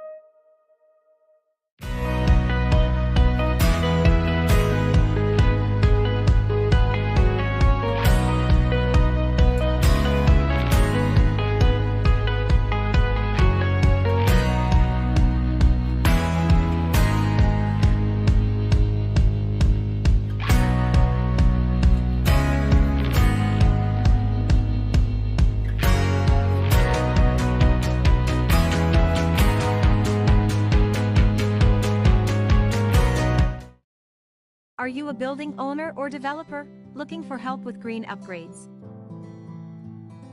Did you know governments and private companies offer over $1 billion in green incentives and financing?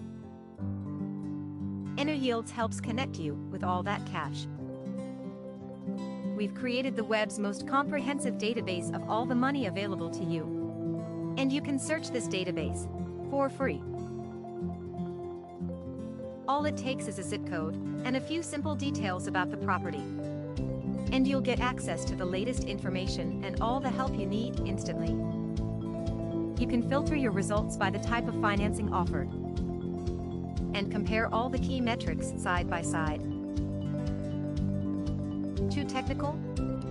Click on the Get Consult button to talk to an expert. Or request a green report for our expert insights on different options, financing strategy, ROI, and project payback. Once you decide on the right option for you, just click on the Apply button, and one of our experts will guide you through the process and maximize your savings. Our climate tech solution, with its cutting-edge database and unparalleled expertise, takes the hassle out of going green. And by connecting 6 million commercial buildings to green incentives and financing, EnerYields makes our towns and cities healthier places to live and grow. Hi, my name is Angela Wilson. My pronouns are she, her, and I'm the founder and CEO of Explores.com. I am also the mother of a child with intellectual and physical disabilities. Whenever our family searches online for our next adventure, locally, domestically, or internationally, the detailed information about the business's amenities, including lodging, restaurants, or activities that people with disabilities require, are either inadequate, incorrect, or really don't exist at all. We have explored and defined the barriers for all types of diversity and inclusion, so we're able to best serve our dedicated audience. Pretty frustrated by this lack of equity, I built Explorist. Uncovering this information should not be difficult. Explorist wants to make planning your next best trip around town or around the world the easiest one yet. The website is easy to use. Just enter the destination you're interested in, what type of listing you're looking for, such as restaurants, lodging, or activities, and the details you need to make your visit a success.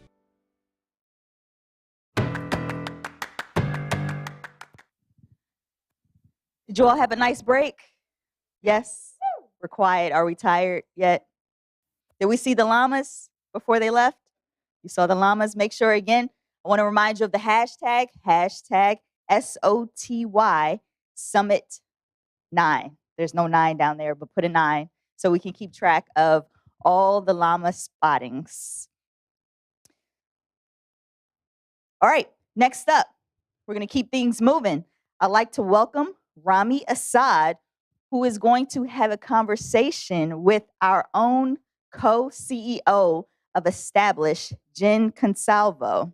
With his latest startup, Embarc, Rami is looking to help ensure that it doesn't happen to other founders too. And you're probably wondering, what is he trying to make sure it doesn't happen? So Rami Assad has started multiple businesses, successful startups, but his last business could have been a unicorn exit, but was deeply impacted by some errors in his cash flow projections. He's going to catch up with Jenn to share about his progress since finishing in the top 5 in the 2020 Startup of the Year program. So please help me welcome to the stage, Rami and Jenn. Thanks, Jamilah. How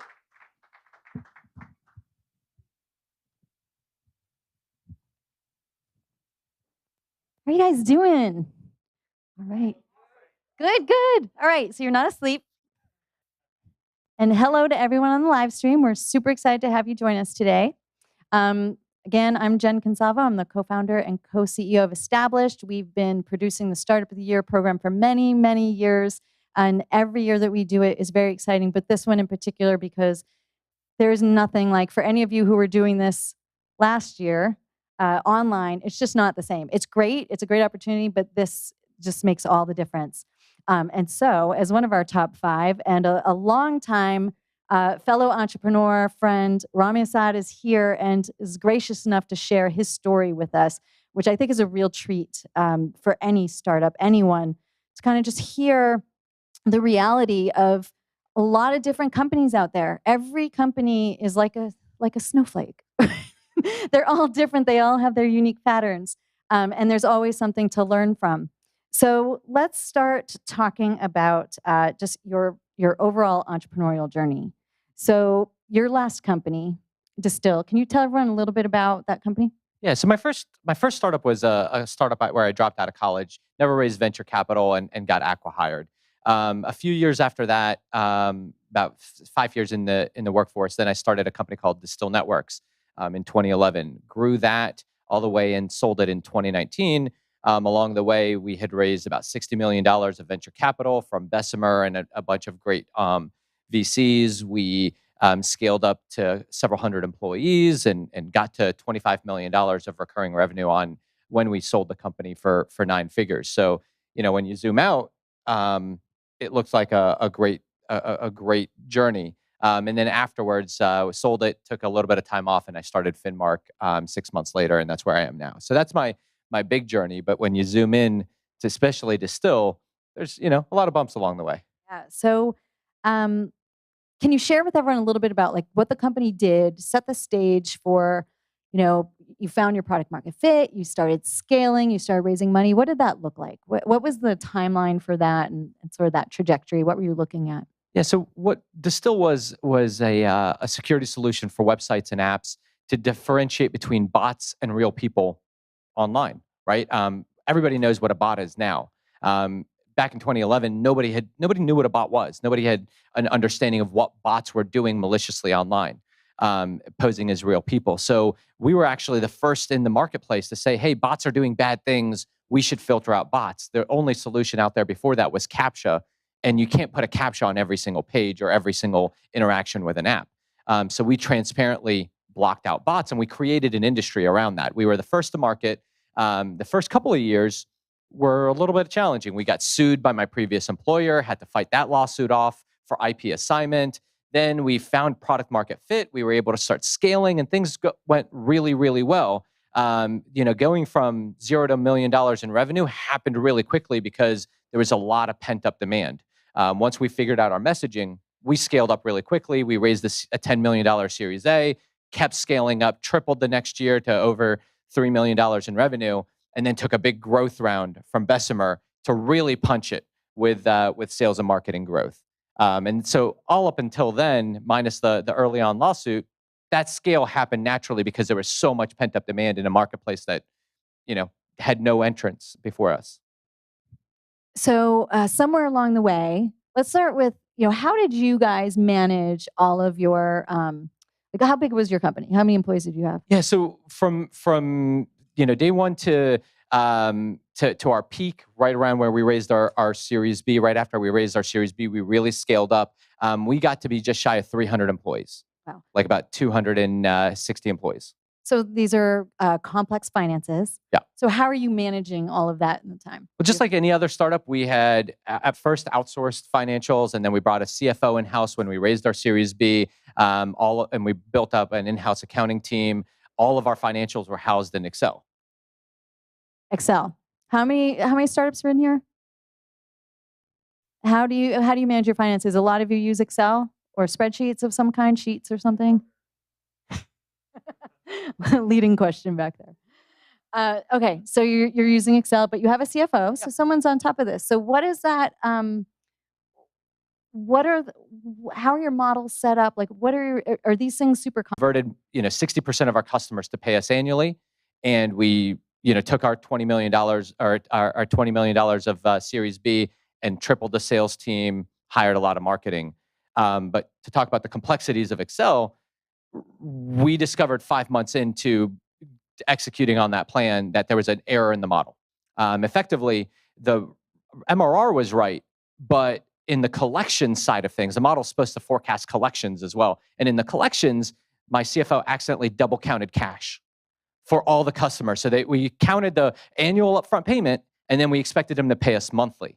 But that's not really how they're not going to pay us twice, right? So our MRR and our metrics looked right in the model, but when you dug into the inner workings of it, you realize, oh, we're counting it twice. And we didn't discover that for 5 months.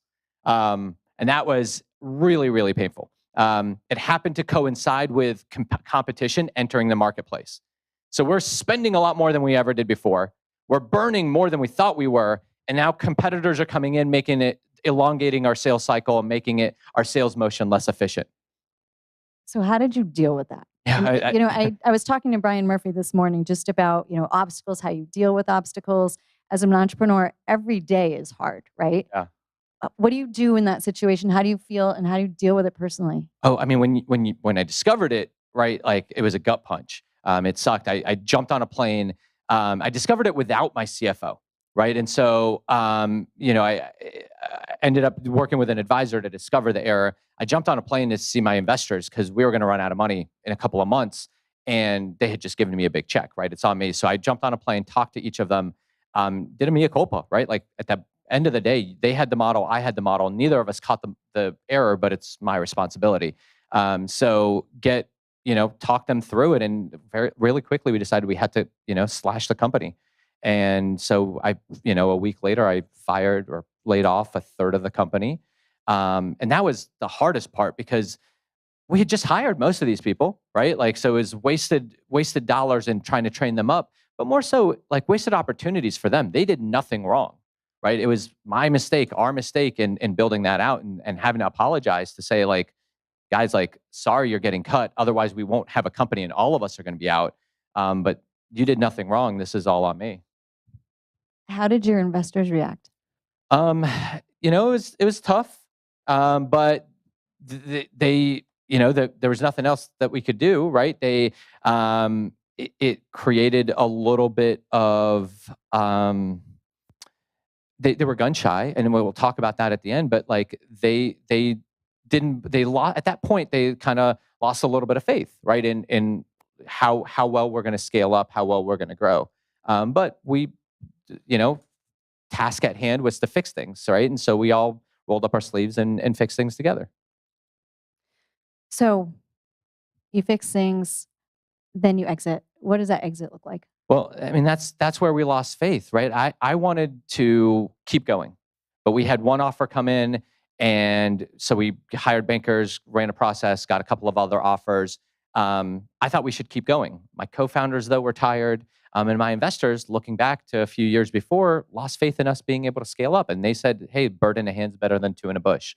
And I was kind of outvoted. I could have blocked it, but like, who wants to deal with that dynamic where everybody wants out except you, and you're going to hold them hostage? Like, that's not a great way to build a company. So, I went along with it with the contention of like, hey, I won't join the acquiring company because I don't agree with this acquisition. So that was the path. I mean, it took us, 9 months from the beginning offer to the end to close it out. We, made life-changing money, but the day after started the darkest days of my life. For the next 6 months, I was really, really depressed. Not just because I didn't want to sell. Not only that, but my competitor, who we were neck and neck with, we were actually ahead of until we made that mistake. They sold their company a few months later for $1 billion, right? So 5 times our exit. The biggest difference is they didn't stumble along the way we did. And beyond, kind of the FOMO of how they did versus how we did, a lot of my identity was tied to my startup. Like, that's who I was. I was the front face of it all. So my friends all worked for me or for us, and like they stayed on. Like I lost my social network. I lost like my identity. I saw, I saw an opportunity to have FU money and like didn't get that because of a mistake. All of those things sent me into a spiral. So how did you, before we go into your next step, or maybe this was part of it, how did you come out of that? Entrepreneurship, right? Actually just mentoring and starting to talk to other startup founders and working with them. And I jumped in and like helped a couple founders, like really rolled up my sleeves and like spent 10 hours a week with like a bunch of different founders and really helped, some companies scale up. Reminded me how much I love building companies. And so I decided, hey, let me go fix the problem that like hurt me before. Let me start my own company and get back into it. So right before we dive into that, because I love how you took that learning and turned it into something. But when you think about those darkest days, do you think it was because you were upset about the extra comma that you could have had, or because you didn't get the opportunity to try to come back? A little bit of all of the above. I mean, we were top of the Forrester Wave. We were top of the Gartner Magic Quadrant. We invented a category. And then we were going out before we really like owned it. And so it did feel like just an early kind of ducking out. Like we left the party too early. So all of it combined is the answer. We're not done. I wasn't done. It didn't feel like it was done. So, okay, so let's talk about Embarc. Yeah. So, the idea of, hey, why is everybody running their finances in Excel? That was the genesis, taking that pain. I was like, this is a pain point that I know every other founder has. It's hard to understand your numbers. It's hard to keep track. And it's a pain in the butt to do every month, right? Even with a full accounting team and CFO, it took them a month to get me last month's numbers, right? And so it wasn't very dynamic. So we decided to build Embarc to do for financial models what Carta did for cap tables, right? Take it out of Excel, make it more collaborative, less error prone, and use the underlying data to help inform how you should build your company. I think this is amazing because it's one of those things where you literally, like we talk about lessons learned, right? Like not only are you looking back, but now you're saying, this is a common mistake. This is not just us. This is not just me. This isn't a personal failing. This is something that every startup potentially faces. I've had bad models. I don't know about other people, but I've done a lot of spreadsheets in my day and had big flaws that, fortunately I caught, and I wasn't at your scale. When you're at your scale, it makes a much bigger difference.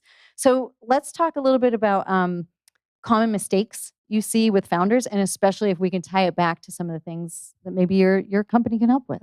Yeah, well, one of the earliest mistakes that I think founders don't do is actually put a plan together, put a plan on paper financially. Like financials should tell the story of your company and should help you think through all the different aspects, right? Are you going to be charging enough? Is there a big enough market opportunity? How are you going to scale? Are you really ready for venture capital? All of those things kind of intertwine. There's a very specific profile of what a venture capital company should look like. And if you don't put your ideas on paper to validate them, then you get to that point and you realize, oh, wait, this doesn't look exactly right. We made that mistake. Early on, I didn't build out a model. And then we realized our margins weren't where they were supposed to be because we had a very manual onboarding of customers. And we had to stop development at Distill for a year to fix that so that we could get back to scaling because my margins just didn't look like what a software company's margins should be because it was too complicated of a onboarding process. So those kinds of lessons, I wish I had just thought about really early on before we had hundreds of customers because it was a lot more painful then.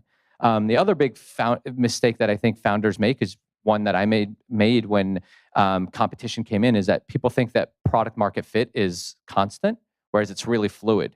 You might be the best product in a market when there's no other competition, but when competition comes in and does it differently, you need to adapt. And so product market fit is very fluid and you got to adapt to that. And then the last piece is, I think a lot of people know, a lot of founders know that, have heard that maybe they get too aggressive in their plans or they get too ambitious with their goals. And there's a lot of people that tell you to kind of simmer down. But the bigger mistake that I see is when things are going well, founders don't lean into it. They don't know how to punch the gas. And if you're building a venture-backed business, once you understand your levers, figure out how you can punch the gas as quickly as possible. Right? There is zero reason not to punch it when things are working. There's a book, the CEO of Snowflake just, wrote in his book that like as fast as he's grown, he's never in any of his companies hit a point where he thinks he pushed it too fast. Like imagine that as fast Snowflake went to become a unicorn in like 2.5 years to get to $1 billion valuation. They are worth almost as much as IBM in less than 6 years. And he still thinks that he didn't punch it fast enough. So I think that's one of the bigger mistakes that founders make. And it's all about, again, understanding your unit economics and building out a plan and saying, hey, like, what would happen if I took an extra $500,000 and put it here? What would that do to us? Will the wheels of the bus fall off? Is it too rickety? Or do we think that like it'll just make us go faster? Okay, so we have to wrap up. But last question for you. What are you most excited about over the next, 6, 12 months? So we started Finmark 18 months ago, and a lot of the from then until now has been building the basics of making sure that we have a fully robust platform that can do everything your Excel model can do and more, right? But it's all about the table stakes features of how to build a model. What we're releasing this year is the data intelligence on top of that, where we can open up and say, show me companies that have taken similar amounts of funding as me that are growing 300% year over year. Show me how much they're spending in marketing. Show me how much they're setting their sales quotas to. I want to unlock this information so that founders can get a blueprint for how they should build their companies. And that's what I'm really excited about this year. Thank you so much for joining us, for putting it all out there and sharing all those learnings with this group and everyone who's watching on the live stream. We appreciate all your time. Again, Finmark is your new company. Check it out. Great resource for startups. And thank you all for being here. All right. Thanks.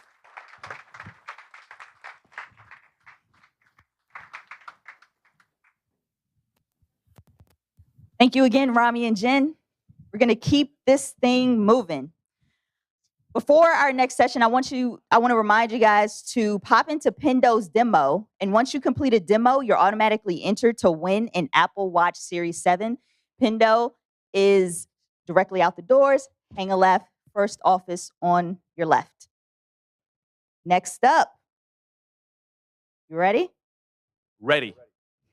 Are you ready? I'm super pumped for this next session. A lot of great energy coming to the stage.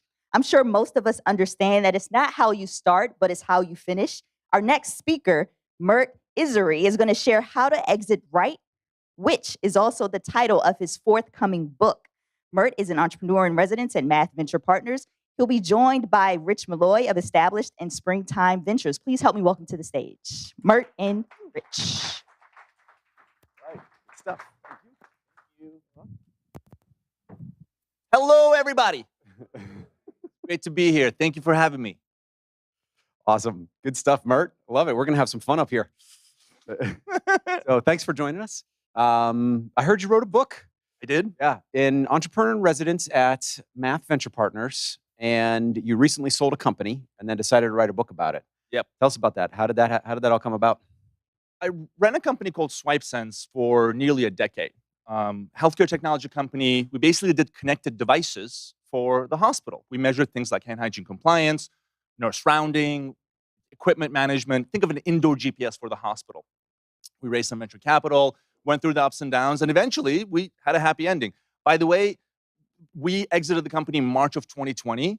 I was like running around with like an IV serum of like, this can't be happening to me. Like, COVID's happening, this deal's gonna fall through. It was like the most stressful period of my life. Managed to get it to the other side. And an exit is an amazing thing. You end up with some financial freedom that you never had as an entrepreneur. It's a dream come true. You scale your impact. So many founders don't get to that stage of seeing their company sort of find their permanent home. But I felt super shitty. Like I felt like, man, like we left money on the table. We could have like gotten more. There were like terms that we agreed to that I was like, man, I wish we negotiated harder for it. So I was just frustrated. And a lot of the advice that we got in the process was basically hearsay. I mean, when you look for advice on selling your company, people connect you with other founders who've sold their company. People generally don't like to talk about selling their companies. A, because, well, it's a great exit and people don't like to brag. B, there is not a good exit and you kind of want people to think that you've had like an amazing outcome. Or there's like confidentiality. So you end up with this sort of like whispers of like, here's what you're supposed to do, what you're not supposed to do. And this is like a life-changing moment. Like, I don't want this to be hearsay. Like, I want to know what are best practices. So I sat down with Mark Hunckler, my co-author, longtime mentor, Kellogg professor, partner at Math Venture Partners. And I sort of was like, I was bitching at him. I was like, man, could have done this, could have done that. And his advice was very practical. It was like, Mert, write this down. And this will be a useful framework for the acquiring company. In the next time they're trying to buy a company, maybe you can help make the process better. Because you can sort of share like how the process went for you, how it could be better.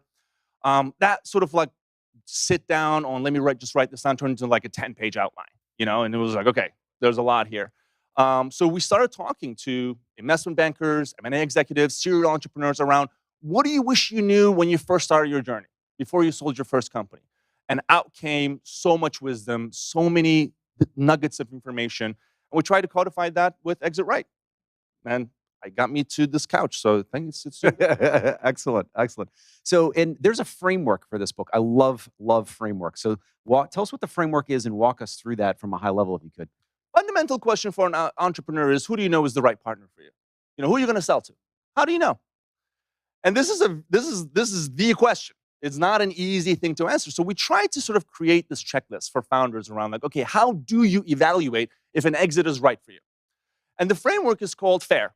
Everybody's looking for a fair deal. And FAIR stands for fit, alignment, integration, and rationale. Good exits have 4 of these elements. Fit is cultural fit. Can you sit next in an airplane with this person that you're about to join the journey with? I can tell you, if you're a super high-flying tech company and you're about to join like a super conservative, like 100-year-old company, maybe that's not a great fit culturally, because you're going to want to build stuff, you're going to want to pivot, they're going to be like, no, keep your margins in check, whatever. Like, it's just the start of a bad relationship. Cultural fit is super, super important. Second is alignment. Are you aligned internally with your board, with your stakeholders, with your investors? Is the buyer aligned internally with where you want to go as a company? And are you two sort of meeting in the middle around the direction of how we move forward? This is so overlooked. People just look at the price and go, oh my God, this is great, and let's move forward. It's so much more. And because there's so many stakeholders involved. Like, you're not making a decision. Your shareholders as a whole is making a decision, and so does the other side. Integration is essentially how you join forces. Again, another one of those things that sort of people just say, oh, we'll figure it out after the docs are signed. BS. Figure out a way. How do these technologies come together? How are you going to serve your customers more? How are you actually practically going to start working together? This is one of those things that if you pre-plan can take like weeks and months, and if you don't, 3 years pass, and you're about to finish your earnout, and like, oh my God, our product is still not integrated. We're standalone, and it's just such a frustrating place to be as a founder. And then finally is the rationale. Can you explain to your grandmother why this makes sense? Why these two companies need to come together? And we like to think of the rationale as less about, here's how we make a bunch of money together. We think the rationale is best explained as, here's how we best serve our customers more. And exit should be about the impact.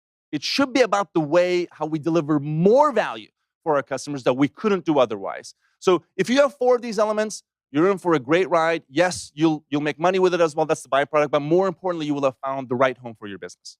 Oh, that's awesome. And so did you explain it to your grandma? I did. Yeah. She loved it, actually. Oh, good. Excellent. I'm glad. What do you think of those 4 elements? What do you think that you got the most wrong? That really was like where you had to go have a pitch session with Mark. It's an interesting question. I think I will pick alignment. And I'll sort of like I'll open up more. This is being streamed live, but nobody's watching. Nobody's watching.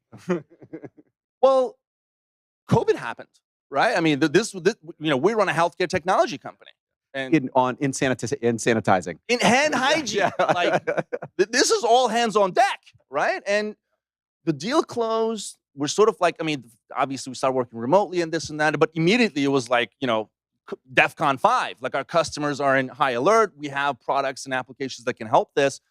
And obviously I wanted to pivot and move fast as a builder. I immediately went back to like, all right, we're early stage again. Let's experiment with a bunch of stuff. And that, for instance, led to our contact tracing application. Well, we have badges on everybody in the hospital. We know who's in the room with what. That's kind of important if you're trying to do like systemic contact tracing. So I was like, go, like ship it. Like let's move this on. They're like, wait a minute. Like that's not hand hygiene. I'm like, who cares about it's not hand hygiene? Like we gotta go. That was something that I should have been a lot more explicit about. And again, this is easier said than done. Like I haven't sold 10 companies in the past. So I was in the mode of like, get this fucking deal done. Like no matter what happens, like skip that part, leave it to the other end. But now, sort of looking back, I wish I had sort of said like, okay, this big ambiguity is coming from, we need to have this like line item sort of opened up for this. We want to invest in a bunch of experiments. And that sort of being part of a larger company, I don't think was sort of like immediately natural to me. So that will be my answer. Very interesting. Yeah. And so then what was, at what point what point would you advise startups to start thinking about exits? So this is something that we have an unconventional thought on. Most people say right now, you should not worry about your exit. Just build a great company. I think that's bullshit. I think you should start thinking about your exit the second you take an investor's money. Because the second you take an investor's money, you're taking on their agenda. Your investor isn't investing in you because you're their nephew from afar. They're investing in you because they're expecting a return. Like, let's talk about this. Like that's the reason why they're backing you. Now, I'm not suggesting that you should start spending your time talking to your buyers 24/7, kind of like how you would fundraise and with your investors. That's not the case. Of course, you should build a great business. Of course, you should have freedom in your sort of ahead of you to ultimately find the best home. But strategically, you should be thinking about how do I deliver more value with my customers? That should start immediately. And the conversation with your investors should happen regularly, not as a hey, I'm thinking about selling my company. That sort of is like an alarm flag of everybody's like, wait a minute, aren't you not motivated? Like, what's going on? Are you tired or whatever? No. Let's put on the agenda every year an exit talk in our board meeting. Are we aligned? What is your like return profile looking like? Are your LPs pressuring you to deliver returns? Like, are you on a timeline to sell? Are you going to pressure me to make some short-term decisions to sell faster? Because I want to keep going 5 years, 6 years more. Like that kind of like even the basic question around what's our threshold if somebody were to make us an offer that we would take right now? What is that price? How is that conversation not happening right now? It's just one of those taboo subjects. And it's the reason why we're all in the room. Like, why are we doing this shit? Why are we building these companies? Like, yeah, we want to get to that exit eventually. And it's one of those like hush-hush areas. I want to sort of like remove the stigma around this. And I really advise companies to sort of like predetermine once a year agenda item on the board meeting, exit talk. We're going to talk about these fundamental areas that we need to be aligned with as a board. And the outcome shouldn't be we're selling by the end of the year. The outcome should be where are you coming from? Where am I coming from? Are we healthily aligned here in terms of our long-term objectives? So that can't start early enough. And by the way, those exit conversations around the ecosystem of potential buyers, maybe they are strategic partners. Maybe they're distribution channels. They're ultimately there because they can deliver more value to your customers with you. And it doesn't hurt for you to start thinking about that sooner than later. Man, I'll tell you, I love that. I love the framing of that because as an early stage investor, it's, when a founder starts talking to me about an exit at the pre-seed or the seed stage, like, no. Okay, we're not in the same business. I definitely am in the exits business, but I'm in the exits business 5 to 10 years from now for way more than what you could sell it for in 3 years or 5 years. Totally. But I really like that of like, let's just put it on the table and let's talk about it. Let's look at it and talk about it. That is great advice. So we've talked a little bit about alignment, right? We've talked about integration. It sounds like you had some integration struggles there. Yeah. Let's talk about the fit. What advice would you give to founders out there as they're maybe starting to have those conversations or thinking about having those conversations? How do they know that they've got the fit? I think Or don't have it? really happens with a CEO to CEO conversation. And this is one of the advice that I would love to share with all founders. Like, this is something you should start doing. If you have a potential set of like 10 companies that you think one day may acquire you, you should be friends with their CEOs immediately. Give them value. Share them something that you've done in your market. Share them something that you've learned that you think can help them. Read their investor updates. Some of these are public companies. They tell you what they're going to do in the next 5 years. That's the business that they're in. Read that. Say that, hey, maybe we can do something like this together. If you're a known entity, the fundamental thing that a buyer is interested in is trust. Can they trust you that you're going to deliver future value down the road for them? Can you take on their agenda with them? And trust is sort of a subset of this cultural fit. Now, you can start sort of creating that trust over a longer period of time. It's so much easier to do. A lot of times, you sort of like enter into this like dating phase. Like, oh, like we're selling a company, so let's shop this around to like 7, 8 like companies. That sounds fake to me. Like that's not how you would do anything. Like that's not what you do in fundraising. Like a great fundraising looks like someone who's been mentoring you for a long time and they eventually decide that they're going to invest in you. This is what a good exit kind of looks like as well. You have a trusted relationship. You've been adding value to each other. I'm not saying share your customer list or your financial model with them. That's not the extent that you should go, but you should be a known entity. And there's no better way to do that by making yourself known to your competitors. Like, I'm a big believer in you should be friends with the CEOs of the companies that you're competing with. You're in the same business. Like, that shouldn't be stopped by, we're competing, therefore we can't talk to each other. So I think sort of you can smell cultural fit essentially from these conversations. And if it's not there, trust me, you will know right away that you're not going to get along with these people. So I think sooner than later, that's what I would advise in that as well. Great, excellent. And so then let's shift gears and just talk about the stress that comes on with an exit. Why is it stressful, and how do you keep your sanity? I mean, people make the analogy to fundraising, and this is actually an area where the analogy breaks down. When you're fundraising, you're talking to hundreds of investors. I mean, you can fuck up a couple of those meetings. It's okay. Like, hey, it didn't work out. Most people are going to say no anyway. Get a practice round. It's okay. Like, again, we're all founders in here. Not every fundraising meeting goes great, but that's okay. You learn from it, you iterate, and make it better for the next one, just like what you would do with your product, your service, your people, whatever it is. Exits are not like that. You don't get 10 passes at this. You get like 2, and the price of a mistake is really high. I mean, you're obviously thinking like, man, it's been like 8 years, a lot of struggle. Again, the real ones know that you might show to the outside world everything is hunky-dory. It is not hunky-dory. You wake up thinking like, fuck, I got to do this again today. You go to bed thinking like not being able to sleep. I got to deal with this. Customers trying to not pay their invoice. It's struggle town. So that exit moment feels really great. You're like, oh man, this is the promised land ahead of us. We're going to get there. And like something goes wrong and people are like, pencils down. We got to resolve this. And like that, let me tell you something. There's stress and there's like, fuck, we're not selling this company now. Like that is another level of stress. I personally felt that multiple times in my own exit, and it's just really tough. And the best thing that I can tell you is that you need to have a non-deal related brain trust of people who really love you and have your back. That can be just a sounding board for you where you talk openly about what you're dealing with, how you're being treated, how you're treating other people. Because you're going to have these moments where it feels like the whole world just shattered. Like, oh my God, this is falling apart. And that might feel like that. It's actually very unlikely that it's actually going to kill the deal. The person that's in your brain trust can tell you that. Because they can be a sort of like the sounding board around like, hey, I just want the best for you. So for instance, Mark was that person for me. I mean, he's someone that I've known for many, many years. And I was able to sort of like openly talk to him about the struggles, the things that were going well, things that weren't going well. That really reduces the emotional aspect of this and allow you to sort of act in a logical manner. Because look, ultimately, this is about the rationale. And by the way, this is another like side here that get one of my pet peeves. Like when I talk to founders around like, hey, so how much do you think your company is going to be worth? They say something along the lines of, well, we have $10 million in revenue right now, and companies in our space go for like 8x revenue, so it's $80 million. That is such a cop-out, chicken shit answer. I can't even begin to tell you. Like, this is a horrible answer. Selling a company isn't about you. It's about what you can do to the acquiring company. So a much better answer would be, well, this company that we're potentially going to be acquired by already make $1 billion selling X. We can make that 5% more efficient. Therefore, our company is at least worth that ×3 because they can make their money back in 3 years.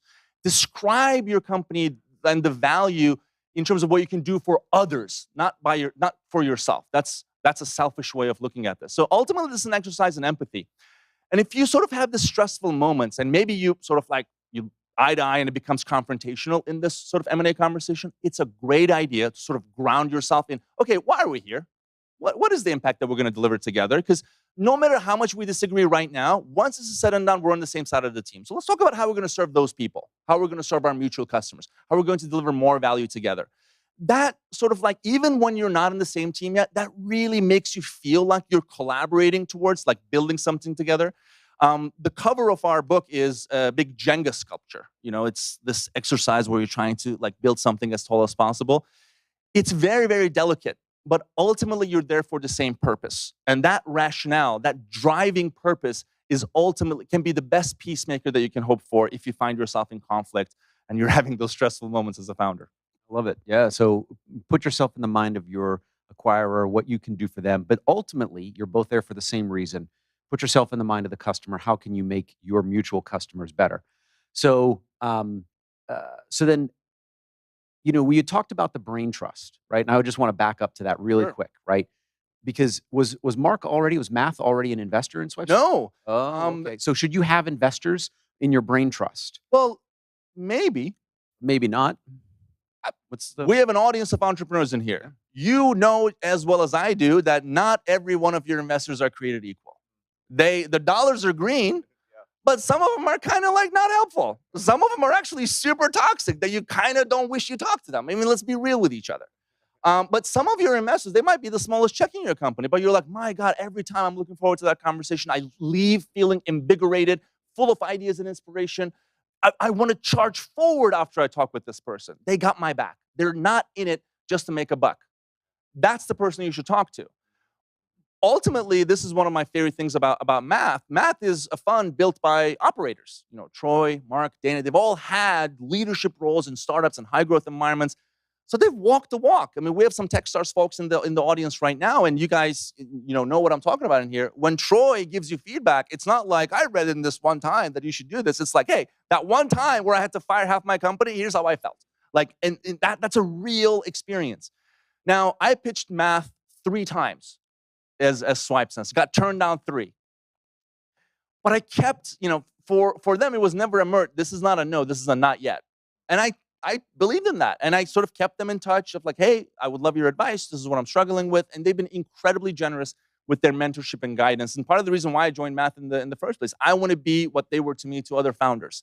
So I think it's sort of it's the best version is to have someone that maybe is not an investor, but is close to your journey, but has relevant experience in terms of being part of exits, being part of boards that might have conflict. There's no better advice than someone who's been there before.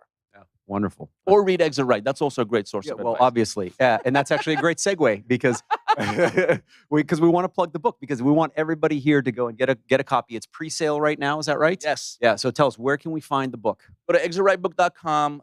We are totally gamifying the Amazon rankings. So by the way, if you ever write a book one day, do what I'm about to tell you. You don't want people to pre-order the book before it's launched. You want to get folks' interest in buying the book, and then you send them a nice note the week of the launch, and you say, hey, can you please order the book right now? This is now available. So you crack the bestseller list. You just keep so much advice. You just can't help it. I love it. I'm telling you guys that. Book advice, exit advice. You can obviously reach out to me anytime. I'm happy to connect with any founder about the exit, about the lessons that we've learned, maybe connect you with some of the folks that have helped us along the way as well. So I'm always available as a resource personally. We're all part of the collective in here. But if you're interested in ordering the book, go to exitrightbook.com and you can pre-order your copy there. ExitRightBook.com. Wonderful. I'm looking forward to pre-registering for my copy and buying it on the day that it comes out. Thank you. Yeah, wonderful. Excellent. Ladies and gentlemen, thank you very much. Thank you all. Give it up for Mert. Woo! Let's exit.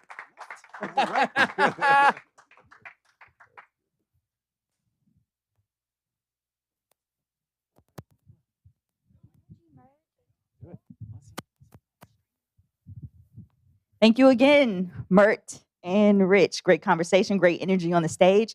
We're going to keep things rolling. But before we bring out our next guest, I want to thank a couple of our sponsors. Thank you, Ballard Partners. Thank you, Accenture. Thank you, Visit Tampa Bay. In addition to the few sponsors we've mentioned, these table hosts for tonight's Feast Innovation are Catapult Lakeland, St. Petersburg EDC, Synapse, Tampa Bay Tech, Tampa Bay Wave, and Tampa Bay Ventures. So in this next discussion, Matt Hunckler is chatting with Erica Duignan from Rain Ventures. Please help me welcome to the stage, Matt and Erica. Hey, everyone. How's it going? Still got the energy this afternoon? Yeah, I like it. I've seen a lot of alert people out here. Erica, I'm so excited to catch up. I know. It's always great to spend time with you. Erica and I met at one of Frank and Jenn's conferences like 8 years ago in downtown Las Vegas. Stayed in touch ever since. I've been following all the amazing things that you're doing. Hard to keep up with all the startups you're investing in because there's so many great ones, but so many a part of the Startup of the Year community. I was curious to just dive right in and just hear a little bit about what you're excited about right now, some of the trends you're seeing in tech, some of the companies that you're looking at. What are the things that you're most optimistic about when you look at the way the tech world is responding to really just the world and society today? Yeah, well, there is so much innovation happening right now. I think, I am really blessed to be a VC and to be, at the forefront of seeing what amazing founders are doing to innovate and create change in the world. One of our big theses at Rain Ventures, and we're a seed stage venture capital fund that invests in consumer tech and software companies, is what we call the we economy. And for us, the we economy is about technology startups that are using innovative technology like AI, blockchain, NFTs, and also digital communities to leverage that to solve big problems using the power of communities, right? So actually including people in solving these problems rather than just pushing tech on them to solve problems. So for us, that's a big theme. But we're definitely very bullish on artificial intelligence, machine learning, and leveraging, those network effects to solve some of the bigger problems. One of our biggest and most successful portfolio companies was actually last year's Startup of the Year winner. And we had actually invested in them way before they were even in this competition.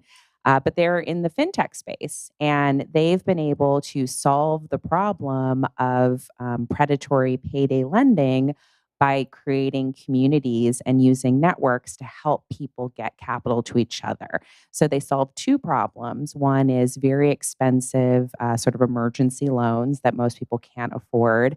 And then also a lack of attractive liquid investment opportunities for people who have a few extra $1,000s that they'd like to invest. We've seen lenders get, above double-digit returns, which is great for a highly liquid asset. And we've seen borrowers be able to get access to emergency cash that can save them hundreds of dollars in late fees, inconvenience, and really, get them the capital they need to solve big problems that occur in their lives. So that's what we're excited about. It's really cool to hear. I love hearing that lenders are putting the money to use in that sort of way and more people are able to get the loans they need. I know a lot of money is also coming off the sidelines and certainly pouring into venture as well. Rain Ventures, tell me a little bit more about the fund and what you've kind of seen just in the general trends of VC. Certainly a lot more smaller funds coming into the VC world right now, more and more capital being deployed outside of traditional tech hubs like Silicon Valley. What are some of those other kind of VC trends that you're seeing? Yeah. Well, there are a lot of interesting things happening in the space. I think one of the things that we're trying to do, and why you're seeing more smaller firms pop up, is because there's a lot of demand, I think, on the founder side for, a different, more boutique type of investor. And we definitely, at Rain, sort of, at least for now, consider ourselves in that category. I mean, we see a decade from now being a much larger firm and a much bigger fund, but always sort of really taking that boutique approach and really sort of understanding that founders are looking for capital partners that are bringing, obviously, a check, tons of experience, relationships, but most importantly, people that they can trust, right? When you're thinking about who do I want to have on my board? Who do I want to have in my corner?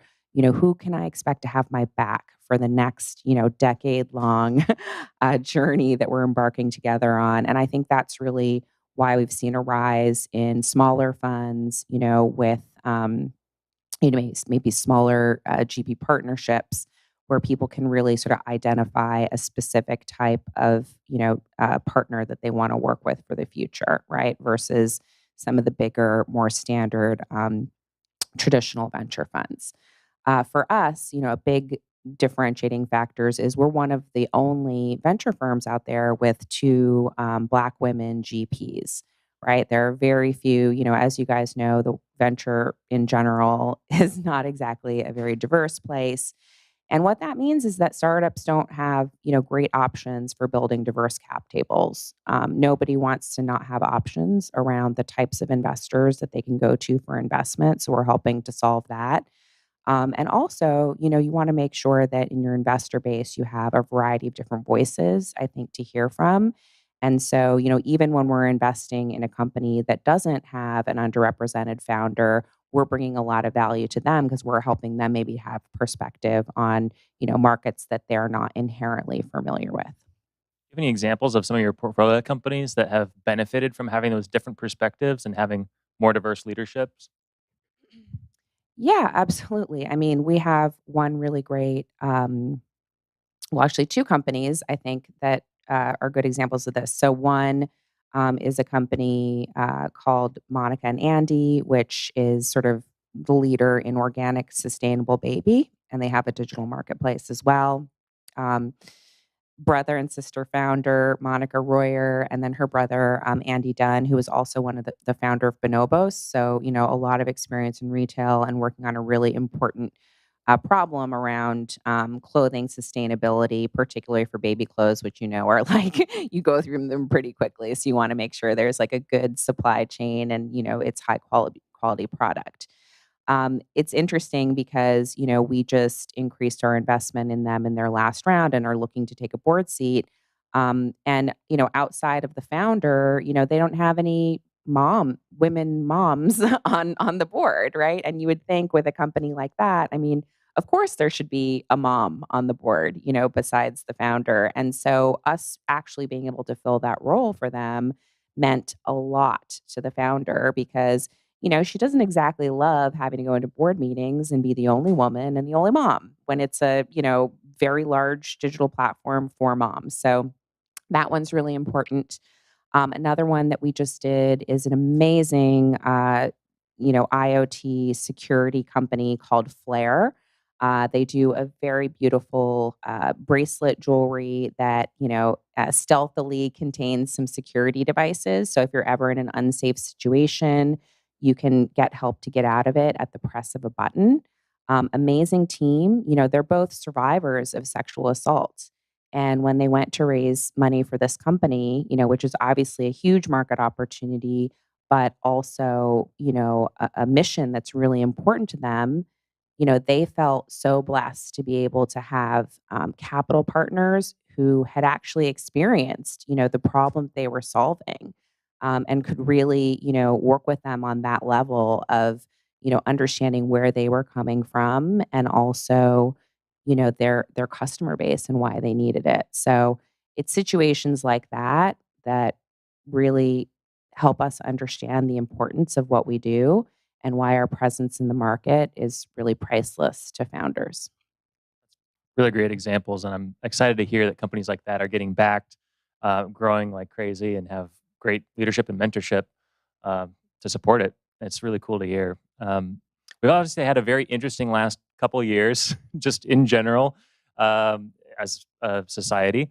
And I've heard a lot of investors talk about that shift of, used to be always face to face, always required, being able to shake someone's hand or, give them a hug or be in the same room with them. Certainly that hasn't always been possible over the last 2 years, which has presented some challenges for sure.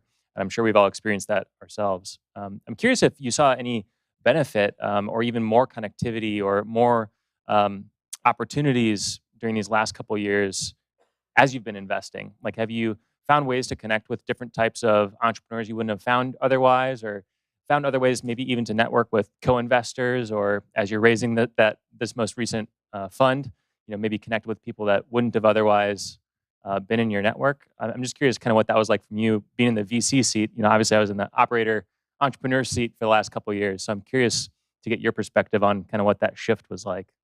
Yeah, it's so interesting. So first of all, I'm pretty sure that pre-pandemic, I was already spending a ton of time meeting with founders on Zoom. I've kind of always, before we started our fund, I used to run a, sort of geographically distributed angel investor network. So from that perspective, I was really used to using Zoom for a lot of things because we weren't all in one location. The one thing that I would say for me that was transformative, and I'm certainly love being able to use video technology so that I can meet and spend time with more founders and connect with founders, like regardless of whether they live in New York City or they live in, Omaha, Nebraska, right? Like I love that we have that kind of open door policy and accessibility. For us, it was really transformative because prior to the pandemic, if you're raising money for a fund, whether you're talking to high net worth individuals or institutions, they would want to book an in-person meeting with you. The meeting would probably need to be booked like 2 months in advance. You'd have to fly to Salt Lake City or drive to Hartford, Connecticut, or whatever crazy place that you were going to get rejected. And, with a couple months between each rejection. So it was really wonderful. COVID accelerated the pace of rejections, which I was very grateful for. I was like, great, you can reject me this week with me only spending half an hour instead of 2 months from now with me spending a full day to get a no. But as you know, they say the rule of thumb is like 200 no's for every yes in any sort of fundraising enterprise. So, it was good that the more no's that we could rack up, the more quickly we were able to get to a yes. And 2021 ended up being great for us with some really fantastic institutional LP partners, like the Metropolitan Museum of Art, which is really interested in figuring out ways to engage our community in New York and to support diverse founders, and particularly to be at the forefront of what's going on with the convergence of art and technology. Alphabet's Capital G, which has also made a very big commitment, obviously, to startup innovation and supporting underrepresented founders. Bank of America, our first institutional commitment, as well as many amazing family offices that really believe in what we're doing and sort of the change that we're creating from seed, which is great. Really great. I would love for everyone here to know how to learn more about Rain Ventures, what you're working on, and maybe where to follow you. What platforms are you most active on? Where can people find all the awesome things you're involved with? Okay, cool. So our website is Rain, which is REIGN, right? Like rule the world, Rain, rainvc.com. We're actually just in the process of sort of refreshing it and redoing it. So hopefully it'll be a much nicer website post Feb 1st, but you can still look at the old one if you like. And then you can follow me on LinkedIn, where I try to post pretty frequently. Instagram, it's at Erica Minahan. My full name's Erica Duignan Minahan. So I either go by Erica Duignan, Erica Minahan, or Erica Duignan Minahan. I would say Twitter, Instagram, Erica Minahan, and LinkedIn are the best places. And of course, if you ever want to contact us It's eric@rainvc.com. And if you're interested in raising capital from Rain, you can submit an application on our website. Well, I just want to say thanks for sharing some of your experience and thanks for everything that you do for the tech ecosystem, backing incredible founders, awesome technologies, and really excited to, hopefully in a couple of years be back on stage with you, hearing about the more awesome stuff that you've done. So I would love that. We should definitely try and do an interview with each other at least, once a year. I don't know. love it. Next time I want to interview you. All right, deal. Let's give it up for Erica Duignan-Minahan.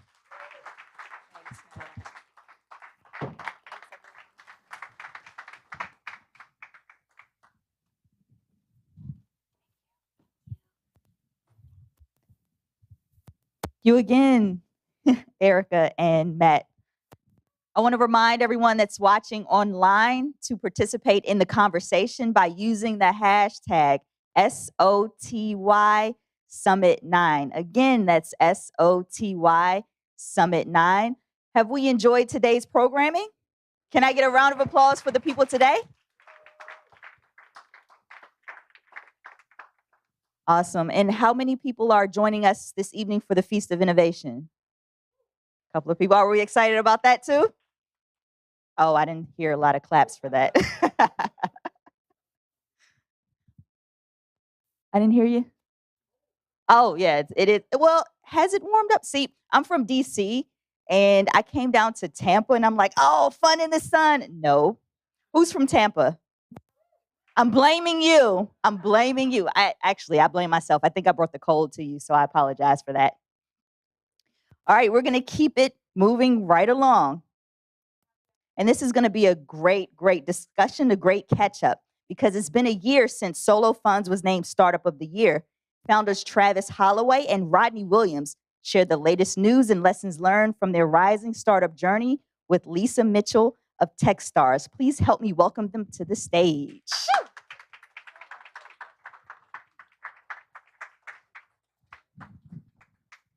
Awesome. Thank you. We have a real treat for you here. Old friends of mine, Rodney and Travis, founders of Solo Fund. And I know we have a short period of time and an amazing company, so I have no idea how we're going to push the learnings in here. And former winners of this competition. So let's jump right in. I mean, I met you guys when you were super early. And now you're, making millions of dollars a year. So give us a little hint, both in terms of where Solo Fund started. You don't have to go into your why, but your Solo Fund started and, how you got from there to here. Yeah. Well, hello, everyone. Rodney Williams, obviously co-founder alongside Travis. I like to say our simple start story. We both had this pain point amongst our friends and family. Needing access to capital. It was $50 for gas. It was $200 for a utility bill.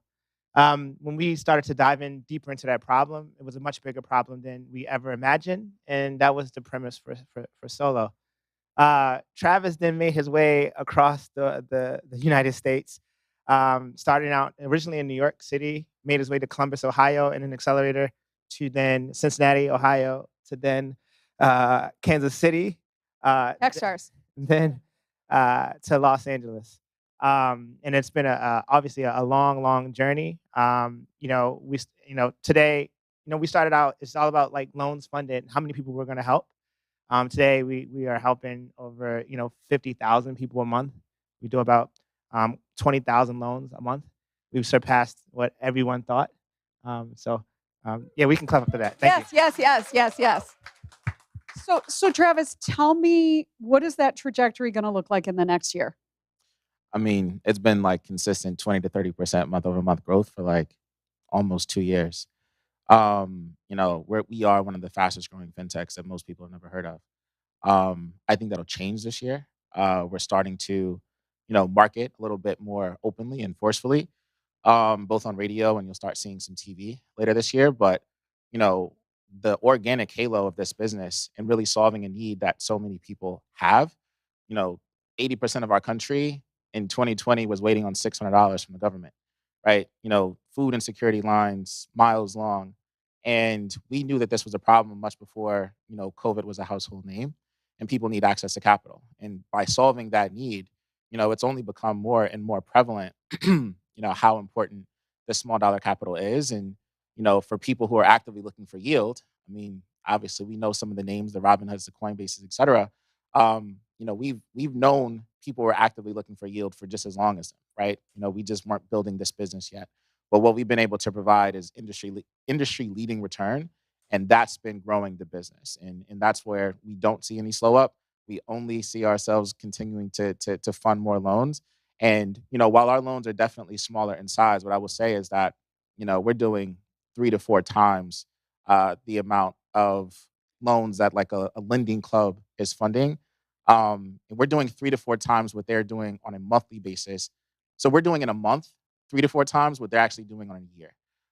So that's incredible. No one thought that we would get here, and it's really exciting to prove some people wrong. So, question for you: there's been a lot of talk about product market fit today, and we have lots of startups here. So, you guys struggled to raise money. B, I think also struggled to get to the trajectory that you are today. Can you talk about what were some of those lessons of things that you were outsourcing, that you realized that you had to insource, et cetera, that helped you turn that corner that you can suddenly put the gas on? We'll both take this one. I can start. We shouldn't have had to get to the trajectory that we are today to raise the amount of capital that we have. That's the plight of having this skin color, and I'll just be honest. And it's been really frustrating.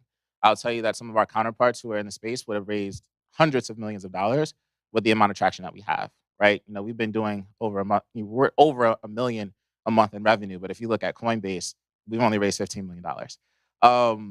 That's not necessarily common. With that said, we're really excited about the continued trajectory of the business, but that's been the real root of it, right? Like I think we would be 10 times bigger if we would have got the early support from investors. Rodney, I'll let you take. And with that said, though, I think the lack of capitalization created a significantly more sound business. We were forced to think about unit economics significantly earlier in the company's trajectory. The example that is being mentioned is an example where it's a two-sided marketplace, essentially. There's individual lenders on one side and individual borrowers on one side. And we're providing, when you think about to make that happen, you have to underwrite really accurately. You have to be able to recover delinquent loans, and then you have to protect the marketplace. At one point in time, we probably were outsourcing pieces of all of that. Eventually, we had to bring that all in-house. So we had to bring an underwriting model that was really intelligent and learned via AI models and things like that. We had to bring a recovery process that has to perform better than any other recovery company in the world. And then obviously, we had to protect the marketplace. Think about a guarantee that you would see on StockX to make sure your shoe is the right shoe, right? It's those type of protection. And those things are what we brought in-house, built it all proprietary, and relaunched the platform, literally less than 10 employees at the top of 2020. And essentially that's when everything took off for us. So definitely a struggle. I would say we're challenged because the founders we're challenged because lending isn't in everyone's thesis. We don't use any buzzwords. I hate buzzwords, blockchain, DeFi, or any type of AI. Like you have to talk to us after about 20 minutes before we start talking about those things. But the reality is we focused on unit economics and tried to prove everything wrong. We knew that we can grow. We knew that we had real product market fit regardless of the unit economics. So what's the plan? You're in the U.S. Is there an opportunity to go elsewhere? Two questions. What's the plan is my first question. And then the second one is, Jesse Williams was in here earlier at Flybridge talking about community. What does community mean to your lenders? So I'll actually start with the latter. I'll start with community first, and then that'll kind of lead to global expansion. Community for us, right? We built a platform off of what we call the power of financial collaboration. We always felt like people who had discretionary capital would be able to deploy it, earn significant returns, but also help people who need access to small dollar loans not be forced to either go to friends and family, which was the pain point Rodney and I originally felt, Or they wouldn't have to go take traditional payday or title loans, which if you have any knowledge of that industry, it's quite predatory. So by allowing the profits that are actually made in our platform to go back to everyday regular people, we were really building a community. And when you think about things such as we match loans amongst complete strangers on an average of 28 minutes. That's the equivalent of your car breaking down on the side of the road. You post a loan as a borrower with your own terms, and then some stranger decides that they're going to help you fix your car. Before the tow truck pulls up, some stranger is giving you money. Like, that's community. And when that happens, it's a really delightful experience for the borrower who gets their funds, but it's also a much more delightful experience when that stranger actually pays you back as a lender. And when those two things happen, people will then go tell other people, and that's where the flywheel happens. Very similar to the way that we use Uber all the time as an example. You press the button, some stranger came and said, I'm willing to take you wherever you want to go. When you would go tell someone else about that experience, some people became drivers, some people became riders. And that's really, really powerful from a growth perspective. From a expansion perspective, we wanted to have an impact. And impact doesn't just mean that a kid in the South Bronx is able to eat because his mother was able to put food on the table from a loan from Solo. It's the same impact that we want to have for a little kid in Nigeria or for someone who's, in Guatemala. So with that said, we do have a plan to launch in at least one global market later this year. We're determining exactly where that will be, so I won't spoil anything just yet. But we do know that, if you think about the economics of the world, there's a ton of countries that have growing middle class that is actively looking for yield, and there's a limited number of opportunity. Very kind of dissimilar to America, where we have a shrinking middle class and growing working class. But these people actively looking for yield, we're able to provide them with a return that they just can't get anywhere else. The only thing I would add to from a vision standpoint, we started out as this marketplace, and it's attracted and created a great wedge for other financial services. So within a few weeks, we will be opening up consumer deposit accounts to all of our users. Actually, all of our users are actually built on a banking infrastructure. So we actually have over nearly 400,000 consumer deposit accounts. Once we actually make that live, we will be the largest challenger bank for underrepresented communities, but as well as everyday Americans. So, thanks. So what advice do you have for the people in the room who have been toiling away at their company for the last year or two, are able to scrape together a little bit of money, but need to raise and are hitting walls? I mean, you've been there. How do you manage your psyche through that? I think is the first question. And what do you think helped you get over the hump? You should be a little bit excited that you know something that everyone else doesn't know yet. If you use the no's as just power to take you to the next level, like for me, I don't internalize the word no. It'll frustrate me a little bit at times when you think someone gets it or they're supposed to get it and they don't. But if you don't internalize it and you just use the no as a not yet, it'll get you through some of those difficult times. I do think that has been the story of Solo. We've got a lot of no's, and we just get more resourceful. We figure out other ways, right? We couldn't go get a debt instrument, so we launched an insurance platform to guarantee loans ourselves with our own cash flow. Like, it's painful, but we figured it out. And when we figured it out, everyone is just like, wow, like, wait, like, what's the debt instrument behind this insurance program that you guys have? Wait, you guys do this yourself? How did you figure that out? But when your back's against the wall, you have to figure it out, right? You have to figure out how to make these things work. So, for us, my only advice would just be, again, don't take a no as a not yet, because when you start putting numbers on the board, people start to wake up. Yeah, I'm sure a few VCs had some personal bets that we were going to die. I'm positive. No, when we go back and we're just like, hey, here's the update, they're like, you guys are still around? Like, it's like crazy. Yeah, I mean, there was times where we were in 2020 that we're talking to investors, and we're literally raising for the payroll. We were raising for the payroll next week, and then we would get that, and then we would raise another $100,000 for the payroll, and then we did that like 6 times. Christmas sucked last 2019. It didn't. It was okay, but you can imagine it was uncomfortable. So yeah, we never missed a payroll though. We never missed a payroll. That is accurate. Never missed a payroll. Yeah. Double down, focus. execute, you know something that they don't. They're actually not that bright. You're going to be the bright one. So, Yeah. And we personally funded payroll a couple times before it got too big. no, that's I mean, hard lesson, but I think it's a great example of the resilience that this team had, and your ability to, when you're struggling like that, you guys did better than anybody else at bringing on talent. Tell me how you did that. I would tell you that our team today is a strong correlation to like the mission of the business. What we were selling was mission and vision. We could not compete with LA startups and San Francisco startups who, had raised significantly more money than us. We couldn't, compete with the big guys who all of a sudden post pandemic were just paying people insane amounts of money.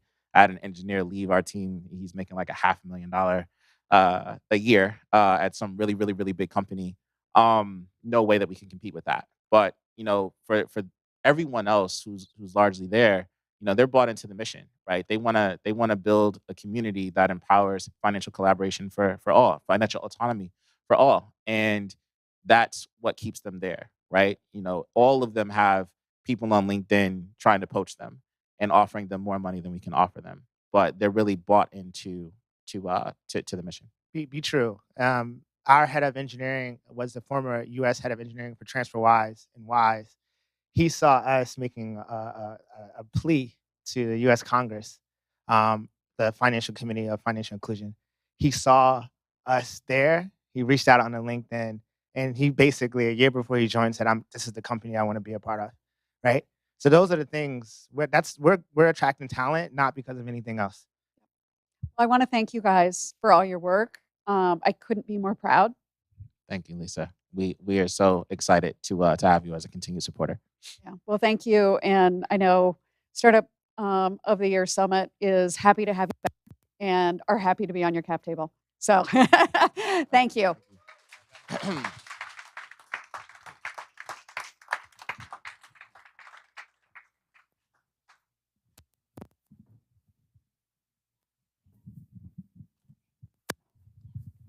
Thank you again. We're going to keep things moving. We appreciate you for sticking with us. Next, our very own Frank Gruber from Established is sitting down with Jenny Fielding from the fund. Jenny Fielding led Techstars NYC for years until she recently left to take on the fund full time. Please help me welcome Jenny and Frank. All right. All right, thank you. Great to be here today. So fun fact, I invested in both of their companies. So Rodney had a company called Listener. Or last guess. So yeah, okay, yeah. Yeah, and then Travis, obviously, Solo Fund. So it's fun. I was both of their first investors, so such a treat to see them both So here. we have that in common. We obviously they won Startup of the Year, and then we invested in them right after that with the next round. So I don't know were you in there before us? Probably. I'm always first check in. Nice. Well, there's a lot of startups here, so I'm glad that you're here. So anyway, thank you for being here today. I wanted to talk to you a little bit more about your journey and getting into venture. I know you have an interesting background in coming from being a lawyer, right, and turning that into an investment banker. We don't tell people that anymore. We don't talk about Bruno. Anyway, that's a whole other story, right? But let's talk about how you got into this and your background as an investment banker and what led you to venture, because it's it's not a direct path necessarily. Yeah. So kind of took a very traditional path, went to law school, and then found myself at JP Morgan. I'm not really sure why or how. Both my parents are entrepreneurs. They work for themselves. They're not tech entrepreneurs, but running their own businesses. But somehow I found myself in a very traditional path. And then one day, I'm like your typical empath founder. One day I had an idea for a startup, and that was it. So it was 2007. And I had like a personal thing that I needed to solve. And so nights and weekends, I would kind of, hack on it with a bunch of people. And that's when I started my first company. It was in the mobile voice over IP space. And really just have been building companies and investing in companies since then. Right. So you sold that company, right? You sold that company, you exited, and then I sold that company. Then I started a mobile marketing company. And at the time, people were like, well, what's this mobile thing? Like Americans were just not really like keyed in to the fact that, this was going to be the next kind of screen. This was going to be the next medium for people. So wild to think about now. I know. Well, 2007, like the iPhone had just come out. And so it was a really, really different time. Definitely. Okay. So you then went on to basically create some of the first accelerator, right? For corporate accelerator. You jumped into a corporate world and started doing accelerators before there were accelerators. Can you share a little bit more about that? Yeah. So actually, right after I sold my company, I was thinking of my next idea for a company. And I was going to take 6 months off and travel around the world. And my first stop was, I literally was going to like Southeast Asia and Africa. I had this I had literally a backpack packed. And my first stop was London because it was from New York. It was kind of the way. And I end up at a dinner party, and I end up sitting next to folks who are running the BBC, and they were looking to build out a venture group. And so by the end of the night, I had a job. Wow. And so I called all my friends, and they were like, wait, your round the world trip, you made it to London? And so I just stayed. I got an apartment in Notting Hill, and I just lived in London. There. And they were like, that is the lamest thing I've ever heard. Let's go with the river, whatever it takes you. That's awesome. I spent 4 years there, built the first really corporate accelerator in Europe. It was called BBC Labs. And from there, I realized that, I had made a lot of mistakes as an entrepreneur. It was an incredible experience, but that I was probably better as kind of a coach and a mentor than I was an entrepreneur. And so I really found what I consider to be my life's work, which is supporting founders. Right. And so then you basically jumped into Techstars, right? And you got lured in, right? Into Techstars. Everyone gets lured into Techstars. They lured you in, and then you stayed as a mentor, and then you stayed and you ran the New York program for a while. So obviously that's a long chunk of time. You were there for 7 years, and then you spun out, and now you're with the fund. So I'm giving the quick version here for everyone because we don't have a lot of time, but I want to really focus on the fund now, and tell us a little more about the fund. Yeah, so I really learned pretty much everything I know about venture at Techstars from the other managing directors, from David, Brad, all those people. And about 4 years ago, I started a little side hustle fund, which we comically called the fund because we're like, oh, everyone's raising a fund, so we'll just be the fund. And started it with a bunch of founders and operators just in New York City. We pulled some capital, a few $1 million from other founders and operators. And we were going to invest just locally in our ecosystem. So small fund, we ended up investing in 50 companies, many Techstars companies, local companies, and all of our capital was just sourced from our community. And so instead of having kind of a one-to-many model where it's like, Jenny needs to support this portfolio of 50, what we did was pretty unique is we said this is a many-to-many model, is that we will kind of crowdsource the deals from our community, we'll crowdsource the learnings, the diligence, and then we'll have an investment committee. So there isn't, it doesn't waste founders' time, and it's not really structured like an angel group. But then we'll have a community that can support those founders as opposed to kind of one general partner. Right. And so that was the model, and then it evolved. Right, and so it scales because I think I read you've invested in 160 companies in 4 years. Because you that's a lot for you to manage all at one time, right? So you scale it by having that community, it sounds like. Exactly. So in 2020, when we were all sitting in our homes, me and my sad apartment in New York, had a lot of time on my hands. You literally were just writing checks. That's what it sounds like. You were just... Well, I was thinking of new ideas. And so we actually started getting a lot of inbound from other founders and operators in other locations saying, hey, I saw what you did with the fund. I think that model would work here, fill in the blank. And so in 2020, we were able to launch kind of satellites of the fund. So we launched one in the Rockies, one in Austin, one in LA and London, all with local investment committees and all, sourcing local capital. And so now we're running 9 of these communities. Wow. And essentially they act almost like scout funds where there's a community, there's kind of a playbook that we've built, and there's a methodology for how we're sourcing and investing in local companies. So our portfolio has 170 companies in it. Wow. Gone up since we last mentioned it. I know. I think we just wrote a check today. So Might have been. As we speak. pretty much a check a day. Wires are going out. Okay, so that's great. So what do you look for in these investments? It sounds like it's different in every. It's going to be different in every region because you've got different investment community or committees and whatnot. But is there a general set of criteria that you're looking for in that team or the company? Yeah, so we are vertical agnostic, but we're very stage specific. So we only do pure pre-seed. And so these mostly are rounds about 500K to maybe 1.5 million. First check in, not afraid to be that first commitment and help those rounds actually come together. So we are often, even though we're a small check, we can be a catalyst for those rounds. And then in terms of what we're looking for, I was, as I said, kind of that empath founder, and we're really looking at founders that have that passion to solve their own problems and problems that they see in the world. We're not an impact fund, but we like to say, we're investing in world positive, and we're really excited and proud of our portfolio. We have a lot of companies in women's health. We have a lot of companies in fintech and future of work. So things that we think are, making the world a better place. Well, that makes sense. It makes a lot of sense. Because that was my next question. So I saw a tweet out there that you made about all the. Yeah, it's on Twitter. Have you heard? No. You're active on that situation. Okay, so let's see. All VC money is great until, and then you listed a bunch of red flags. And I wanted to highlight that because I think it's important for our audience, both here and on the live stream. Hey, live stream, good to see you. Glad you're here.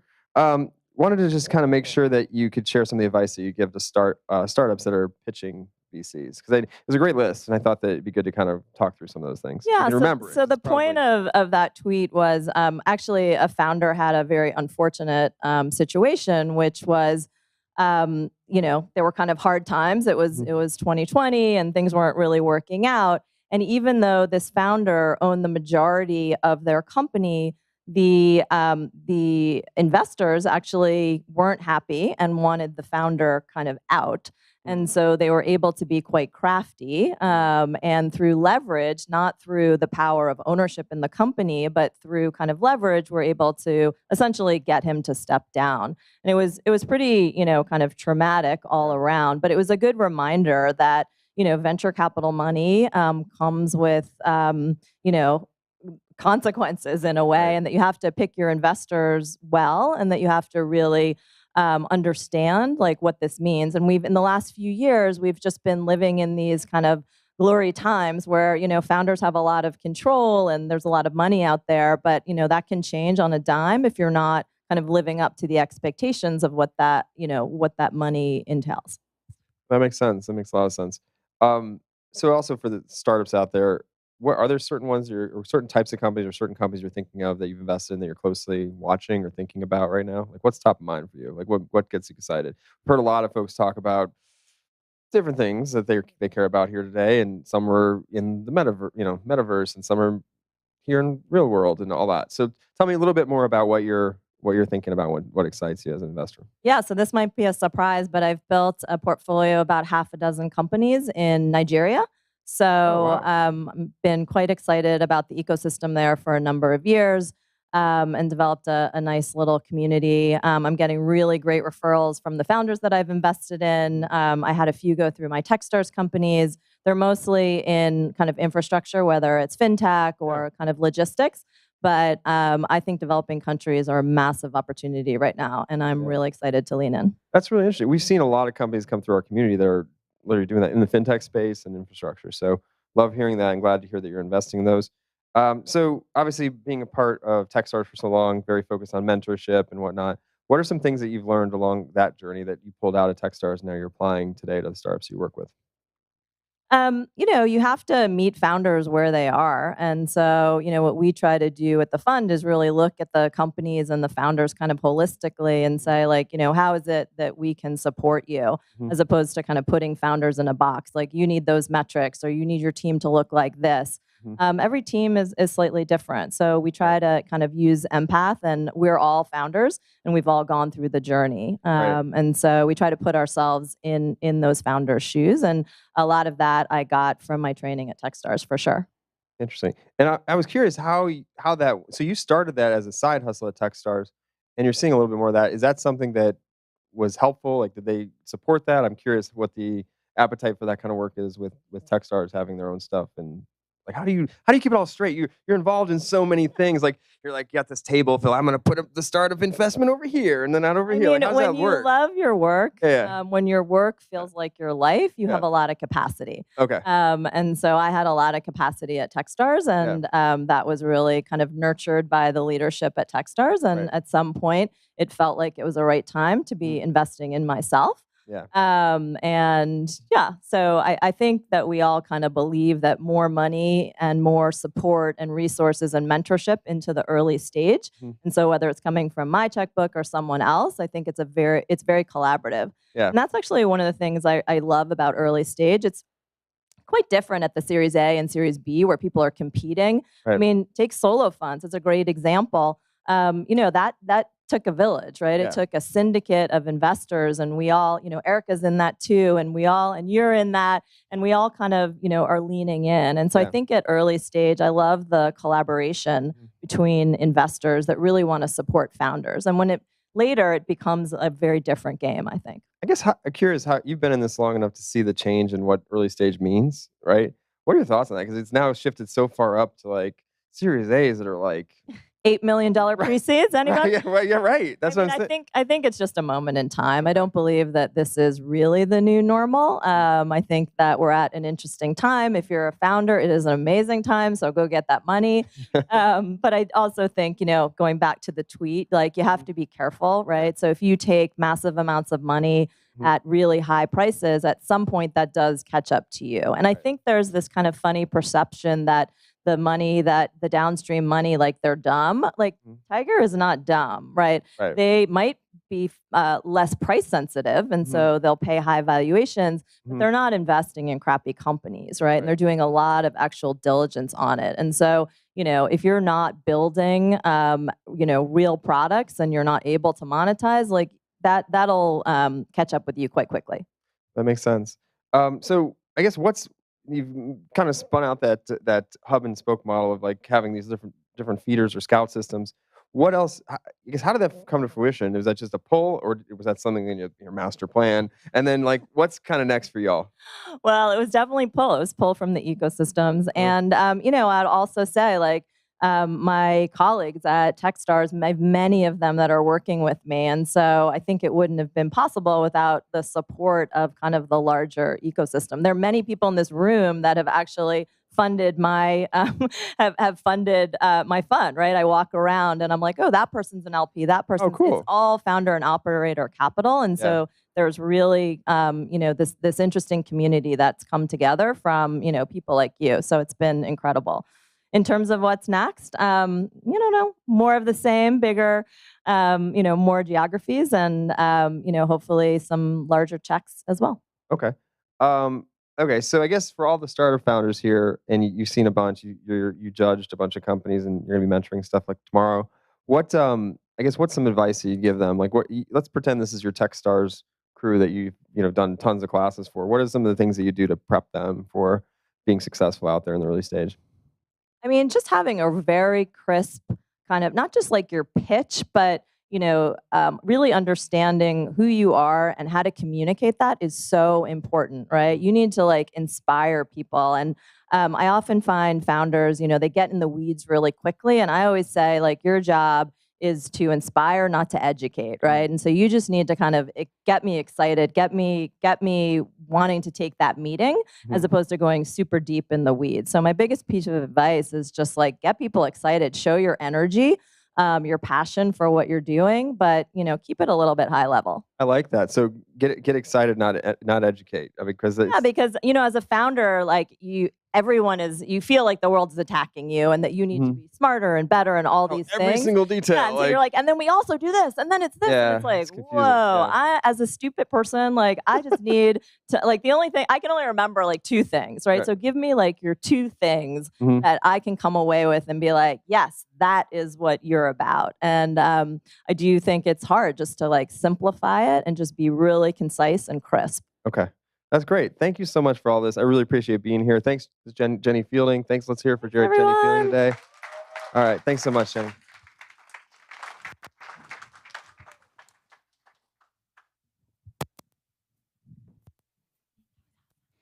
Thank you again, Frank and Jenny.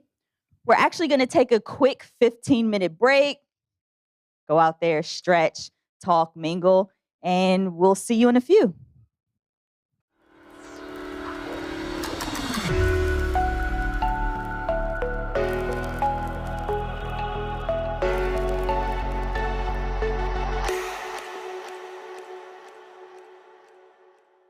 With the ever-increasing cost of higher education, colleges and universities are increasingly turning to giving and philanthropy as essential sources of revenue. Partnering with Higher Rewards can provide colleges and universities of any type with a low-maintenance, consistent, and flexible source of ongoing revenue. Higher Rewards partners with nonprofit organizations, including colleges and universities, giving them the ability to offer their supporters a self-branded credit card. A portion of every card transaction goes directly to the affiliated institution as a tax-deductible donation. For colleges and universities, a Higher Rewards campaign provides an exciting and meaningful opportunity to mobilize alumni and other stakeholders. Revenue generated via Higher Rewards can help fund existing initiatives or can fuel new and impactful efforts, such as establishing a scholarship program or funding additional student support services. Take your institution to the next level by partnering with Higher Rewards.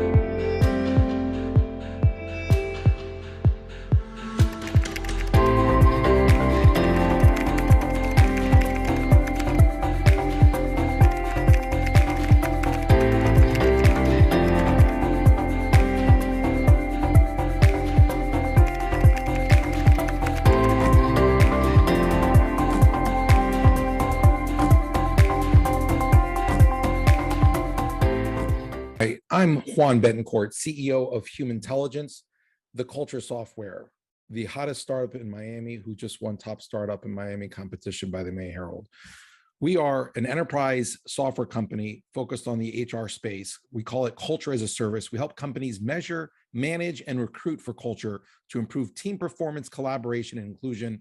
Customers such as Honda, Dollar General, Aflac, Ashley Furniture, Coca-Cola, and Lyft all use our platform.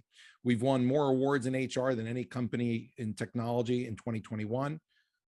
We basically take the world of psychometrics, measure behaviors, motivators, and work styles of people, roll it up with data analytics so that you can, for the first time ever, measure culture by team and actually have a CEO dashboard of culture.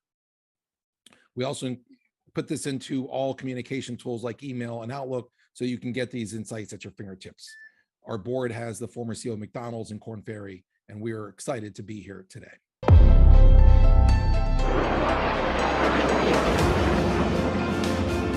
Traveling means making a new home wherever you go. And that means feeling safe and having peace of mind. No matter what you decide to do when you get there, or how long you're staying. The new Nomad. Remote workers and adventurers like you deserve that feeling of freedom. Plus, it's easy to use on the go. So forge ahead on your journey feeling empowered, because we've got your back.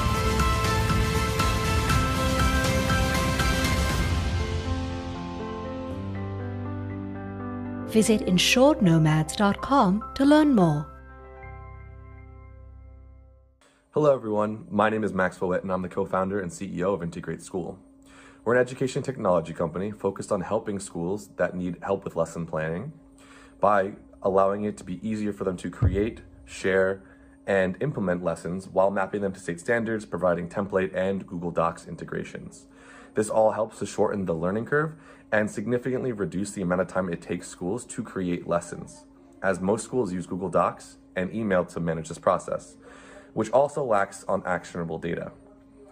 Our traction to date, we had secured 2 pilot schools last summer with $11,000 in revenue. This went so well that both schools signed on for 3-year contracts, and we were even able to displace a major competitor. Today, we are in 8 schools across 4 states with $30,000 in annual reoccurring revenue. And we project next year to have much more explosive growth now that we are starting to focus on district level sales.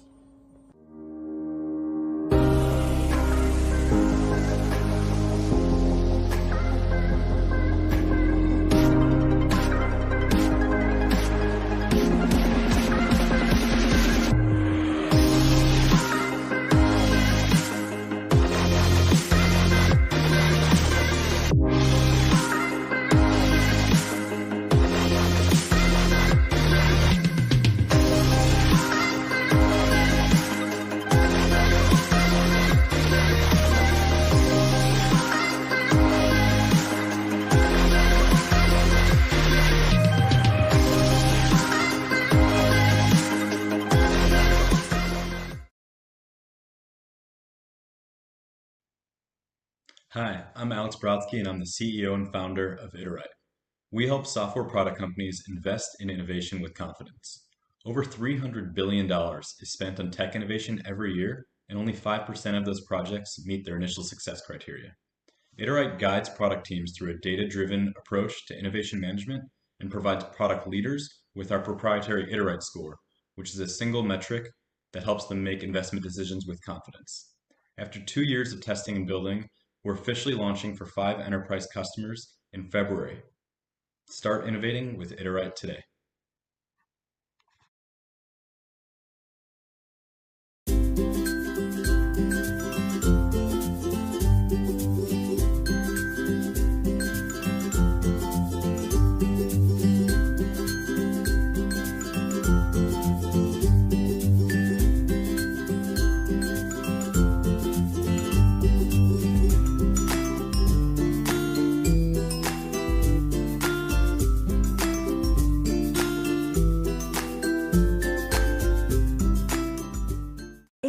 Of data, it can be hard to assess and implement marketing strategies.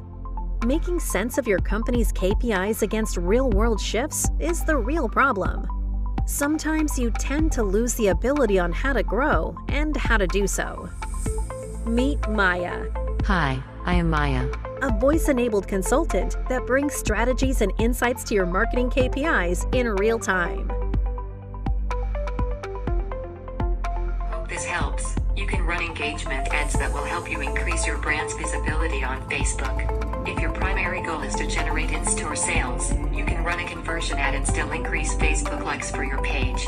The more viewers and Facebook likes you get, the better chance your content will be found by potential new Facebook followers. Maya will then present relevant suggestions on why you need to do them, and then provides a way to get it done. Profitable small business ideas you can start from home with just a small investment.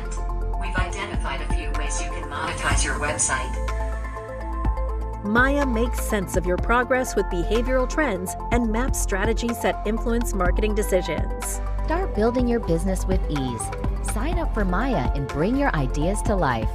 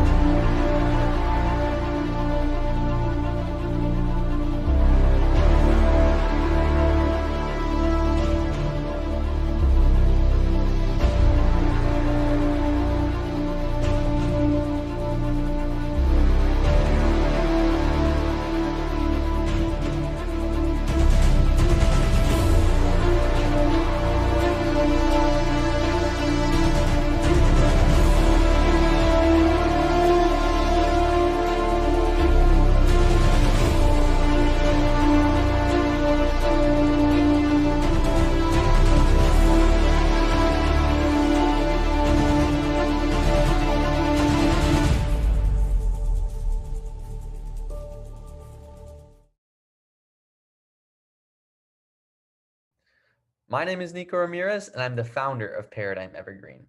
We're revolutionizing the way the world does laundry by reinventing the traditional machines we use. Everyone in the world needs to do laundry, and yet we all hate to do it. We're taking what was once two gigantic and inefficient machines and turning it into one compact and universally compatible solution. This will be the world's first portable 2-in-1 washer and dryer with a fully autonomous cycle, allowing everyone to do laundry wherever is most convenient.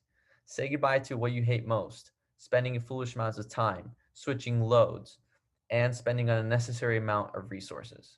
Join us in this monumental movement, giving people better lives and the planet better habitants. Hi, my name is Bobby Quinn. I'm the co-founder and CEO of PayPixel.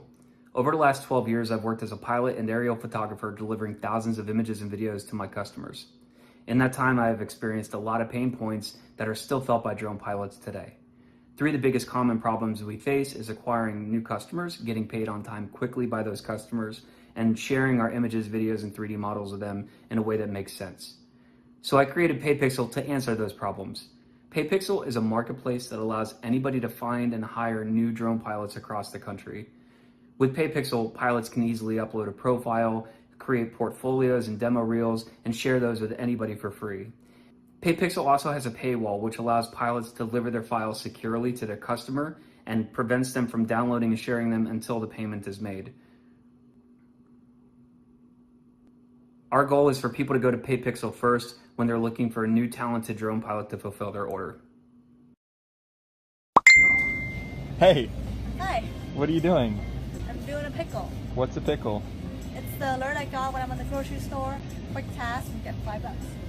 Here, let me show you what I'm doing. Bam! Submit it, get a $5, and pay for my lunch. Here, you try it next.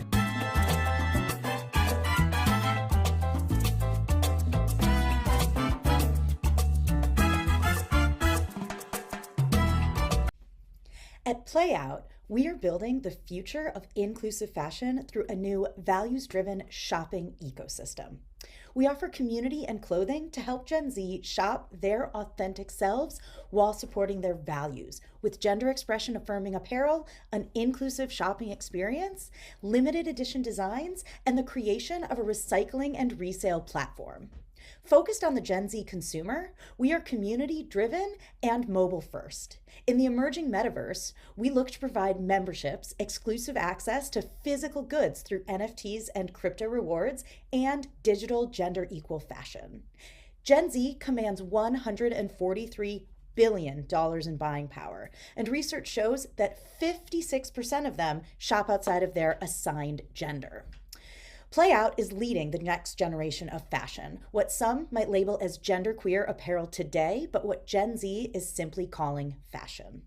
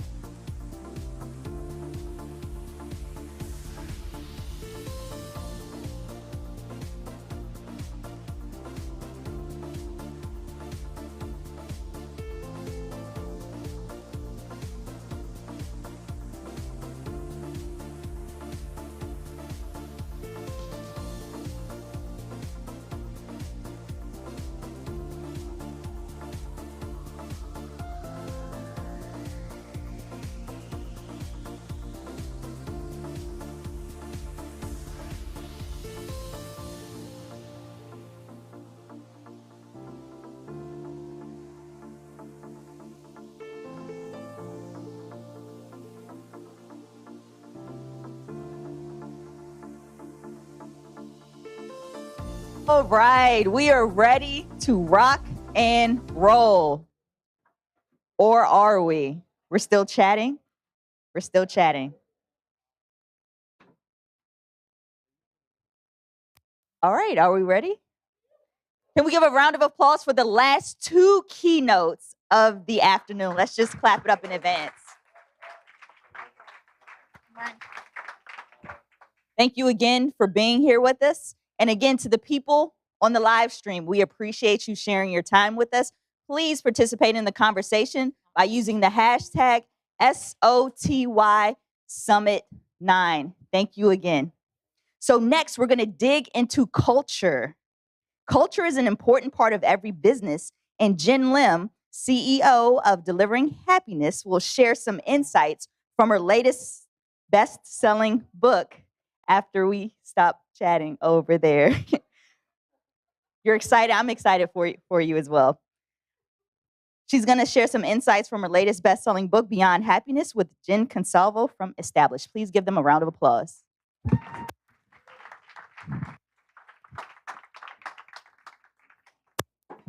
Hello again. Thank you. We have a whole stack of books. And I just want to call your attention to the fact that we have these books over on that shelf over there. So at the end of the day, feel free to go over there and grab one. All right. Welcome, my friend Jenn Lim. Thank you. Am I far enough away from you? Is this a 6-foot thing? I think we're good. We're good. All right. So let me just start with who in this room has heard of Delivering Happiness? Oh, sweet.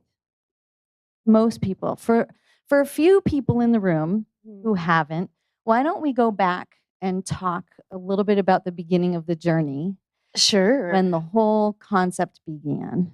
Yeah. Goes a little bit way back, actually, when we first met. It was 2010. And so basically, I was a consultant at Zappos for several years. And then Tony Shea asked if I wanted to work on this book called Delivering Happiness. I said, sure, why not? Thought it was a project. Check it off some things with this, things to do. But lo and behold, the book did pretty well. And so we decided to create a company around it. And so pretty much since then, we've been helping companies, governments, hospitals, basically organizations around the world now. And it's been since day one, which has been really fascinating. Because at first, when we launched the book, people were like, oh, that's great, so novel, cute, happiness. That'll only work at Zappos. But then I guess I felt like it was a challenge for me because I did really believe in the principles of universality of happiness. And when I talk about happiness, it's the science of it. So positive psychology, concepts and data and research has been done over the years, starting with Marty Seligman and all the way from Aristotle back in the day. So that's been the last 11 years. We've been helping organizations with their culture, making sure we're coupling people with profits and purpose and seeing the results. And so, yeah, that's where we are today. And just so people understand, what types of companies have you worked with over the years?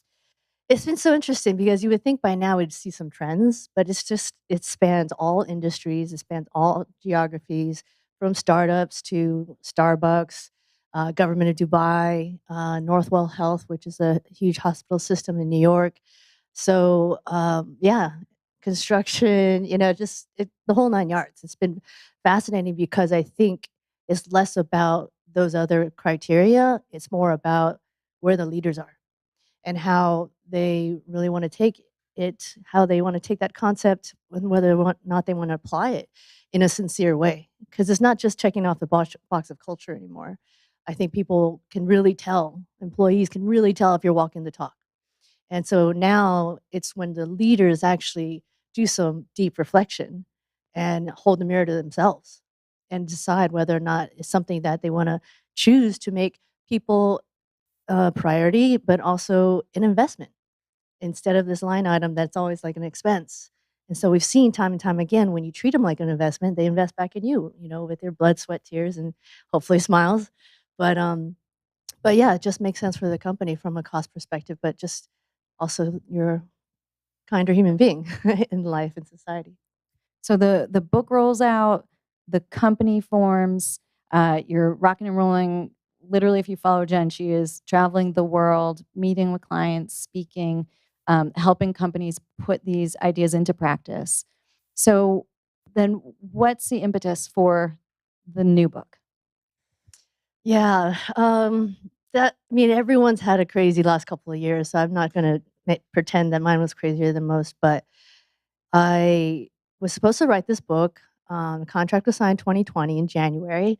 Had the outline all ready and pretty and ready to go, talking about all the stats and stories of what we heard and listened and learned over the years with the science of happiness in organizations. Then, of course, 2020 hit. And then all of a sudden, every time you saw a headline from, pandemic to recession to global social unrest, it just, the book wasn't, I guess it didn't feel big enough anymore. Like the context wasn't there. And then, of course, everyone had loss in these last couple of years in different forms, whether it's a person or company or expectation or hope. And my loss, my biggest one was Tony passing away. So that brought me to a whole nother place, and I had to. It wasn't even called Beyond Happiness at that time. There was no title, and I really had to dig into myself and ask myself, am I really a true believer of this stuff?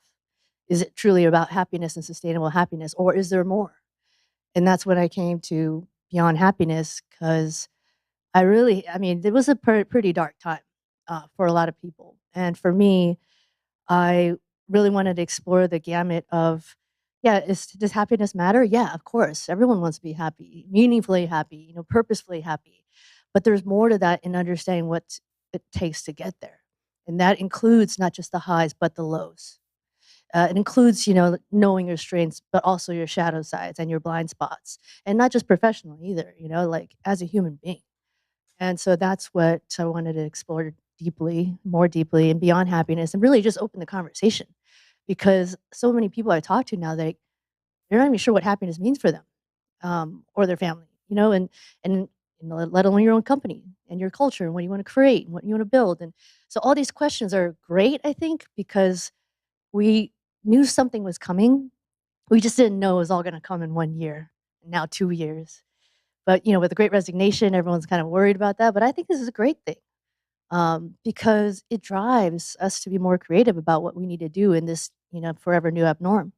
So Great Resignation on one side, but it's also a great awakening, I think, for all of us. And then I think as leaders have this huge opportunity to create what it really means to thrive and grow and adapt in the future of work, which is happening right now, all of a sudden.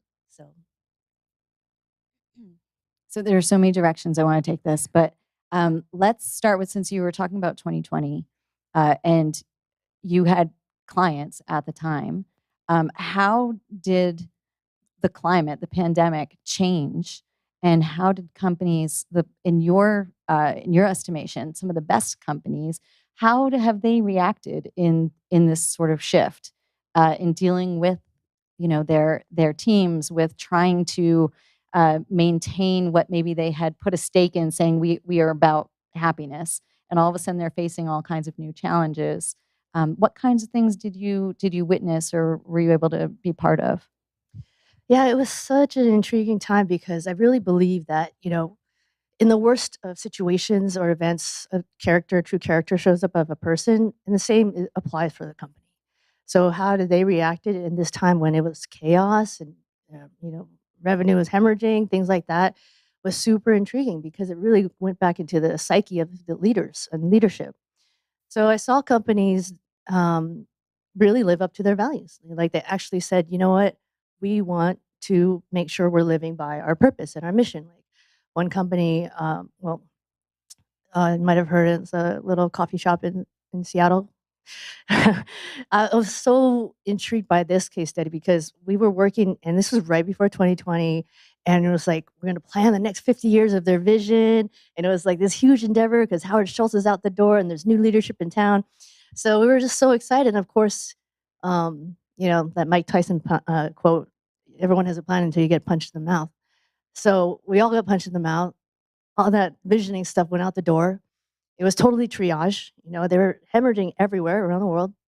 And it was amazing to see what the leadership did. And because, and you can imagine, all the politics and all that stuff in a company as big as Starbucks, they actually looked at themselves in the mirror and they said, no, we're not actually not living our mission.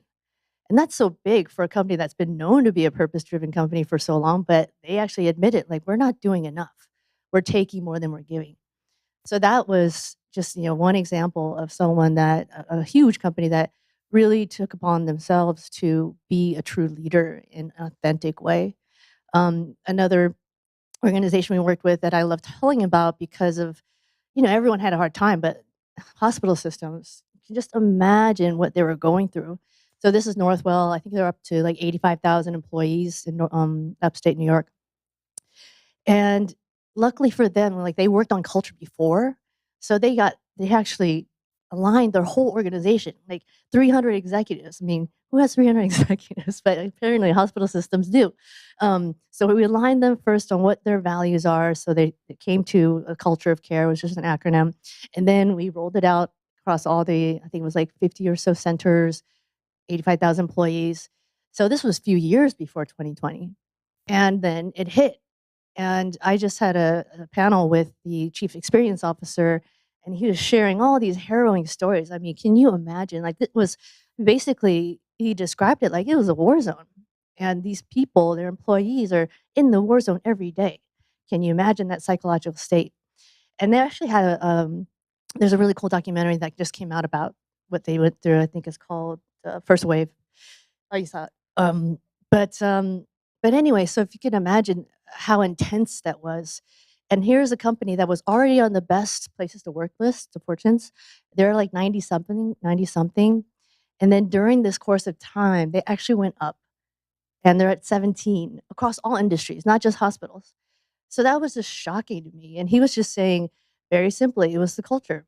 It was because we planned ahead and embedded those values so that everyone was living by them, like, authentically, and they were being rewarded and recognized for it.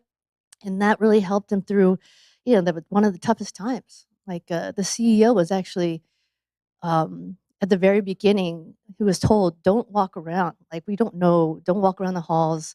We don't know what's going to happen. This thing is just too unknown. Because it's too dangerous. Yeah. And potentially. here he is walking around the halls, in the trenches, side by side. I'm not sure I was supposed to share that story because I don't think his wife knew that. But I mean, he's alive and well, but it was just indicative of what we can do as leaders to demonstrate in the toughest of times of when we do actually want to prioritize people.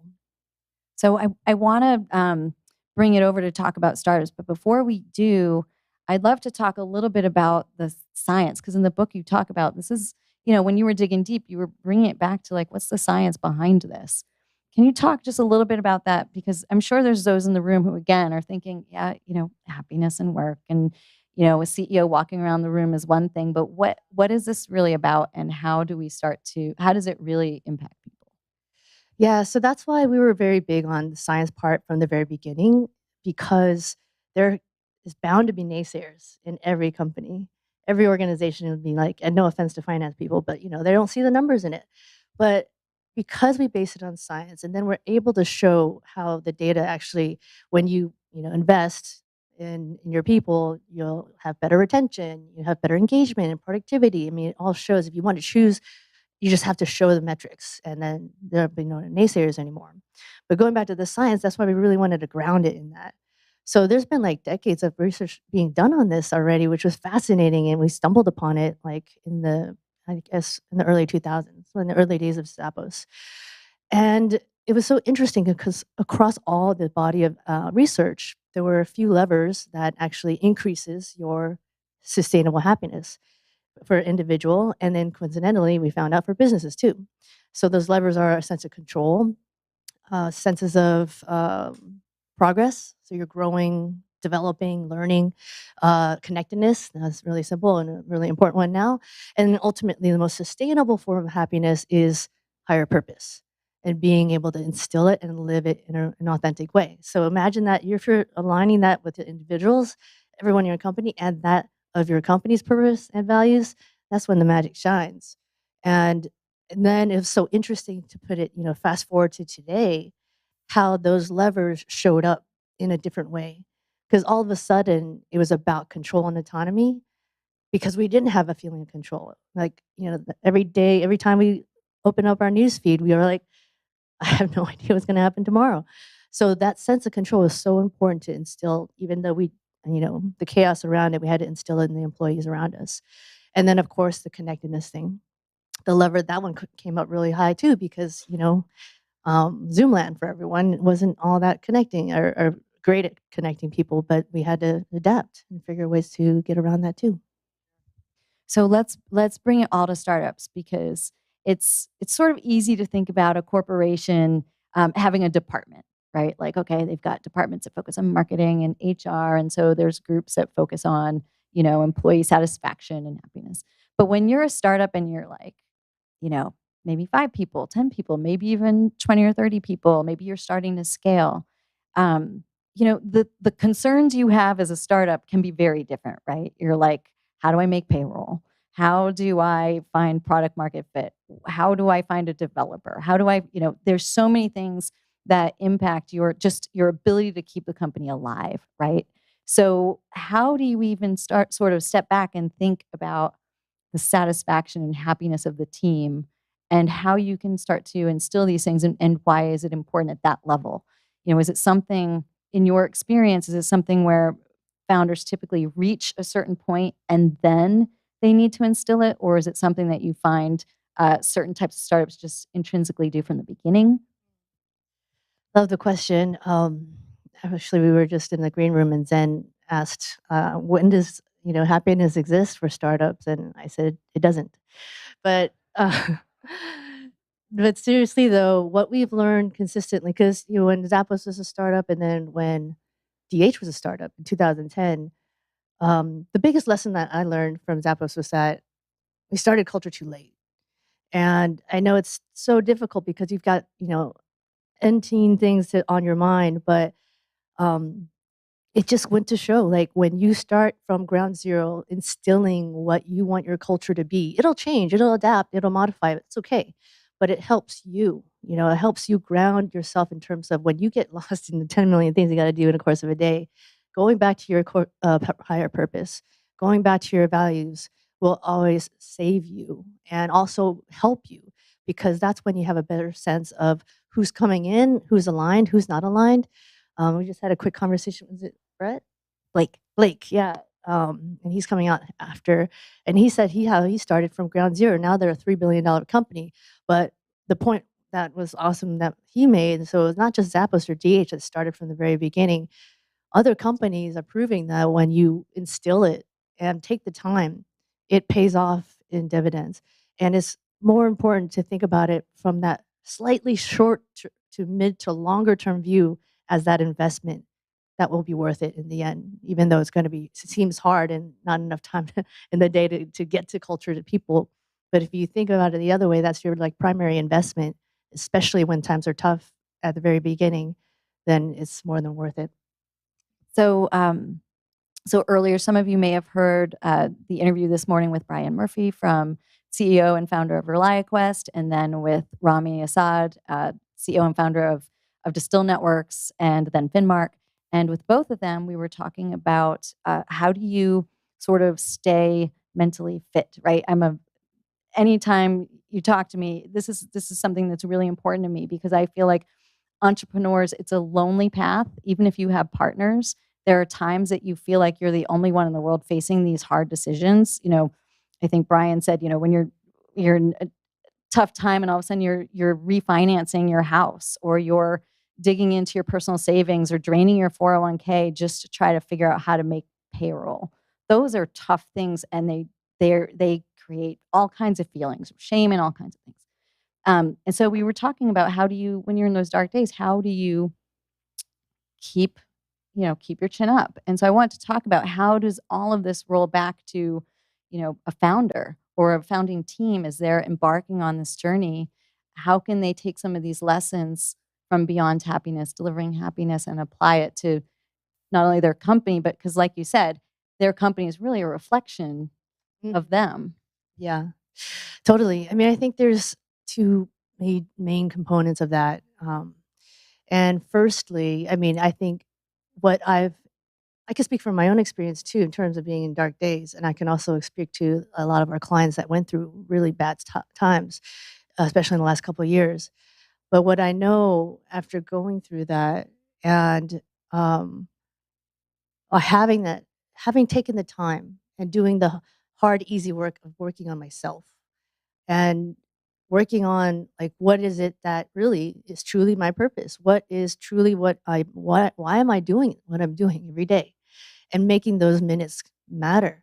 And everyone had that ability to reflect over these last couple years, especially with this great awareness. So I think in those dark moments, those are the things that kind of pull you out. And it's also a recognition that it's okay. And this whole thing about psychological safety, we hear more and more about. I think this is actually more in this current age state right now, more important than happiness to be talking about it, because I couldn't even say happiness for a good 2 years. It's still hard to say for some clients or some people, but building that environment where you can provide psychological safety, not only for yourself, but for everyone. Time and time again, we've seen the results. And granted, Google's not a startup, but they run like a startup. And so they did a really fascinating study called the Aristotle project. And so what they wanted to understand was what are the most effective teams? So essentially startups within the company, which ones, like what made them so effective? And it wasn't like, tools, it wasn't project management stuff, it wasn't anything but psychological safety. And so I think in this current age and time, to be able to embrace that within yourself, how do you do it? I mean, I'm a big proponent of, expert help. If you want to talk to therapists, I mean, it's like, thank you, Simone Biles. Like, it's not a nasty word to say mental health anymore. It just so happened to, her workplace is on an international stage, but this is all our workplaces, and this is our time to say yes and no too. So getting help that way has been helpful. And I'm pretty transparent in my book. I talked to CEOs and leaders, and they got into plant-based medicine. So basically, did some shrooming and acid tripping and, under controlled conditions, but in a way that was for intentional use, not recreational. So not to say I'm advocating that, but, it works. I'm not against it either. But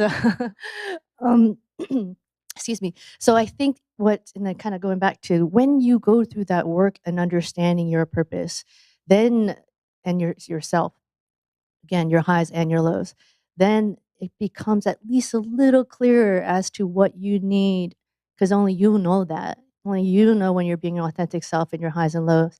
And when you do that deep dive and hard work, then you'll know how to pull yourself up, let alone the fact that, you have a support system, you have experts and all that, and, shrooms. So speaking of plants, so there's a notion in the book of tending your garden. I like that segue. Yeah. So let's talk about that. So what does that mean? Yeah. So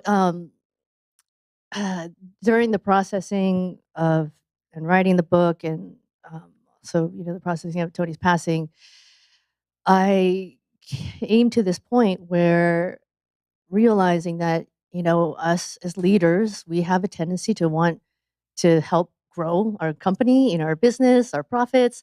We're always trying to help others grow.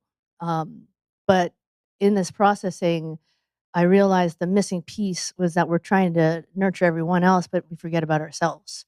So the whole metaphor or analogy is make sure you nurture your greenhouse as you're growing others. And I found that to be pretty timely, when I have these conversations, and it kind of a light bulb comes on, because especially right now, the super leaders right now are just giving everything. They're giving everything to their startup, or giving everything to their family. And that's when we see things like, unfortunate things that happen if we don't have that sort of psychological stability and safety within ourselves and the people we surround ourselves. So I think that's just a big learning. It sounds easy to do. It's like the whole oxygen mask thing in the plane. put it on first, but I think we forget because we're not flying as much anymore. So it's like a constant reminder. And by doing the deep dive work into ourselves and also allowing and giving encouragement for our people to do it too, that's when you have a bit more visibility and clarity as to what you need for yourself to nurture your greenhouse. It's a really hard thing. You just said, when you're in it. It's when you can think about it all you want, but when you're in it, it often feels, I think about this all the time because I'm a parent now and I do go on planes and I think about what would I do in this situation. It always runs through your mind. And there's something innately that just feels like so selfish, right? Like you just need to take care of the others first. But when you do that, you can lose so much of yourself. It's so counterintuitive. Totally. I mean, so like perfect example. Of course, you want to save your child, but then that ability to actually be more, again, intentional with our time, intentional with how we spend it, and realizing that I think we can all probably think of a moment in time or experience when we did intend to our greenhouse, focus too much on the other stuff, and then in the end, kind of bit us in the butt. So just a big reminder. So for our startups here, what are some sort of tactical things they can start to think about? So for those who maybe haven't had a chance to start implementing anything like this within their environment, even if it's just, a team of a couple people, what are some things that they can do to be intentional about this process? Yeah, totally. So I would say, especially because of this moment and where we are right now, where we're still like, we thought we saw, the light at the end of the tunnel. No, it's not there yet. Oh, we thought we saw it again, but no, it's not there yet. So I think people are just still in this state of major flux. So I think tactically speaking, even if you have purpose and values, I would revisit them because the majority of the people I've been talking to have already shifted. Maybe not like gone, deleted them or taken some away, but actually reprioritize them for today and adapt to them.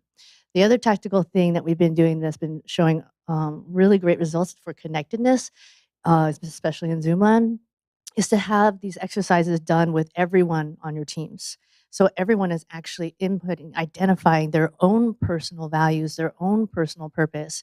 And when you do that sincerely, then they can tell. Like they all of a sudden, oh, you actually care about me as a person wholly, not just for the skills and how they kick ass and whatever they're doing, but mentally, emotional, relationally, physically, spiritually, or purposefully. When you have those kind of conversations and you have people share, you see really cool moments and you see how they realize how much more alike and similar they are than different. And so all the divisiveness of like what's been going on in the world kind of goes away because all of a sudden you're talking about more meaningful things aside from, what you're binging on Netflix or your happy hour drink. I mean, those are important topics, but those don't really kind of touch to the core, of making people feel seen and heard, especially when we're in a disconnected society. So we're about at time. I wanted to finish with, what do you do as a leader to tend to yourself? Good question. I'm actually still trying to figure it out. I really, I'm half joking on that one because as I wrote the book, it brought out a lot of stuff in terms of identifying what it is that really, it's really clear what I get high on, literally and figuratively. There. Yeah. Whatever you want to make out of that. But understanding those lows, understanding my dad's passing like 18 years ago, understanding Tony's passing, it's a journey. And we're still in the thick of a lot of different things right now. So I'm still discovering it for myself. But recently I bought an e-bike, so trying to get outside more often, and yeah, just reinstilling my personal values of being with people I love. Thank you for taking the time today. We appreciate you being here. Thank you, everyone. And don't forget, we've got some books right over there. We would love for you to have a copy. And thank you to Delivering Happiness for these complimentary books for all of you.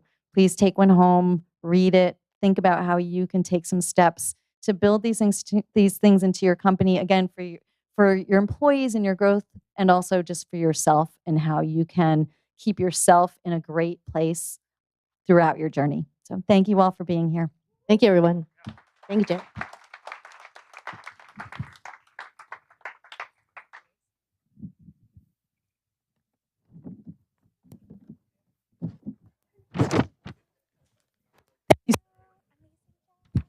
Thank you so much, Jen and Jen. That was a very heartfelt conversation. Next up, in our final session of the day, we have Blake Hall from ID Me talking with Frank Gruber about how his team turned their startup into a unicorn business. Please help me welcome them to the stage. Either way, you can say it. It's easier to navigate to on the web. All right, thank you. Back again. All right. Thank you, Blake, for being here. Of course, happy to be here. Yeah, and we were just talking. It's a silent dot. Yeah. In your name. ID me. Okay. All right. So let's get started here. I know we were talking last night, and we were kind of reminiscing because we've known each other for a long time, and wanted to get kind of your backstory for everyone that doesn't know about how you got into this startup. You know, your startup journey, right? Like the startup life that's been, going on now for over a decade. You can believe it. I don't think I had gray hair when I met you. I believe that too. Yeah. And I still don't actually. These are summer blondes. But anyway, we'll talk about that another time. Absolutely. Yeah. Jennifer started her thing in 2010 as well. Right. So we were, giving back each to other a back. round. Yeah, exactly. So yeah, share a little bit more about how you got started and kind of your early memories of what then was called Troop Swap. Troop Swap. Yep. Yeah. And now when investors kind of are like, "Man, how did you get here?" Right. And I'm like, that scene from Die Hard where Bruce Willis has to go across the broken glass. I'm like, that was the last 10 years of my life. So like, ouch. Now it's yippee-ki-yay, but I always get really excited when I come back into environments like this because, I mean, this was me, 10, 11 years ago. And, so my background, I was an infantry officer, led a reconnaissance platoon, and was going into combat in Iraq in 2006 into Mosul. And there's some 3-letter agencies that said, forget everything that you've learned about reconnaissance and precision engagement. You're going to be running kill capture missions as like a SWAT team. And if you've watched Narcos and kind of killing Pablo Escobar and that stuff, the Atari version of what they were using then, we were using, I'm old now, so I wouldn't say PS5, but like the PS3 version to take down, insurgent leadership in Iraq. So I didn't know it at the time, but got an amazing introduction to identity. And terrorists do things that legitimate people don't do. They swap their SIM cards all the time. They change their phone numbers, their devices. They use voice biometric couriers. And when I went from Baghdad to Harvard Business School, and as quite a difference. I mean, it's changed. Jeez, I've got some pictures there too. I mean, there was this neighborhood in Baghdad that had standing sewage in the streets, and Al Qaeda had put these bombs in the sewage infrastructure, and these people's life, was miserable. And to go from that to Cambridge, Massachusetts was just crazy. Different, yeah. I mean, that's probably what gives folks PTSD is just like it's literally schizophrenic. And so, but what I learned along the way, and what Jennifer talked a lot about, is that when we first started on this mission set, we weren't very good. Our success rate was like 20%. Theater average success rate was 44%.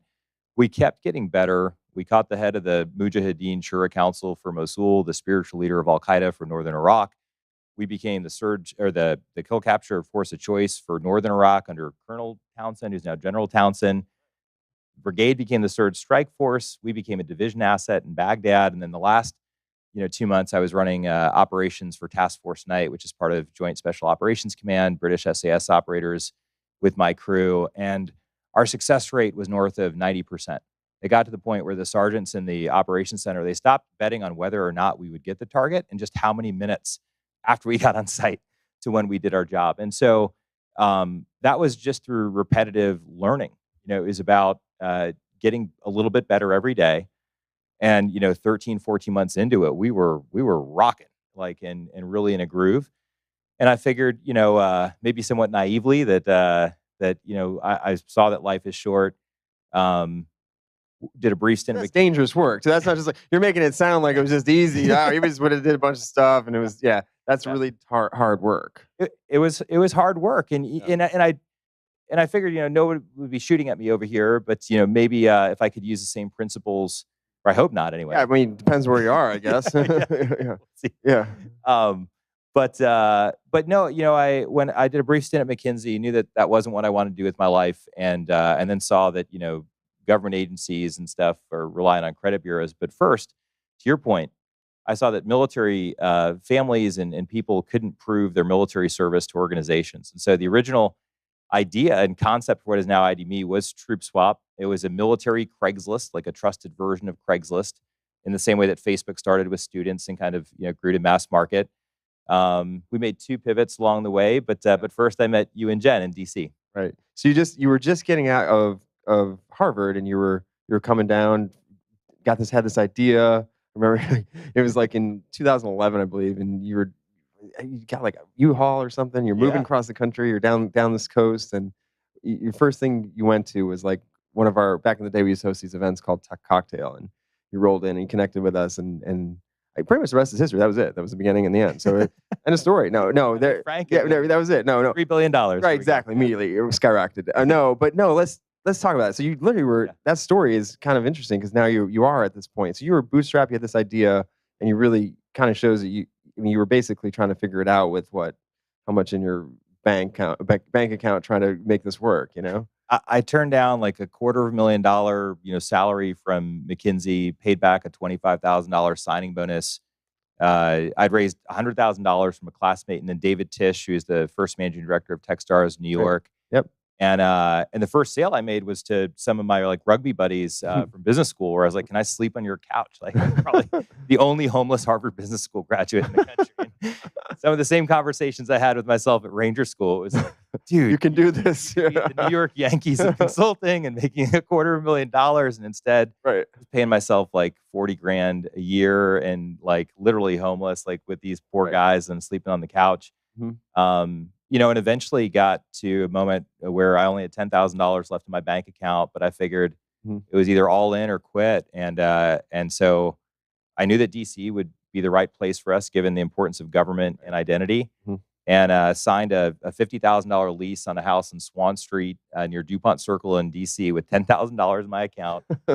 Put a U-Haul behind my pickup truck, drove down I-95 from Boston to DC, literally got into town, threw a mattress on the bed of the house, and then went around the corner to a tech cocktail event and met you and bunch Jenn. of people. Yeah, that's great.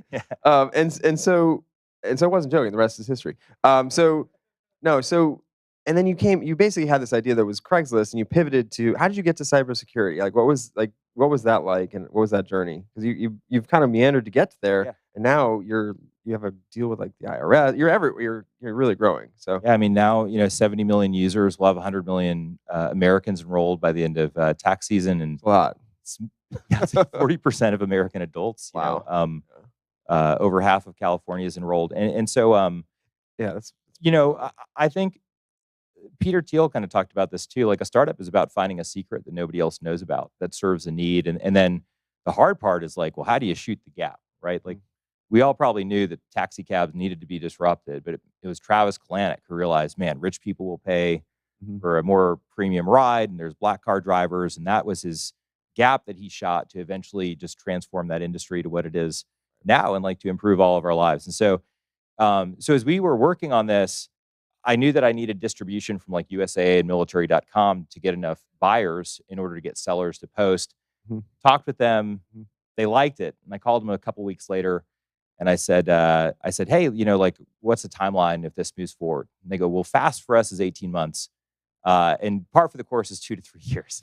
When I heard that, I mean, it was just crushing. Right. I called Kelly Purdue, who's on our board, and I said, I don't think that this is going to work. And too long. Yeah, it's too long of a time. And the first thing he said to me was chin up, like, never tell that to anyone again, because they won't write you a check. Right.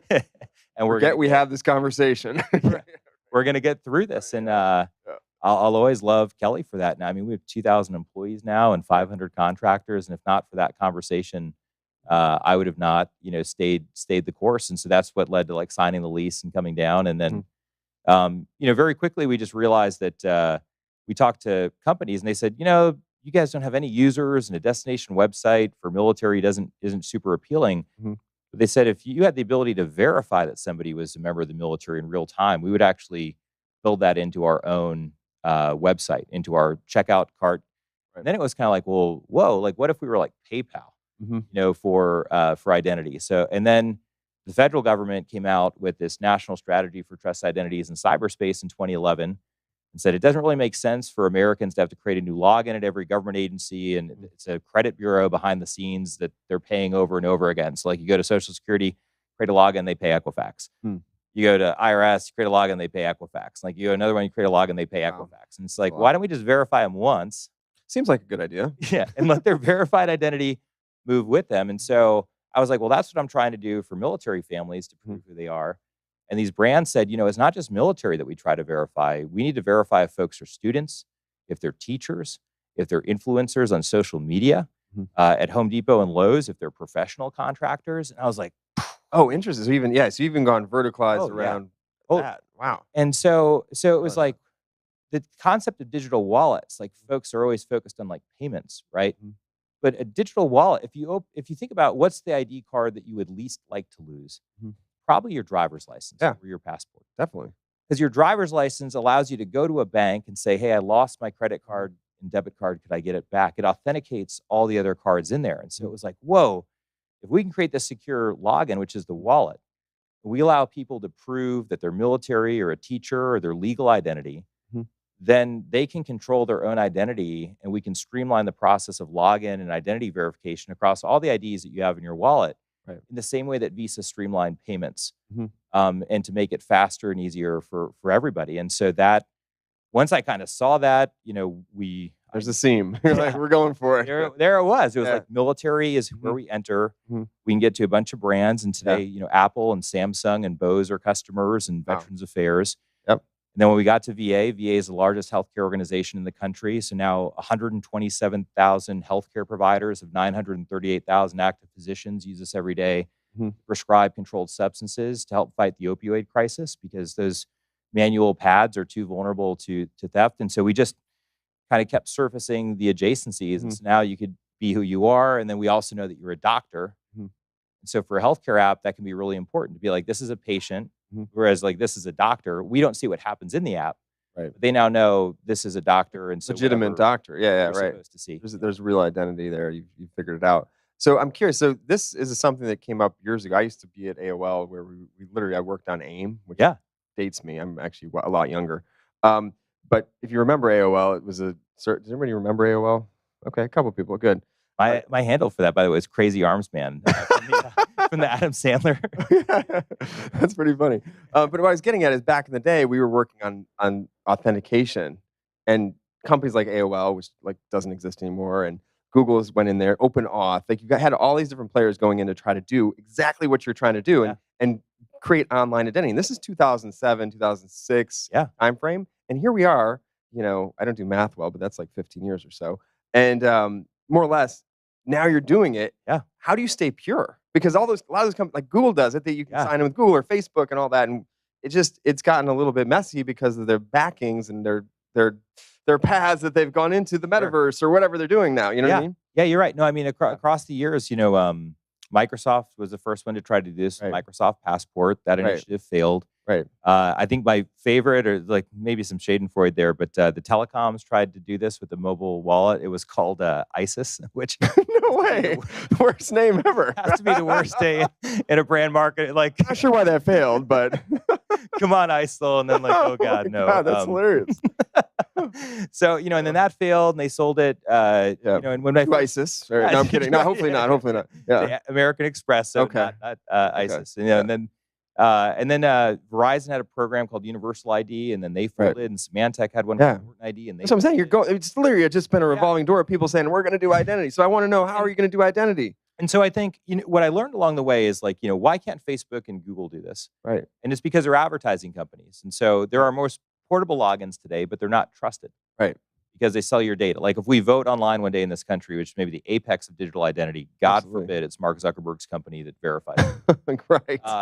At the bottom right quadrant, with banks and employers, the problem with those is that they view your identity as a moat. Jamie Dimon doesn't want your identity to help you open up a fintech account with SoFi, right? That lowers switching costs for his customers. Like, he's got branded branches that cost a ton of money to maintain. Last thing he wants to do is have you have control of your identity and defect to rival switching costs. Identity literally keeps people locked in his ecosystem. Right. Employers view your data as theirs. You leave your account, you leave your work, and like, it gets shut down, whether it's Okta or Ping or ForgeRock, whatever, it's their data. And so as we looked at it, we go, well, portable logins aren't trusted and trusted logins aren't portable. And the reason why people don't trust the logins that are portable is because there's something wrong with their business. They're like, Facebook is a massive app that has all of your messaging data and behavioral data and images. And then when they come down and start to track you, it's really creepy. We call that a voyeur state. Like, and then if a principle like V says that your identity utility should be neutral, you can't compete with other folks. So Amazon has tried to do Amazon Pay and some other stuff, but would Walmart or Target like ever? Never. Yeah, never. And so you're like, so as I kept looking at it, I'm like, the beauty of our model is that we are purely neutral and we only want to do identity and credentials. That's it. Which are often already public. Like your professional certifications are listed on state licensing databases. You could FOIA my military service. What we do is just verify that you are in fact you. But we don't play at the app layer, either digital or physical. So like China's fused all three together. China does biometric surveillance of your in-person activity. Wow. WeChat and Tencent are also the identity layers. When you fuse all three together, you're a surveillance state. In an American model, we said, well, look, we want to be the wallet, the very thin layer of identity for credentials. But we never want to track your behavioral data. So if you had our logs, it would be like Blake Hall logged into the VA. That's it. I'm a veteran. Okay. Or like I checked into MGM, which uses us for digital room check-in. What you do at MGM? There's an MGM here? I didn't know that. Yeah. Okay. Where have you been staying? Okay. Like there's no lines in Vegas anymore at MGM proper. I smile every time I go in there. It's the worst. We give over 300,000 people an average of 15 minutes of their life back, 4.5 million minutes per month, and they've been able to reduce their front desk staffing. So it's we're like the easy pass lane instead of toll booth workers for pretty much every workflow, so you don't have to wait in line if you don't want to. So you also do like vaccination stuff too? We do. We just started doing that. Yeah, we're the login in California for the California Department of Public Health, so people can actually get their immunization records in the first place. Oh wow, that's cool. All right, so interesting. I'm so interested to hear like where you started with the literally the Craigslist for veterans to be now the identity for everyone. That's pretty amazing to pivot. So thanks. Just a quick story, right? So let's talk about the some of the so Tampa. We're here in Tampa. Yeah. Thank you for joining us here in Tampa area. You just opened an office here, and can you talk a little about that? We love Tampa, so tell us a little more about why and what kind of impetus of that was. Yeah, I love Tampa too. A lot of my best friends from Vanderbilt freshman year were from Tampa and St. Pete, so I came down here a fair bit. It's very cool to have an office here now. We have 600 employees on Henderson Avenue, and it's become a really nice hub for us. Great. Is that the only office you have besides DC? Huh? Oh wow. And when did that happen? I don't even know. It's been a blur. I think it happened last summer. Is when we had been in the works for a while, but I think that's when we actually formally opened the office. Okay. And then of course we have a lot of folks that just work remotely and are all across the country. Right. So actually that was my next question, was about culture. So we just had Jenn Lim talking about culture, and obviously it's become a thing everywhere, right? Everyone talks about company culture. So I want to hear about how you've been doing company culture with the new office and obviously remote and pandemic and growing like crazy. How does it all work? How do you keep it together? Love that question, because we've been very methodical about culture. In fact, our last round we raised from Viking and Capital G. And as we talked to various growth equity funds, they said, you guys are the most structured around culture that we have ever seen. Huge compliment. Yeah, thanks. And I have to credit Google's research a little bit for it, because they've put a lot about Google's research on work that's out there. And I think Google might be a little bit like Thomas Jefferson in that like what they researched and found out is not necessarily like what they do, but we'll leave that aside for a moment. And so what the research shows is that if you want to hire an effective employee, there are 3 categories that lead to a successful hire. Cognitive ability, which is like how quickly do you learn. It has a 26% R-squared to future performance. Skills test has a 29% R-squared to successful performance. And then a structured interview has a 26% R-squared to successful performance. So essentially, if you evaluate those 3 things against the job you're hiring for, you can get to an 81% chance of a successful hire. Whereas an unstructured interview, which is what I was doing in the early days, And even when I was a scout platoon leader, I'm like, you're fast and like can run for forever, so let's go. Like, you know, you're in. We need more. yeah, like, yeah. Can you shoot? Really You know? interesting. So structured interview, way better. Yeah, and so you know, if you're able, the skills part is the hardest because it's like, how do you evaluate engineers? Versus Yeah, that's hard. Yeah. But you know, cognitive ability is kind of what the NFL does in the combine, which is that, like, you know, are you Rudy or right? You know, are you Jamar Chase? Right? Because there's a big difference between the two. But on the culture side, we defined our culture not by amorphous habit or amorphous values that like Enron had on the wall, like excellence and integrity. We define them as really. Yeah, that's what. That's pretty funny. Those are the Enron values, right? Yeah. Can you tell? Yeah. But we define them as habits that were crystal clear. So our first company value is don't be a jerk. And what we mean by that is if you cannot control your fight or flight, if you're a narcissist who needs to inflate your protection around your ego by putting other people down, if you make them scared to come to work, you're not welcome here. So that's the very first value that we have. Our second value is always compete. We look for a weird track record of competitiveness. Like one of my favorite engineers, if I beat him in Mario Kart on Friday, he would think about it all weekend just to play me on Monday morning. He's like, let's play again. I haven't thought. It's just because you're right here. Yeah, I mean, why not? That's exactly what would happen, and I loved it. Like weirdly competitive about everything. And if you think about, you know, one other value that I'll talk about is treat each customer like your favorite family member. And what it's really about is empathy. And if you're in an interview and you have a question that's, tell me about a time when you did something for someone else when it didn't benefit you to do that at all. If you don't have empathy, you have zero examples. But people who practice empathy and kindness will have all sorts of examples. And so I took a lot of first round review questions that were the favorite questions, you know, of interviewers that were out there. And then I structured them under all of our cultural values. I created 3 interview tracks with a clear rubric for scoring so that we would have a consistent score against our culture. And now the feedback to me at 2,000 employees is I have yet to meet somebody at IDMe who is not kind. I've yet to meet a jerk.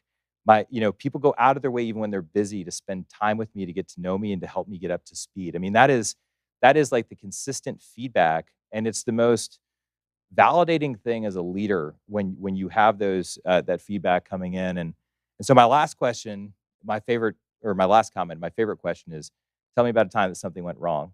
That was going to be my next question, actually. Some mistakes along the way. So you're reading this? You've got amazing sight as well. There you go. Yeah. Well, so the person who tells you about, my boss was terrible and my coworkers were terrible, like you're about to be their boss, and those are about to be their coworkers, right? Flip it, right? But the person who's like, the environment wasn't maybe the best, but like for what I could control, here's what I learned. We want learners and not blamers. So that's under the value of own your mistakes so you can learn from them. Somebody who consistently blames other people for their failures and the team's lack of success, they create toxic locker rooms and toxic office environment. When you find a team that when something goes wrong, they go, I could have done this better. And everyone, Jocko Willink actually talks a lot about that too. It is phenomenal to lead a team that is committed to learning, because that's what entrepreneurship is about. It's about learning at an individual level. And if you want a company that learns at an institutional level, you have to screen for learners and not blamers. That's great. Okay, so let's talk about you a little bit more. How do you fuel the success of this? It seems like a rocket ship here. Personally, like, what do you do, like, to keep it up and keep it going? Like, it's a lot. Coffee. I've got 3 kids now. I know, that's what I mean. There's a lot going on. Yeah. There's a lot going on. I've consistently fired myself from tasks that weren't critical, at that moment. So I'm very blessed. Like our VP of engineering, Alexi, ran Google's login teams and their advanced account protection program. Stephen Benedict ran personalization and AI and ML at Amazon. Anand Mehta, our chief people officer, was Ray Dalio's guy for people and talent for 10 years. And like, I am humbled to have, and so right now, like we're at IRS and there's obviously all sorts of questions about what is IDMe and why are these steps there. My job as a CEO is to focus on PR and comms to make sure that people understand context within which we operate and why this is relevant. And even right now, the New York Times doing a story, Washington Post, Wired, like all this, like right now. Yep. And so So really, like you only have so much time in a day, and it seems like the time gets shorter. But you have to find great people who have skills where they're stronger than you, and say, hey, pass the baton. And then what I really do is I focus a lot on alignment. So every Sunday, everyone writes an update to me each morning. It shouldn't take more than 15 minutes to write about what they're working on and just updates and tasks. That way, everyone in the Slack channel can see what everyone else is working on. I read all of them, and then I write a summary back to them, which is my synthesis of what I read and what I think the priorities are. We meet on Monday morning as an exec team. Friday, we do a founders town hall every week with the whole company still on Zoom at 4 o'clock for 30 minutes, or at 3:30 rather, for 30 minutes, and then we have a ops meeting every 2 weeks. And those rituals and things, they keep everyone aligned. Like I am transparent to a fault because I want everyone to have enough information to do their job. And I know how depressing and demoralizing that can be if you're a soldier carrying a 75-pound ruck through mountain phase of Ranger School and you're on this death march that you have no idea when it ends. When somebody comes along and is like, hey, we have 1 click left to go. It's going to be about another hour and then we're good. You're like, oh, thank God. So like information is key. Not knowing where the finish line is just crushes the human psyche. And so, so I've tried to take a lot of those lessons with me. It's great. It sounds very like the process you've set up for your team is very important. Did you set that up, or were there others that helped get that going and keeping it like running? That part of it was me. I think that's the founder's job. Whoever's in the CEO seat is get the big ideas right. I mean, you have 3 jobs. 1, never run out of money. We're going to talk about that next. Yeah, because at the beginning, you don't have the big ideas right. So never run out of money. 2, get the big ideas right. 3, recruit and retain and align terrific people. And that's really your 3 jobs as a CEO. We talked about the last 2. Let's talk about the money real quick. I know we're almost at end of time here, but we're standing between us and happy hour, or everyone in happy hour. So let's talk about the money side of it, because you've done a great job doing that. And I know that we don't need to go through it all, but more or less, what would you share with any startup founders here, anybody in the stream here listening that is out there thinking about this and thinking about getting their pickup truck and pulling a U-Haul down to whatever area and getting it going with the first check or whatever? The first thing is find people with great character. Like I'm so pumped that you and Jenn are doing a fund because you are authentic and like genuinely a good person.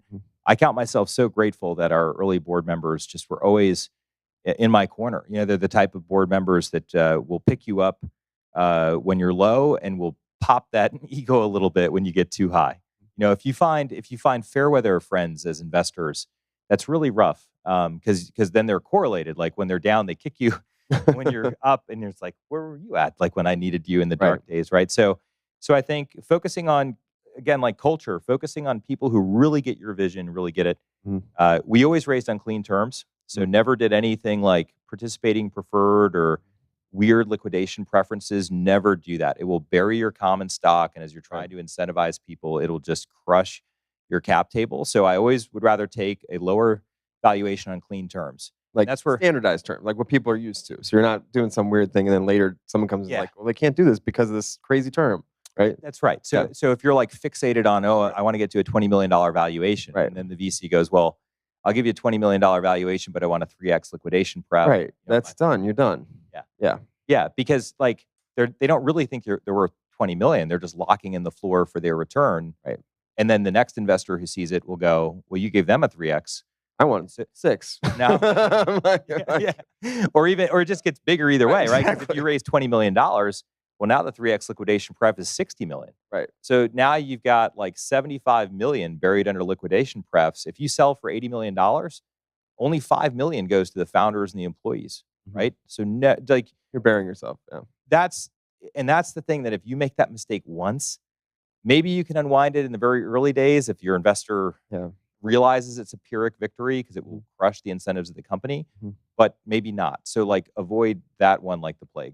That's great advice. Great advice. So I guess in that situation, a lot of times it's out of desperation and feeling like they're in a position that they have to take the terms because maybe they've run out of money, or maybe they didn't think of any other options. So how would you advise those companies if they came to you and like, you were in that position or they were in that position? You know, I think I read though that like even WhatsApp, who is like Sequoia, got like a 3x liquidation pref even on that deal. So sometimes I think it's just like not even knowing what the terms are, or it could just be vanity because you really want to tell people that I was valued at this number, not realizing that there's a reason why these gimlet-eyed folks like are doing what they're doing. And so you really have to have a great mentor to steer you through that stuff and even to have a hard conversation if they want to invest. And it's like, well, look, like I know that you actually don't believe in this valuation if this term is here. So what's the real valuation on the company? Because you'd rather take that. Your job again is to align everybody, investors, employees. And if you go, look, if I take this, then our incentives are misaligned at key moments, right? Like if the company's worth 60 million and the investors have 75 million worth of pref, and I know that we can't really grow much more than that. How motivated is the management team and the employees to work at that point? You're all employees to like the folks who got it.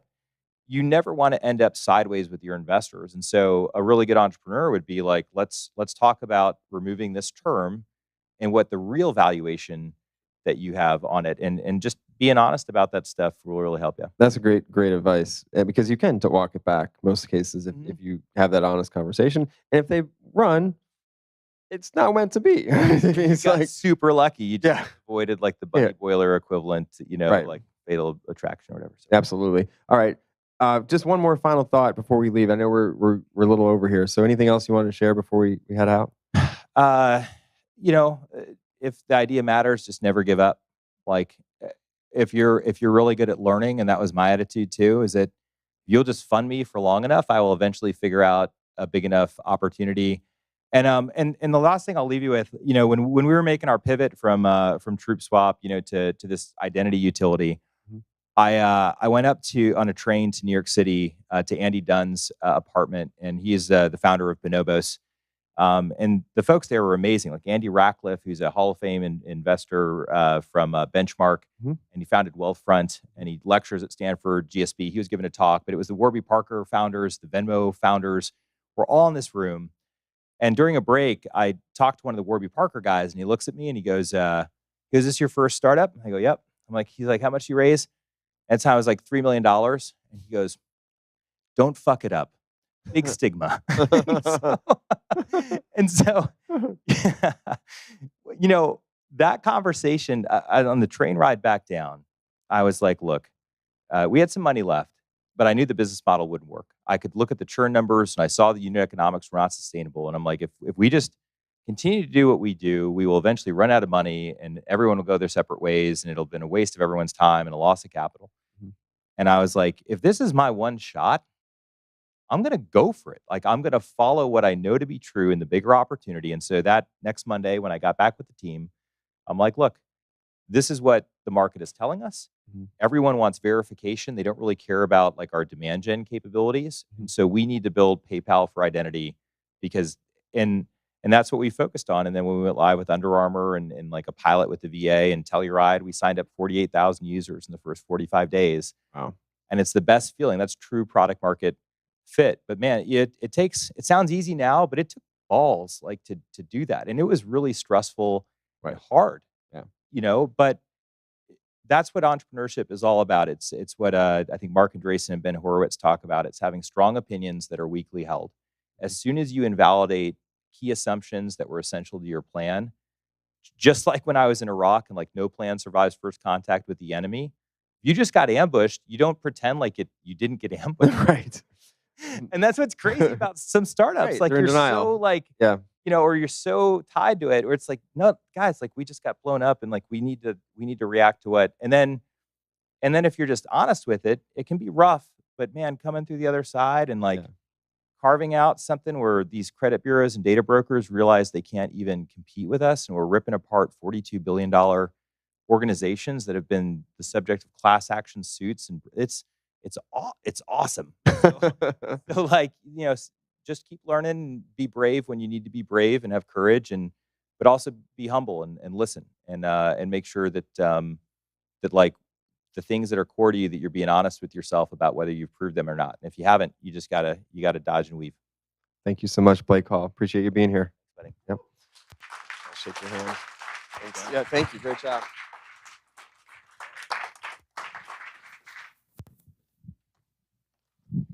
Thank you again. Great programming today. Thank you to the audience for sharing your time with us. Thank you to our virtual audience for also sharing your time with us. Thank you to our sponsors. Thank you to our speakers. Hopefully, we'll see most of you at the happy hour and also at the Feast of Innovation. Lots of valuable lessons and journeys shared here today. So hopefully you can leave with a few takeaways. And now I'm going to bring back up Lakshmi and Frank to close us out.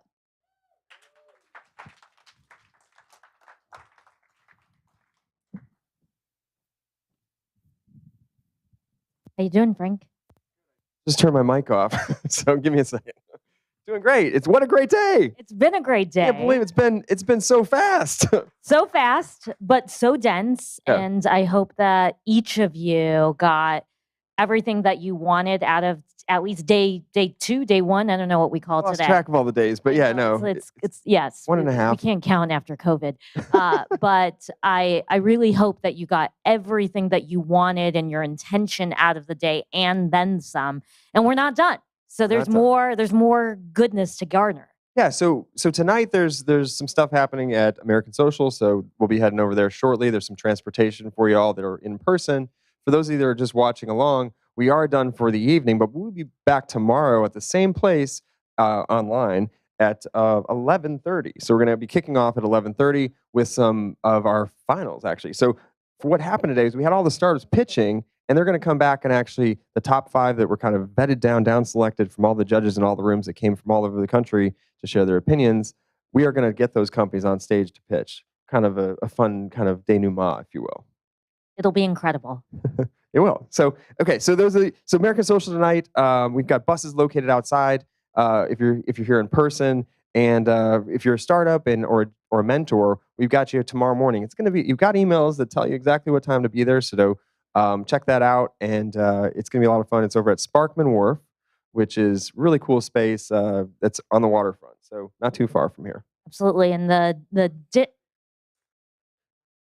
Okay, the first matchmaking meeting starts at 7:40, so that means be there at 7. Startup of the Year loves an early morning. We don't mess around, Charlie Brown. East Coast 7:40. Yeah, we get stuff done and stay late. So basically we'll have breakfast over there for you, and then you can get going at 7:40. And the reason it's so early is actually not for us. I'd rather just hang out a little bit later and maybe start at 9. But bottom line is, we wanted to make sure we could pack in enough of those important connections that we really think are kind of the magic that happens at an event like this. And so by making it early, we're doing it for you, not for us. And so that's what it's all about. So we're going to have 536 meetings happening between 7:40 and 11 for all the startups that are here with all the mentors. That's what it's all about. Hopefully you can be there and enjoy that with us. The only thing I'll add is that there's 2 buses that are going from here to American Social right after this. Yes. It's the start of the happy hour at 5 p.m., sponsored by Enterprise Florida. Right. Then the dinner, Feast of Innovation. It's going to be like a wedding. It's going to be like a wedding. amazing. We got the whole venue. I mean, it's going to be so much fun. I think we even have entertainment, music, entertainment, I guess. I don't know hopefully it's not a wedding singer, but that kind of thing. I'll sub in if needed. Okay. And I don't do the chicken dance, so I don't hopefully we don't have to do that. But either way, it'll be a lot of fun, and we got a great evening over there. And it's just on Harbor Island, which is just over the bridge. So we do have transportation for that if you're here. So hopefully you can make it over there. And again, thank you all for being here today. Thank you to all the sponsors. We had so many you saw throughout the day. I do not want to rattle them off right now because I don't have it. My mind is kind of not there, but we will be doing more thank yous to all the sponsors for making this happen. Obviously, our presenting sponsors, ReliaQuest, you've seen them. We saw Brian Murphy this morning. We had some great conversations with him and others today. So I want to make sure we thank them as well. And obviously, you as well.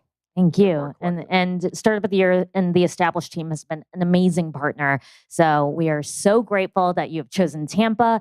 Enjoy a night in Tampa. It's going to be warmer. It's going to be drier. So we've got 2 things on our side. We're winning already. And we're going to be on the other side of the water. So a different view. So Totally.